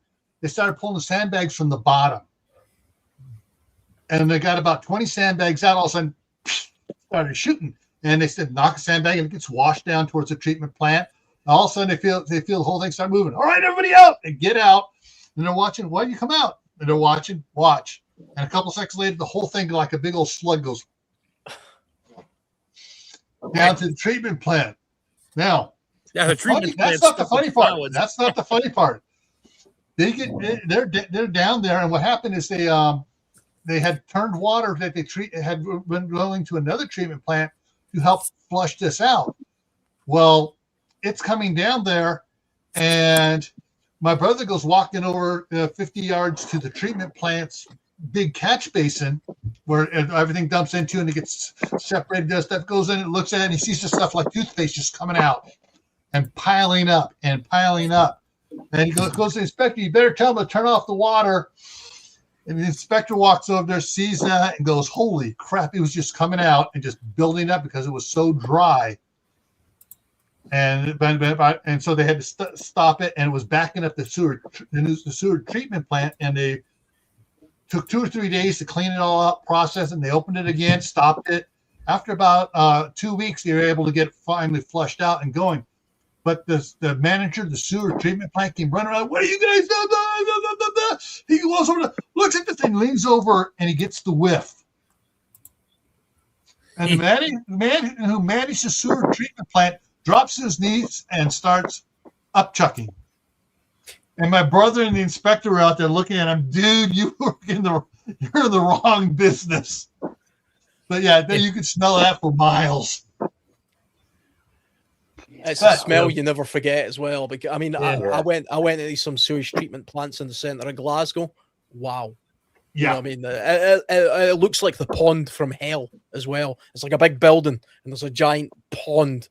They even had a boat. There was actually a boat down there that the engineers used to do whatever it is they were doing. I was like, Jesus, could you imagine falling in that? That would be horrendous. That's like going into Mordor. Yeah, the dead zone there in Mordor. The eternal bog of stench, Yes. Oh, but yeah, so if you in SHTF Milwaukee, after everything's collapsed, you're going to design your own sewage treatment plant or treatment system where your septic tanks and stuff. Over design. Think 10 times what you think you're going to need. Yeah, and make a 5-gallon sure bucket's good for a couple days. A 20-gallon bucket is still good for a couple days. Yeah. So you want to make sure you have stuff. You want to make sure you're separating in the house. You have diverter valves and stuff so that washing machine water goes one way when you're using bleach. The other time it can go out to the thing. Make sure you stock up on your enzymes and stuff for sewage, for septic tanks and stuff, because you want those enzymes in there to start digesting everything. And you want to be able to have it to take care of itself as much as possible. And any of the water from it, you want to make sure that the septic tank and all the water are way away from the well or your water source, going the opposite direction. And if you can, you want to use that water plant. That's where you're going to plant your orchard, just out where your leach lines are at, because the trees will take care of the liquid, and use all the nutrients that are in that liquid to grow. Okay, I'm done. Yeah, water management as well would become a big factor in this, and again, that's kind of regionally dependent. If I lived in a place where water was scarce and in a sort of SHTS situation, I wouldn't use any chemicals at all. I would try and go for just pure water for everything.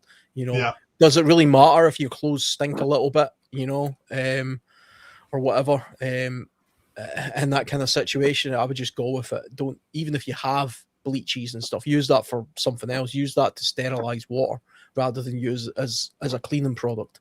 Yeah, you don't need, you're going to run out of that bleach to sanitize your water. I mean, 3 parts per million. Swimming pools, you need 3 parts per million of chlorine.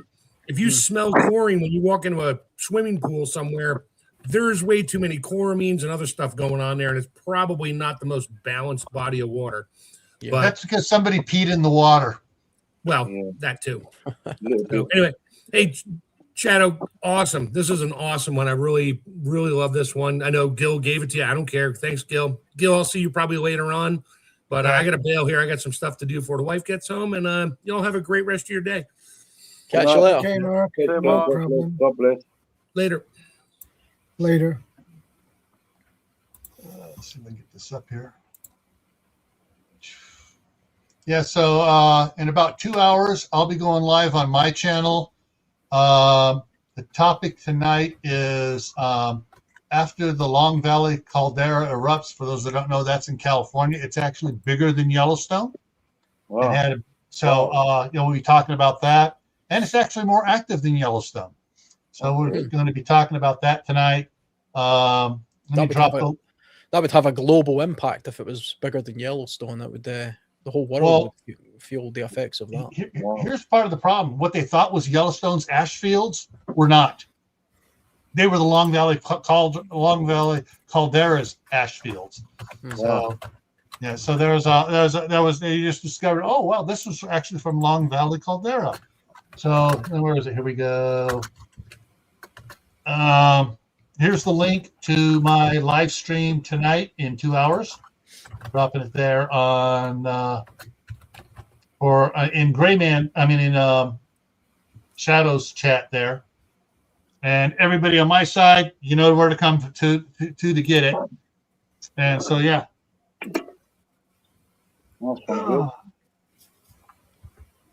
but I'm also going to make available for anybody who wants to email me. Let me put this back up here real quick here. If they want to email me, I will send you this Excel spreadsheet, and you can add more skills to it. And there it is, Shadow. So this is the spreadsheet I created. I just touched on some. Come on, I hate it when it does that. Make it a little bigger so you guys can see some of the things. Yeah, so it just different types of skills and sub skills for all the different things, and give you an idea of starting. You can figure out what skills do I need to learn. All right. Yeah. Okay. So there's that. Good book. Good stuff. Good stuff. Good info. Yeah. I think we touched on most of them in the course of this conversation. I think we did. Not everything one way or another. There were a couple we might have missed, but one last one when it comes to food storage. We did miss a couple of important things as well. But when it comes to food storage here, one of the things to do is learn how to do all the different varieties of food storage, including canning. So I've been canning up a storm here. All the different types of things I've been canning here. So I got meatballs I've canned, taco soup, cowboy beans, and taco meat. Is that not jarring? Huh? Is it jarring? They look like jars. My wife does the jam, and she sends it up here, and the grandsons eat it. Can't beat the preserves. One thing we didn't touch on was psychological stuff, or the spiritual stuff. We've got the skill bank. First aid. We touched on first aid, fishing, other aspect. But one thing is the psychological counselling skills. You know, okay, Yeah. The reason why I didn't put anything in on that, because that's going to be another whole 4-hour discussion. Wow, yes. Yeah, definitely. No, that's an ongoing discussion. That's forever going. Yeah. That's never ending. Yeah. But it's still important. Yeah. Yeah. Well, it's the most important skill, I think. I mean, because okay, you haven't got no kit, but you're dependent on your skill, but you're also dependent on your keeping yourself together. You're kind of counselling yourself. It's okay. It's going to be okay. Just put a bit of shelter together. I've got to, get a fire going. You've got to get some food, So you're sort of, you're kind of boosting yourself with that knowledge as well. But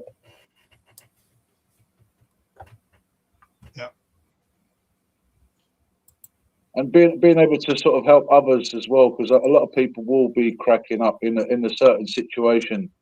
People crack up just because they can't sort of see their phone in front of them. People, crack up if the microwave ain't working. Damn, I can't heat up my food I bought from the supermarket. I haven't got time to cook. Anyway, I don't even know how to cook. A lot of people don't even know how to cook anymore. Yeah, that's another skill set. Which, if anyone doesn't know how to cook, that's a skill you need to learn to do. Exactly. It'd be a short, sharp shock for a lot of people anyway. That's for sure. Yeah, definitely. A lot of people would have to very quickly learn how to, get back to the basics of survival. And there's a time learning curve on that too. Yeah. Some people crack up because they haven't got their internet anymore. Yeah. What? No, wait. No internet. Oh my God, the internet's gone. Oh, no. What are we gonna do now? Yeah. A skill that I think would be very important to learn. You guys know I've traveled over in Asia a lot, and it's a main staple in their diet is dried fish. Learn how to dry fish. It can keep. It's almost like what Mark makes, but it lasts almost forever, and you can eat it in any dish you cook with. Dried fish. That'd be something worth learning how to do. Yeah, smoked fish. I saw a video the other day about, like you just said, dried fish. This guy had this dry cod. It just looked like a lump, hard. He said, well, obviously you can't eat it like this, but yeah, I wouldn't have, I wouldn't know how to cook that. But yes, learning, I will definitely sort of learn, get some of that fish and learn. Things like smoked haddock and kippers and things, or they were a staple. They were a staple diet in the UK for a long time. Not so much now. I'll get them every week. I get kippers every week. Yeah. What I learned by accident, more or less, is the Indians here in my region, they lived in what's called a long house. Usually 4 or 5 families lived in one long house, and it rains here a lot. So their main staple is salmon coming out of the rivers. Wow. So they learned how to fillet the salmon meat and build racks in the longhouse, because the heat keeps you warm and dry, and they just lay the fish across these wooden racks and let it sit there and smoke and dry the fish, and there's your food for the rest of the year. Yep. Yeah. And people just did that naturally back in the day, just like with everyday sort of stuff. And today we take a lot of things for granted. And how do you do this? How do you do that? Mom, how do you work? How do you get the washing machine going? I met this girl. She was a university student, 25 years of age, and she said she didn't know how to work. She don't know how to work, a washing machine.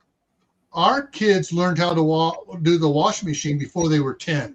They were told how to do their own laundry, change their sheets, do every the laundry was their job, or their own laundry. So Megan, Alex, and Matthew each did their own laundry.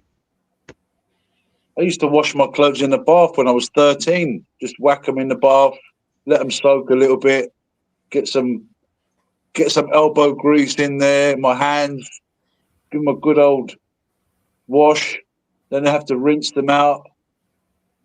You know, but I remember a couple times as a kid, we had to wash the clothes we were wearing because we were playing in the horse corral, and my mom or dad were out to the garden hose. Okay, and they started spraying us off, and we had to wash our clothes down and get most of it off before we could get out of it to go into the house and take a bath.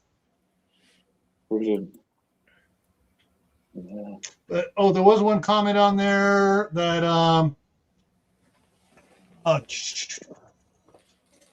about fifth one up from the bottom there. Cooking with fire is a skill all its own.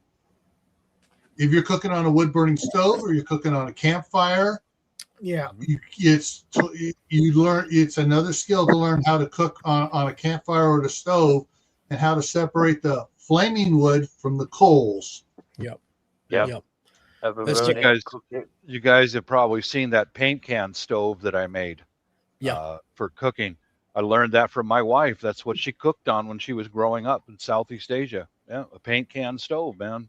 Any little bits of wood, anything, even sawdust. She showed me how to cook with sawdust fire. Well, what you do is you take your paint can stove or any paint can, put a bottle of Coca-Cola in it, and pack sawdust around it, right? Until the sawdust is compacted. Pull the Coca-Cola bottle out and put wood in the bottom hole, light that up. And she said that sawdust from the palm trees, it'll burn all day and it'll still cook your meals when you come home later. Yeah. That's one of the best fuels she ever used was sawdust. It's kind of like a homemade version of something called the Swedish fire, which is a like log, that. It's very, very similar to that. I've learned so much by going to Southeast Asia. Improvised central heating. I saw a video of a girl on YouTube, and she improvised with using sort of tiles. We talked about that last night on mine about my live stream Making Fire, about the mass heaters and stuff for inside houses. Right. Those are kind of cool. Tell you what, if you guys are interested in learning about some interesting ways of keeping yourself warm inside a house that hasn't got central heating, take a look at how they do it traditionally in Japan. They have all sorts of techniques. One of them I've recently discovered is they have a table, because they sit on the ground a lot.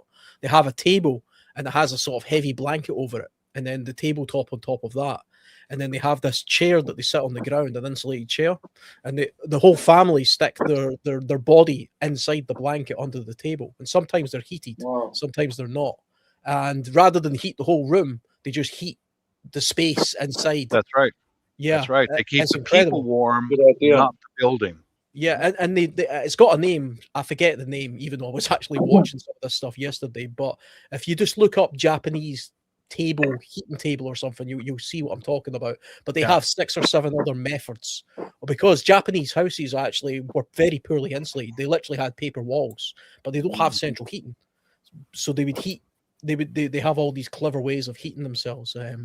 But it's a good thing to know for winter survival and cold northern climates like ours, to learn some of those techniques, I think. Yeah. Good. All right. Well, we're 10 minutes over, and Shadow's got to go to bed. Yeah, I think it's time for wrapping up this stream now. So, Good night. God bless everybody. I'll just quickly say that before Shadow finishes up. God bless everybody in the chat. Yeah, it was good speaking to you again. We've not spoken in the chat for a little while. Yeah, it's good to see you again, Alan. Always a pleasure to have you on. Yeah, I've been working some crazy sort of weekends and night shifts, so I don't always get to jump on this chat, but I always really appreciate it when I do, because I learn a lot from this chat from listening to you guys. So it's fun for me. That's good. Thank you guys for letting me come on. First time, so nice to meet you, brother. It's been very good. Thank you very much.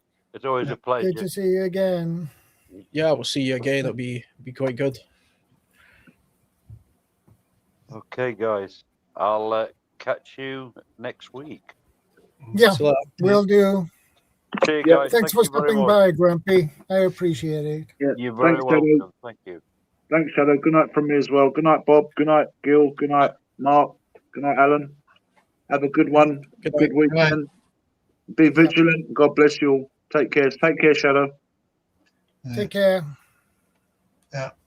One final thing I'd like to say to everybody, stay happy no matter what life throws at you. Stay safe. Don't go out and do anything foolish. Keep adding to your preps, water, food, medicine, clothing, and learn a new skill every month, folks. See you later. See you See ya. later, Gil. See you later, Bob. See you later, guys. Yeah. Watch out for them damn raccoons. Ooh. Or you call it airstrike Later, guys. later. Thank you guys for stopping by. I appreciate it. And I will see you next week. Same time, same channel. And remember, be part of the solution, not the problem. Stay safe. God bless. And we are out.